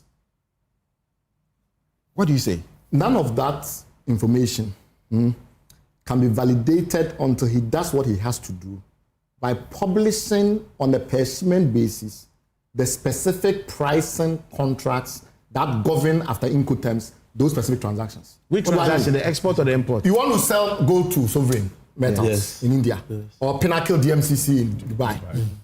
Right now, what you do is that you publish in aggregate. This is the total amount of gold that we sent out. On a shipment basis, we don't know what the specific price of gold. LBMA AM is the price fix. The price fixing. You have an AM, LBMA AM. AM is what we use. You have that as the way in which you set the bar. But the discount, how actually the discount is 1.1% on LBMA AM. I'm saying that determined on that fire 1%. Yes, but the fire assay is variable.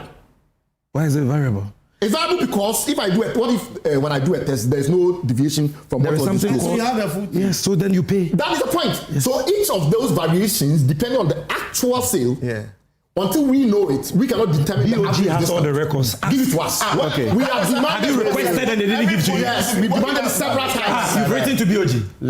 Why is it an assumption in this country that the only way in which the duty bearers will respond to the data is to write an API? There is due process for it. There is no due process. This information has to be transparent. No, Dr. Seba doesn't sleep on X. There's a due process for requesting information from public institutions. That is not a valid position in my view. For transparency, we've consistently made these demands. If you do that, without that, we are not able to calculate these and compute these. Get this for I'll get it for you. Secondly, can I go ahead and answer some of the critical questions that came up? Number one issue, very critical. I'll get it for you. When we talk about cocoa board, we are not saying that cocoa board and gold board are the same, and therefore when they make losses, we should equate them on the same scale.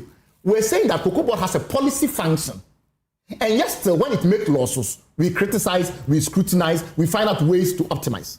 Gold board cannot be exempted from that regime. End of story. VRA is a statutory corporation. VRA is a statutory corporation. It also has a policy mandate. Still, those of us in the energy advocate space, we scrutinize and we make sure that despite those policy functions, those losses are not inefficient. Scrutinize. Third, we have not made losses. We have sat down and we've talked a lot about the effect of the gold board, without accounting for the most critical difference between what these people did with the DGPP and what they did with DGP. The most critical difference is that the average price of gold in 2024 was $2,300 or so an ounce. And the average price of gold now is about $3,500 in this year and the last year. Based on that massive gap, obviously you should expect that the effect on whatever the policy object is will be more effective. Obviously. Can you imagine if that gold didn't come at all? Wait. I'm coming to that. Secondly, it's not only the price that has an effect. The price makes the uneconomical reserves economical. So a gold that you would not have gone and dug because the cost and the wahala was too much. When the price doubles, as it has done, all of a sudden you go and dig it down. So even though they have not issued any new licenses, as they themselves have claimed, we are suggesting that we have not issued new licenses for what? Somebody said small scale licenses. They have not issued any small scale licenses. The president of the country said that they have not issued small scale licenses. Forest reserves. Small scale mining licenses. What are small scale mining? He said small scale mining. He said he has not issued small scale mining licenses. Okay. If you have not issued small scale mining license and the gold is increasing, it means that current miners are optimizing. Why are they optimizing? They are optimizing primarily because price is high. No. And therefore, I'll come to issue. It's an established economic fact. It's an established economic fact that the grade of ore is linked to the price of gold. Right. My brother, So when you look at the cost of production, let me make my point. Where prices were already incentivizing for the maximize production. The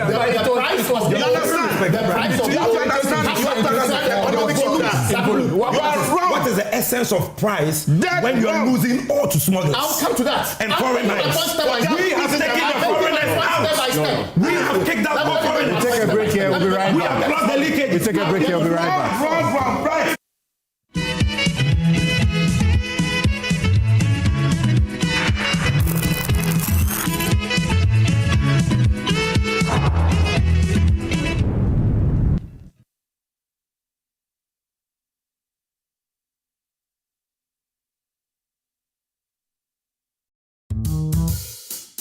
Smile, Look lively, okay?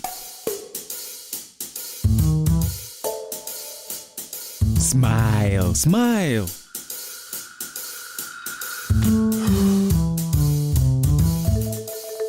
Is the money too small? A bad stomach ruins your day. Don't let it. Take Gastron, your most effective antacid for the relief of symptoms of peptic ulcer, heartburn, gas pain, flatulence, and indigestion. Hey guys, what are you waiting for? Let's go. Mwah. Can you bring down the smiles more?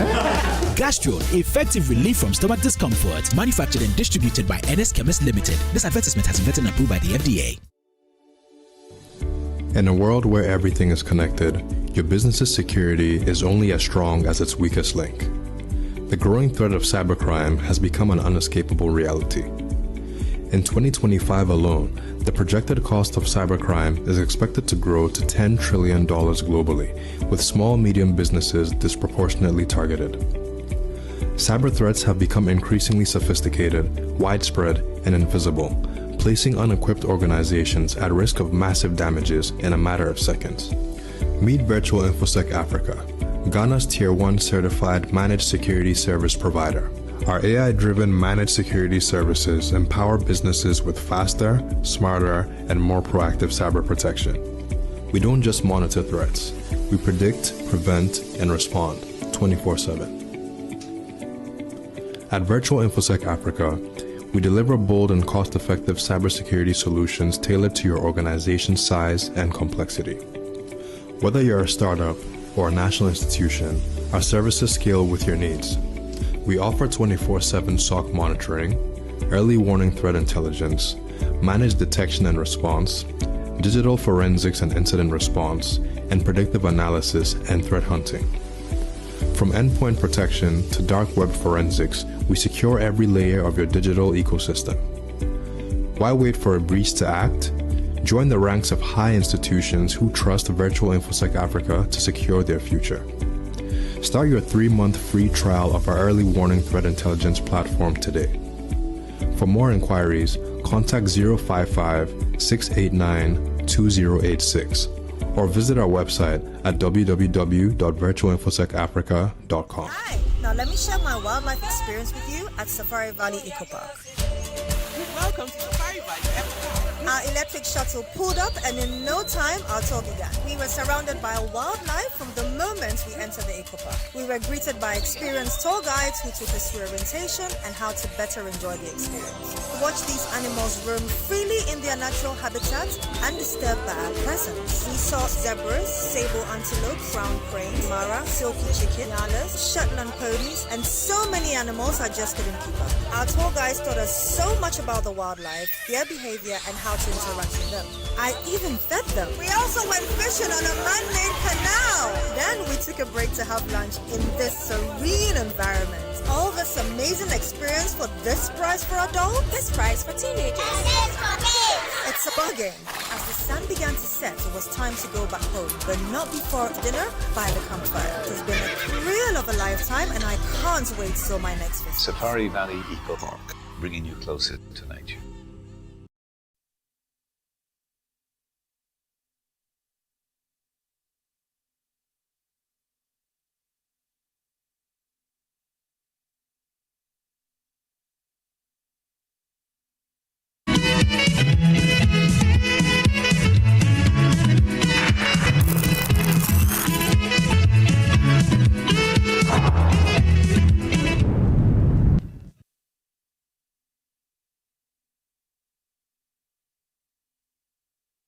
You're welcome back. This is Newsfile. It's the most authoritative news analysis platform. And here on Newsfile, we put Ghana first. Gentlemen,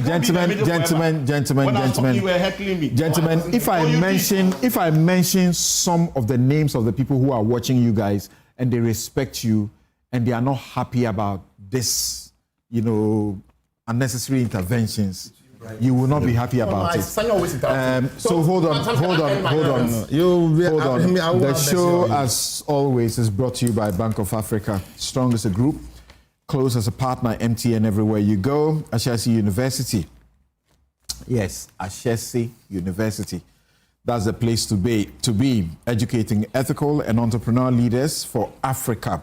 Robert & Sons Optical Services, your comprehensive eye care service provider for 33 plus years. My Way Insurance. Dial *165# on MTN to join My Way today. Syntax Tanks. It's strong, it's tough. Activa International Insurance. Our clients are Pashing International Facilities Management Association. They are proud to be associated with Newsfile, your most authoritative news analysis platform for discerning persons. Activa International. I've told you about them already. Safari Valley Eco Park, bringing you closer to nature. Gold ball jewelry, pure, precious, and proudly Ghanaian. Koa natural juice, 100% cocoa fruit juice.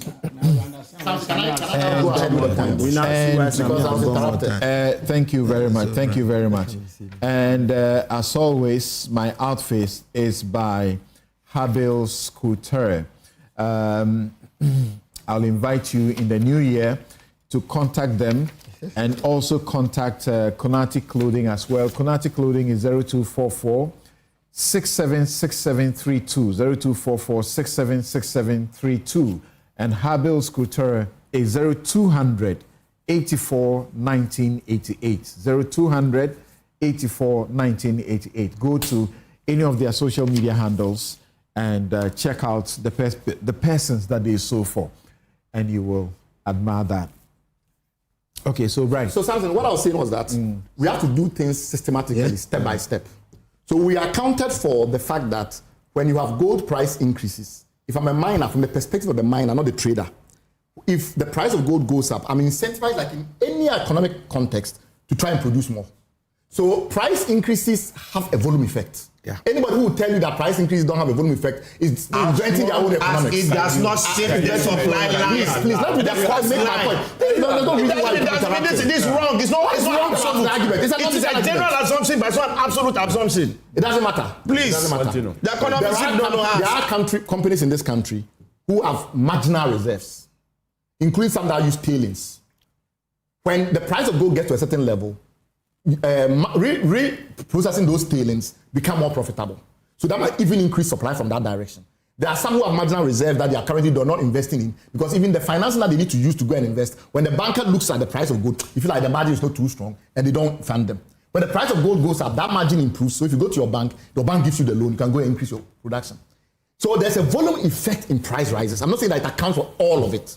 Then the third and the most critical issue that has been raised that I think I haven't responded to, because I didn't touch on it in my answer. That's the last year. And that is very important. Give me a bit. That's the very last. I'm coming to Kabiru right after that. Give me some time. I'm sorry, right so after that. one issue that is very critical is this issue around illicit financial flows and smuggling.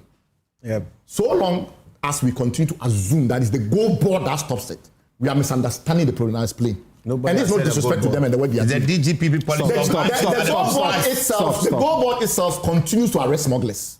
The gold board itself continues to implement intelligence operations to stop the process. IFF. What does that tell you? What that tells you is that the effectiveness of stopping smuggling and irregular financial flows relies on the general law enforcement capacity in the country and its improvements. Only for so even on that matter, you cannot give 100% of all the credit to gold board. It will be responsible. It will be responsible to say that all the anti-smuggling operations, all the intelligence operations, how come you never say Dr. Kabiru, gentlemen, we are doing well. Gentlemen.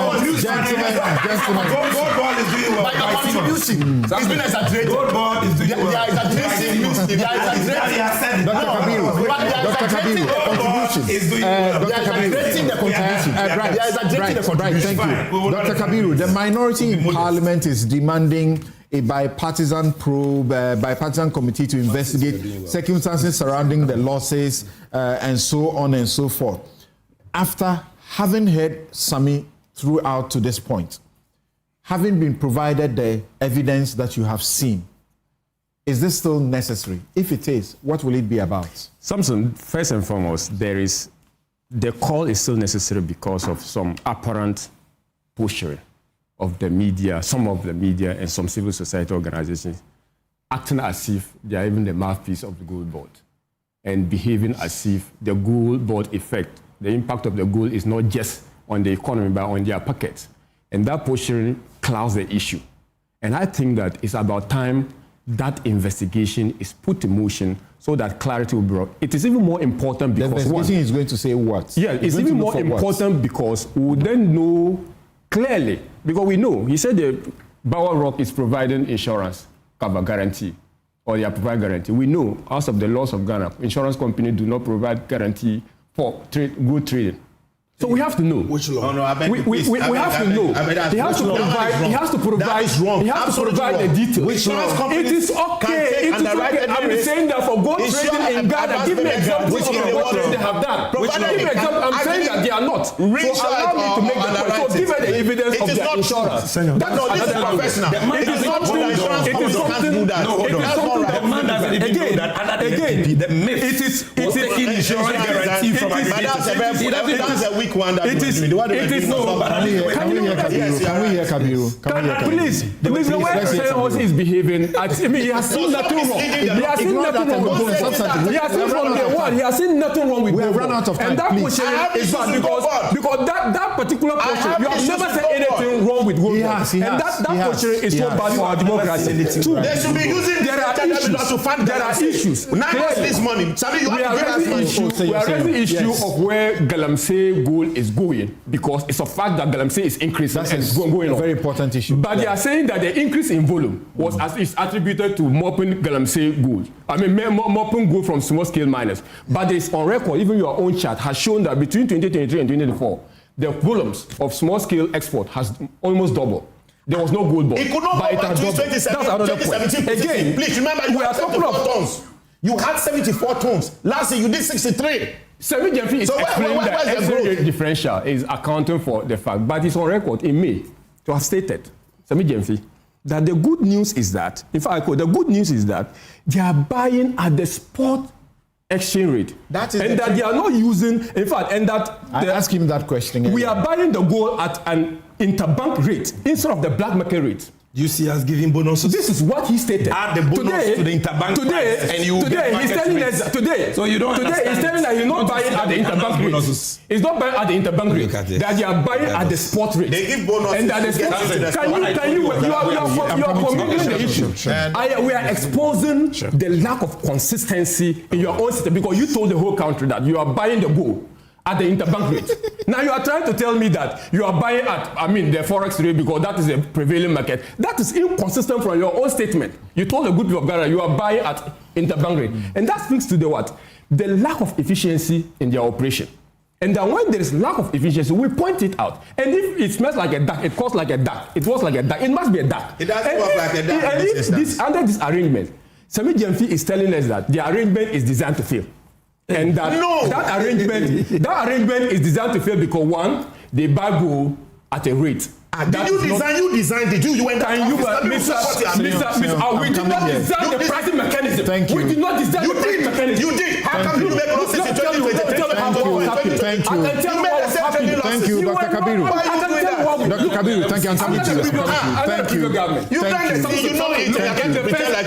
You were doing it at a higher cost. Thank you. 2.25%. Dr. Kabiru, I haven't denied you of anything. So the time that is left is what I'm sharing with you to get all of you your last commentary. Yes, I'm coming to Sami Jemfi now. But with the greater respect, that is not being fair. That's not being fair. You know it's not being fair. Because when I ask you a specific question, you answer it. But I'm the moderator of this program. There are other issues that I'll moderate this program. There are other issues we need to tell Sami, we have less than 4 minutes. I'm giving you 2 of those minutes. Quick. No, you can't do 3 minutes. 2 minutes. Quick. It's more than enough. Quick. The first thing was that I told you that over the years, gold has always been bought at informal retail market rates. This is the first time that we've gotten an institution, Gold Board, bringing buying rate to interbank. However, due to price trends in neighboring countries and counter-smuggling prices, we add a bonus. When you adjust bonus plus interbank price, it takes the final price to near retail market. It is still lower than what the price at which MPP was buying, but it is near retail market price. And when accountants then translate FX inflows at a lower interbank or BOG rate, that creates the difference, the chunk of what you're calling cost or losses. Number 2, who is buying the Galamsey gold? I think that for those who are very interested in the environmental cost of what we do, it's important that we answer this question. You see, banks in Ghana are not supposed to take deposits from armed robbers. So it's like somebody coming to say that the armed robbers in Ghana, where do they put their money? Who takes armed robbers' deposits? That's the kind of argument. Gold Board was established to achieve what has never been pursued in Ghana, which is traceability in the trading of gold. Even though we bought and traded gold in Ghana since time immemorial, this is the first time a government has given clear timelines for achieving traceability. If you check our website, the terms and conditions of all our licenses are there. We as an institution don't buy gold. We buy gold through our licensees, the traders. And the terms and conditions of their license are express. You buy exclusively from licensed miners. And Section 59C of our law says that if you breach that, you have committed a crime. To check that, we are bringing traceability. And we have achieved all these successes while waging a fight against Galamsey like has never been witnessed in the last decade, where Galamsey became a free-for-all enterprise for party functionaries. Today, we have revoked the airline that allowed mining in forest reserves. We have imposed restrictions on the importation of excavators. We have cleared illegal miners from 9 forest reserves. We are arresting illegal miners. Water bodies are clearing up. Excavators that have been seized have not gotten missing. We have not said that our party here is Sika. So we are going to make Galamsey a free-for-all enterprise. Thank you, Sammy. Thank you. Guys, thank you. You know what? So I have so many questions. I have so many questions to ask you that, but I couldn't ask it because of the way you are dealing with the time. Senor, in 1 minute, look in the camera. The Galamsey, anti-Galamsey scorecard. Where are we? Go ahead. Mr. President, my message is straight to Mr. President. Right. Go ahead. We appreciate the repeal of the airline. Good. We appreciate the intervention of NIMOS. Thank you. But these are not enough. We were expecting to see stronger action. Sami Jefi, you are making 800 million CD profit according to what you said here. No profit, surplus. If you are surplus, if you are, if true to your word, and that is once you are supportive of the fight against Galamsey, I'm committing you on this show that is his to word. give significant funding to support NIMOS in this fight against Galamsey. No, it's not enough. But 800 million, you should give us about 40 million. But we'll come to it. The next thing, please, Mr. President. This country will live by what we measure. Please, we want as a public to see on a daily basis the water stability levels across the country for every single water plant. That has been improved. I said that you were talking, you didn't hear it. You see, that's your problem. Now, Mr. President, the next thing we need, we have problems with our food. We beg you, we need reports on the quality of food being published on a quarterly basis. That is how you can objectively see if your appointees are lying to you or not. And we'll be in a better position to help you manage my guests have been Sammy Jefi, Chief Executive Officer of the Ghana Gold Board. Bright Simmons is Honorary Vice President of Imani Africa. Dr. Mahamatia Abdul Kabiru is MP for Wali Wali and member of Finance Committee. Senyor Hosi is convener, One Ghana Movement, and trustee of the Ghana Coalition Against Galamsey. Joy FM's 90s Jam 2026 was a vibrant and memorable celebration of music, culture, and community. The massive turnout, high energy, and lively atmosphere once again confirmed the event's place as one of Ghana's most anticipated nostalgia experiences. We acknowledge feedback from some patrons regarding the event ending earlier than scheduled. While operational considerations informed this decision, we recognize that it may have fallen short of the expectations of some guests. For this, we sincerely apologize. We extend our heartfelt appreciation to our patrons, sponsors, vendors, security agencies, and the entire Joy FM team for their support in making the 90s Jam 2026 a success. Thank you for being part of Joy FM's experience. We look forward to delivering even bigger and better moments together. And I also want to apologize on behalf of my production team for the interventions and interruptions that some of you, especially senior citizens, respected statesmen, have been unhappy about. And some of you blame me for not actually moderating my guest the way you expected of me. Have a good afternoon.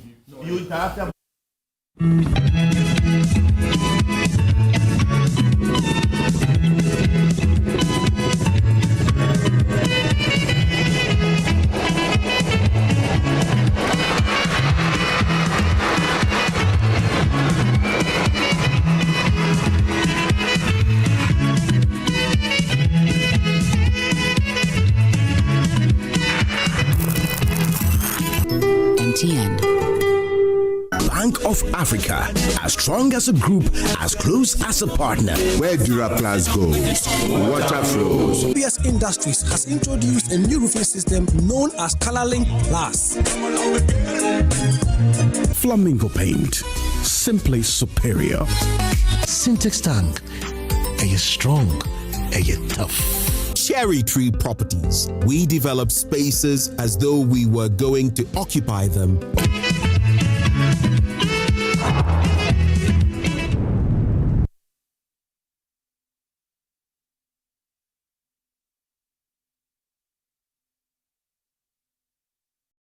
No matter where we wander, Africa always calls us home. And here in Ghana, Stanbic Corporate and Investment Banking, together with clients like Gensa Energy and Goldfields, is driving sustainable growth. The transition from fossil fuel to cleaner energy is quite imperative for the growth of a continent that we call home.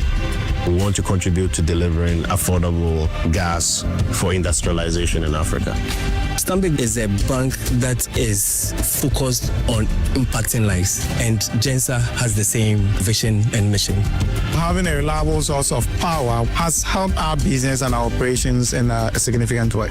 At Stanbic Bank, we bring businesses together, empower communities, and invest in the next generation.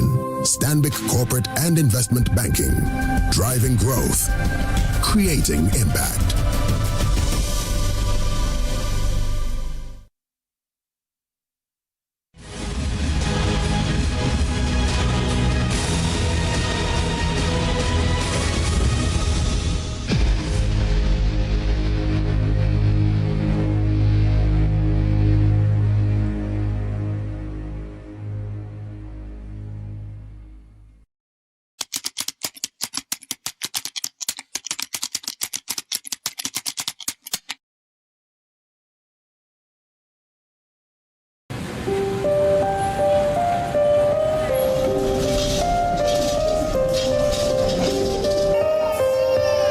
Non-communicable diseases, of course, have been around for a long time, and it's traditionally or historically been a problem for high-income countries. A few decades now, we've seen a shift in low and middle-income countries such as Ghana, South Africa, Zambia, and so on, where non-communicable diseases are beginning to increase.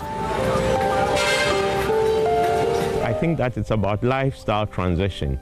As societies are moving from low income to middle income, lifestyle changes, and due to those lifestyle changes, it comes up with those sort of diseases. A silent epidemic is sweeping through Ghana, affecting millions of lives. Non-communicable diseases, or NCDs, are a growing threat to global health, and the cost burden is staggering. If you ask me as a clinician, one condition I fear most, in fact I fear diabetes even more than cancer, because once your sugar is so high, it affects virtually all tissues, all organ systems in the body.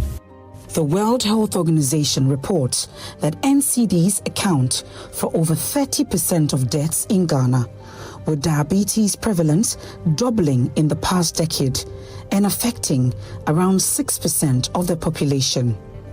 Also, hypertension, often undetected until complications arise, silently impacts over 1/3 of Ghanaian adults. About 612,000 new cases of hypertension alone are diagnosed every year. That is quite consequential in terms of the financial implications. It's like a ticking time bomb, and if we don't address it, it's going to be catastrophic. In this documentary, we uncover the human stories behind these statistics and explore impacts of NCDs on the affected persons, the family, the health system, and the national purse.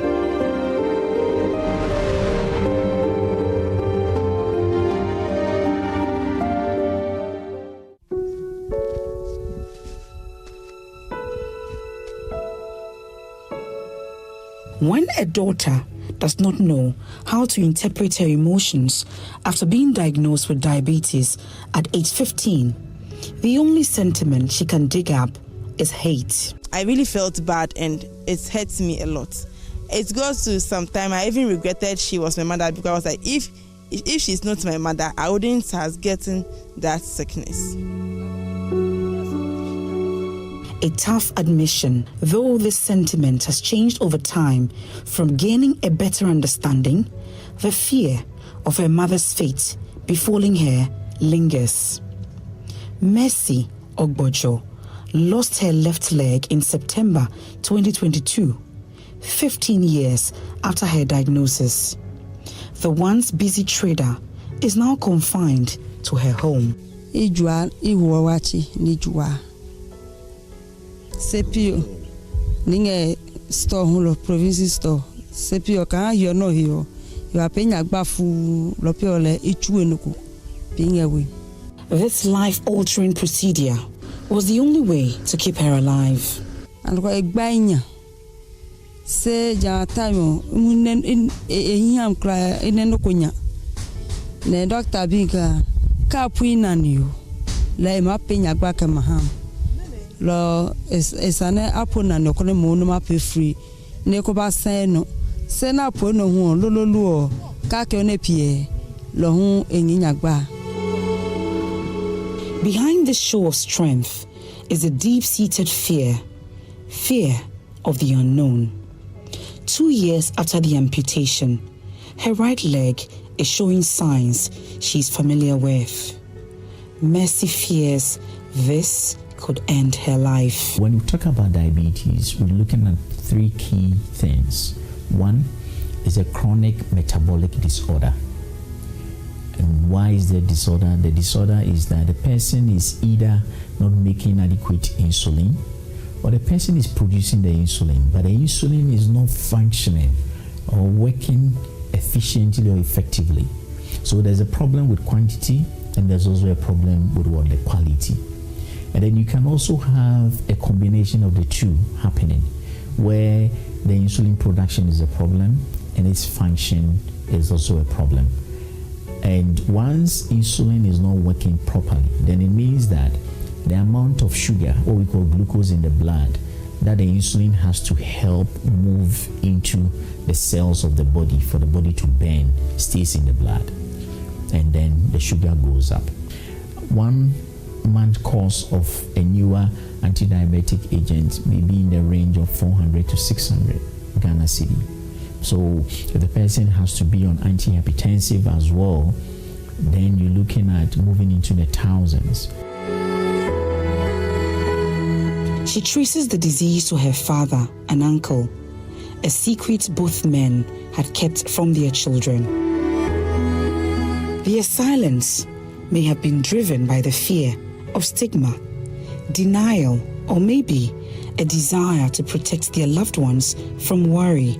This is a mistake Mercy has refused to make. I've been following my mom to check up, so they've been telling me that because I'm the only child of my mother and then I'm the firstborn also, it can be heredity, so I should take good care of myself. The non-modifiable risk factors may contribute between 30 to 40% of your diabetes risks, whilst the modifiable risk factors contribute almost 60 to 70%. So if you're able to handle those that you can do something about, then those that you cannot do, those you can do something about would overshadow what you cannot do anything about. Now, what are the things you cannot do anything about? That is the non-modifiable risk factors.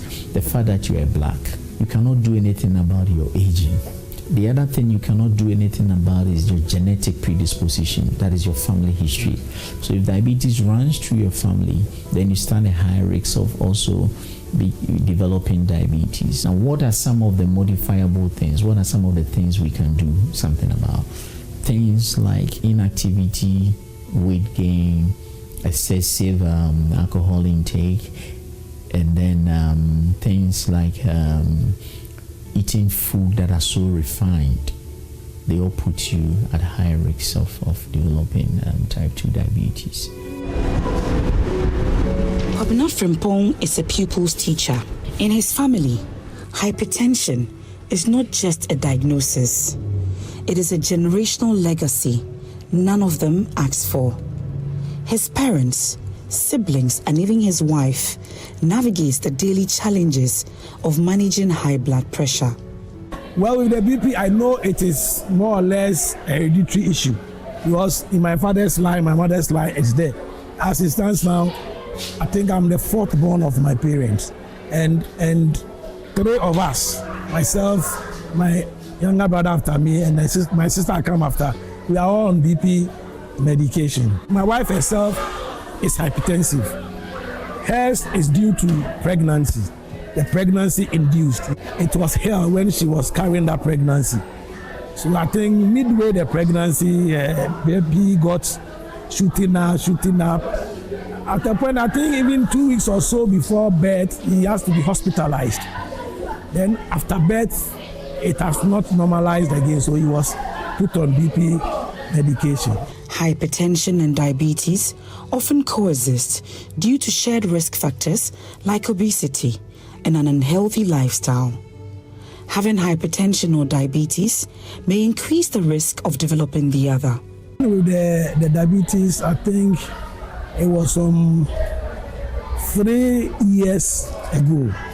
That one also, I was having some funny feelings one morning, so I decided to go for checkup. And when I went, my blood sugar level was very high. I think at that time it was 13 point something. A week later when I went, it was like it was still high, so he told me that we had to start the treatment. So he placed me on medication, and later on too, he directed me to go and see a nutritionist as to the type of food I should be taking into regularize it. So we say diabetes and then hypertension are like brother and sister. So when somebody has diabetes that is not properly managed or early detected and controlled, it's able to stimulate some systems in the body to the extent that the blood pressures go up. So when you live with diabetes that is not properly managed or controlled, it can lead to high blood pressure. Yes, it can lead to high blood pressure. And again, if the person develops the two that is not well controlled, it can lead to heart diseases and then brain diseases like strokes and the likes. So for an individual living with high blood pressure or diabetes or obesity or cancer, the impact comes from various areas. Okay, so first of all, the most common thing is with finances. It puts a big dent in the finances of the individual in that they have to go for regular hospital visits. They have to buy medication, and the buying of the medication is about 70 to 75% of what the income that they are generating. NCD research that was done in Galamsey, it's about 600. The people earn about 600 cedis per month, okay, on the average. That's the salary that people earn, and they're using about 75% of their salary just to buy medication. That's for those who are living with these NCDs. In a more recent study that was conducted and funded by the Farm Access Foundation, we realized that at the individual level, it cost approximately 6,266, to control or manage, diabetes and then hypertension. Also, it impacts on their psychological health, okay? So as they go on, they can get to a point of depression, they get to a point of anxiety. They're living with this disease and they wonder to what end? To what end? And then they say they get to a point where they are tired of taking their medication. So then they stop. And sometimes they want alternatives. They want alternative sources of treatment.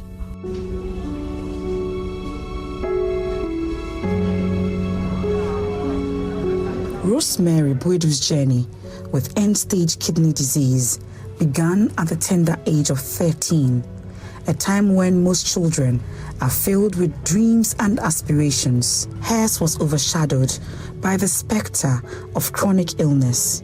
What seemed like a minor discomfort, soon escalated into a life-altering diagnosis. We went to several hospitals. They did not find out what was happening to me.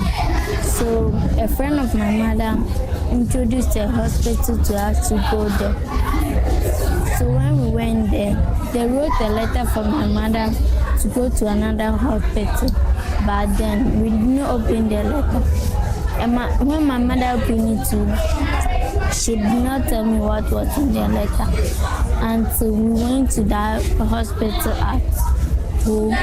When we went there, they treated me and I became fine, but I don't know what they told my mother. I don't know that they have told my mother that I have to go for dialysis so that they will do something for me. So now my kidney is no more working. The two of them have been damaged. And the work that is that can no more do it. So I have to go to Kolebu so that they will use machine to do that work for me. It was only after a series of referrals and mysterious letters that the full extent of her condition became clear. Her kidneys have failed, and her only lifeline was the grueling routine of dialysis. Yeah, of course, everybody on your phone. How can you be calling someone every day, every time to ask for money? How would that person feel for you? So sometimes it happens that I'll not go. Even today, tomorrow I'll be going to dialysis. But as I'm here, I'm still thinking about who I go home to call and ask for money. If I did not go, then that means I'll not go. I'm here writing exams. That's what I can do to get strength and walk and sit down for a long time. Then it means maybe I cannot write the exam or come to school. And I don't want that thing to happen to me too. In younger age group, the number of cases of kidney failure from diabetes tend to be much lower.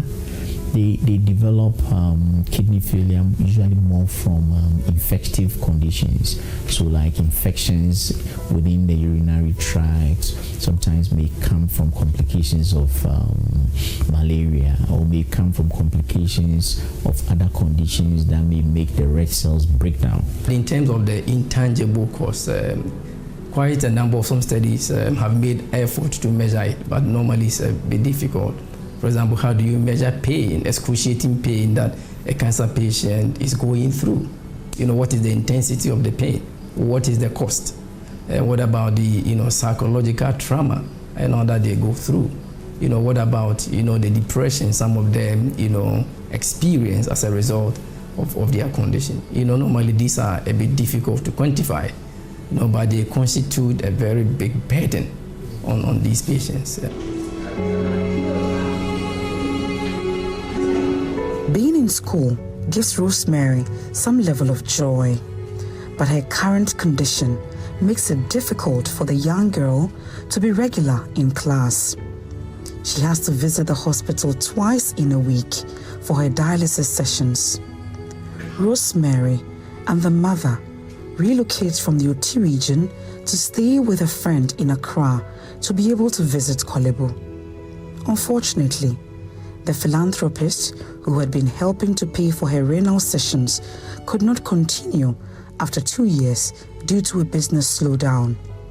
Since last year, her daily existence has now been marked by a delicate dance of survival. Sometimes you get the dialysis man, but the lorry fare you will not get, so you will not go unless the money is up to. Sometimes soon you get the money and the lorry fare and go and come back. When we come back, there is nothing for us to eat again. She is very academically inclined. She attends school regularly. It's when her health worries her that you would not see her in school. There were times that she would go for dialysis and would want to come back to school immediately after because she doesn't want to lose any of her lessons. Her dreams of becoming a doctor were overshadowed by the harsh reality of her present. The financial burden of dialysis, the constant worry of finding funds for treatment, and the looming uncertainty of her health all weighs heavily on her young shoulders. Kidney transplant is often the preferred long-term treatment option. Transplant may offer the possibility of restoring kidney functions and improving quality of life compared to ongoing dialysis. Unfortunately, Rosemary and the mother have been pushed to the very edge of society. To even afford 1 square meal a day is a luxury, let alone afford to pay for a transplant. But they remain hopeful in the face of adversity. Universal health coverage aims to ensure that all individuals have access to essential health services without experiencing financial barriers. This plays a crucial role in addressing the burden of NCDs by providing timely access to preventive measures such as screenings, vaccinations, and health education, which can help identify risk factors and detect NCDs at an early stage. By removing out-of-pocket expenses at the point of service, experts believe this will play a very crucial role in reducing the burden of NCDs, promote health equity, and improve the overall well-being of individuals. NCDs often require a lifelong management, unlike acute illnesses that may be resolved with treatment. This places a continuous demand on healthcare services and resources, requiring ongoing funding and support from the National Health Insurance Scheme to provide quality care to affected individuals. The National Health Insurance is what we have available, and so these NCDs are putting a lot of stress on the amount of money which is already not enough, and then more of it has to go into catering for those with the non-communicable disease. Even if the government is not directly giving enough resources to these patients, the medical doctors employed by the state do provide support for these patients. The health facilities, when they do visit, they pay no consultation fee, or the consultation fee is subsidized. So when we look at all these in tandem, government support may remain quite substantial, but at the same time, inadequate. If you look at our health sector medium-term plan, which is a 4-year document from 2022 to 2025, we've gone through midway of the implementation. So as we speak, we are even doing midterm evaluation of that plan. When we were developing it, we saw that NCD is becoming an issue. So we put in the document that we need to find data and to be able to quantify the impact of NCDs. So we can segment this in 3 portions, so to say. So we have preventive interventions, those that are going to prevent people from getting the non-communicable diseases. But if they do get the non-communicable diseases, we have to treat them. So the treatment interventions. And when we're treating the people, we have to prevent them from getting the complications. So the management aspect as well, we have to think about how we do this. The prevalence of NCDs in Ghana is not just a health concern, but also a significant financial burden on the national purse. As the number of cases increases, so does the cost of managing these chronic conditions. This strain on healthcare resources affects government spending, healthcare budgets, and the overall economy. Finding sustainable solutions to address the impact of NCDs on the national purse is crucial, but the country's long-term health and financial well-being is also at stake. In Ghana in particular, there is one study that I was looking at that suggests that it costs between 4% to 160% of the national income per capita, okay, for a year of disability life, okay, redeemed. In other words, to be able to save somebody from disability related to hypertension, it costs the health system between 4% to 160% of the national income per capita. Okay, and this is based on what sort of treatment regime you are using. So for us to be able to know the overall cost, we can look at the floor of 4% of the national income per capita to the maximum level multiplied by the population within that bracket, which could be huge.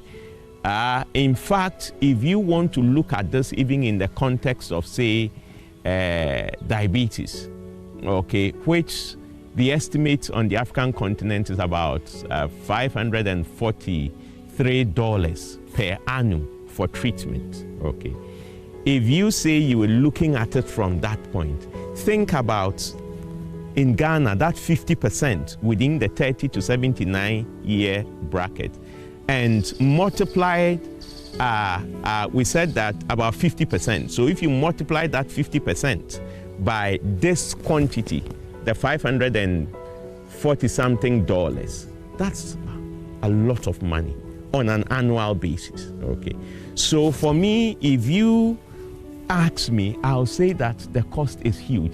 But all these are not accurate estimates, okay?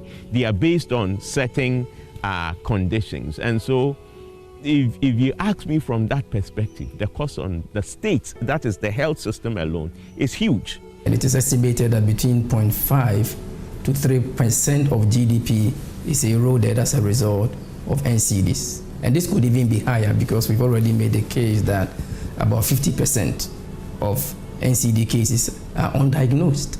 So if they are really diagnosed and we can track the cost. One way of measuring this cost is to look at it from the perspective of how much would the nation save when we are able to prevent a case. And there are indications by Robinson and the Harvard Working Group that suggests that a year of life saved is equivalent to 1.2 multiplied by the per capita income of that country.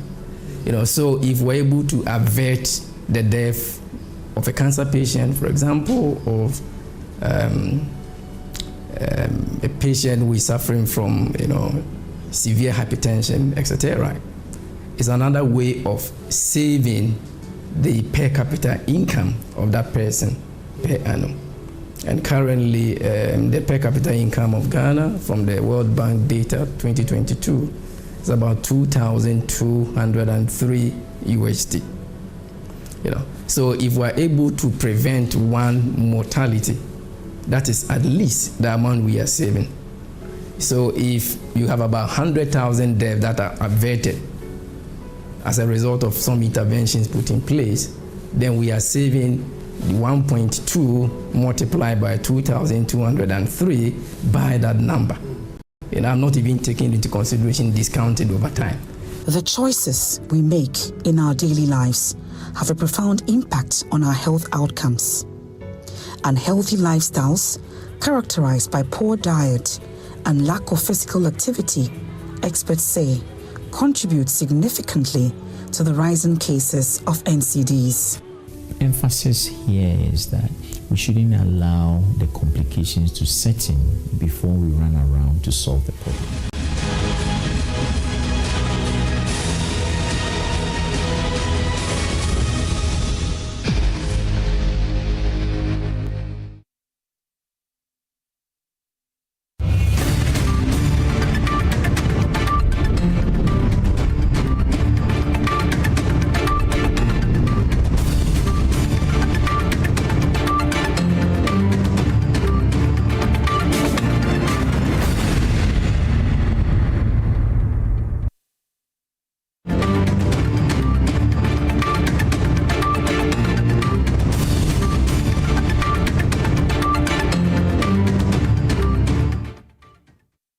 Hello and welcome to Weekend One on Joy News. We are coming to you live from our studios here at Kokomlemle. We are live on DSTV channel 421 and GoTV channel 125 and around the world on myjoyonline.com.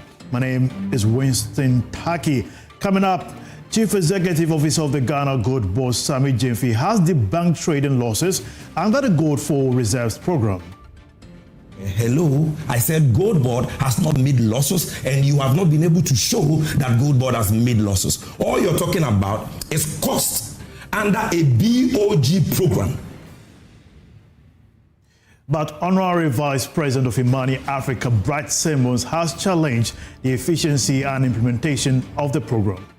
The IMF looked very carefully at the data and concluded that we're trading losses. You cannot all of a sudden convert a trading loss into something that's a purely administrative matter. A trading loss means it's a commercial loss. It means that you bought the gold at a certain price, you do not realize that price in the end of the cycle. Nothing else will be a trading loss.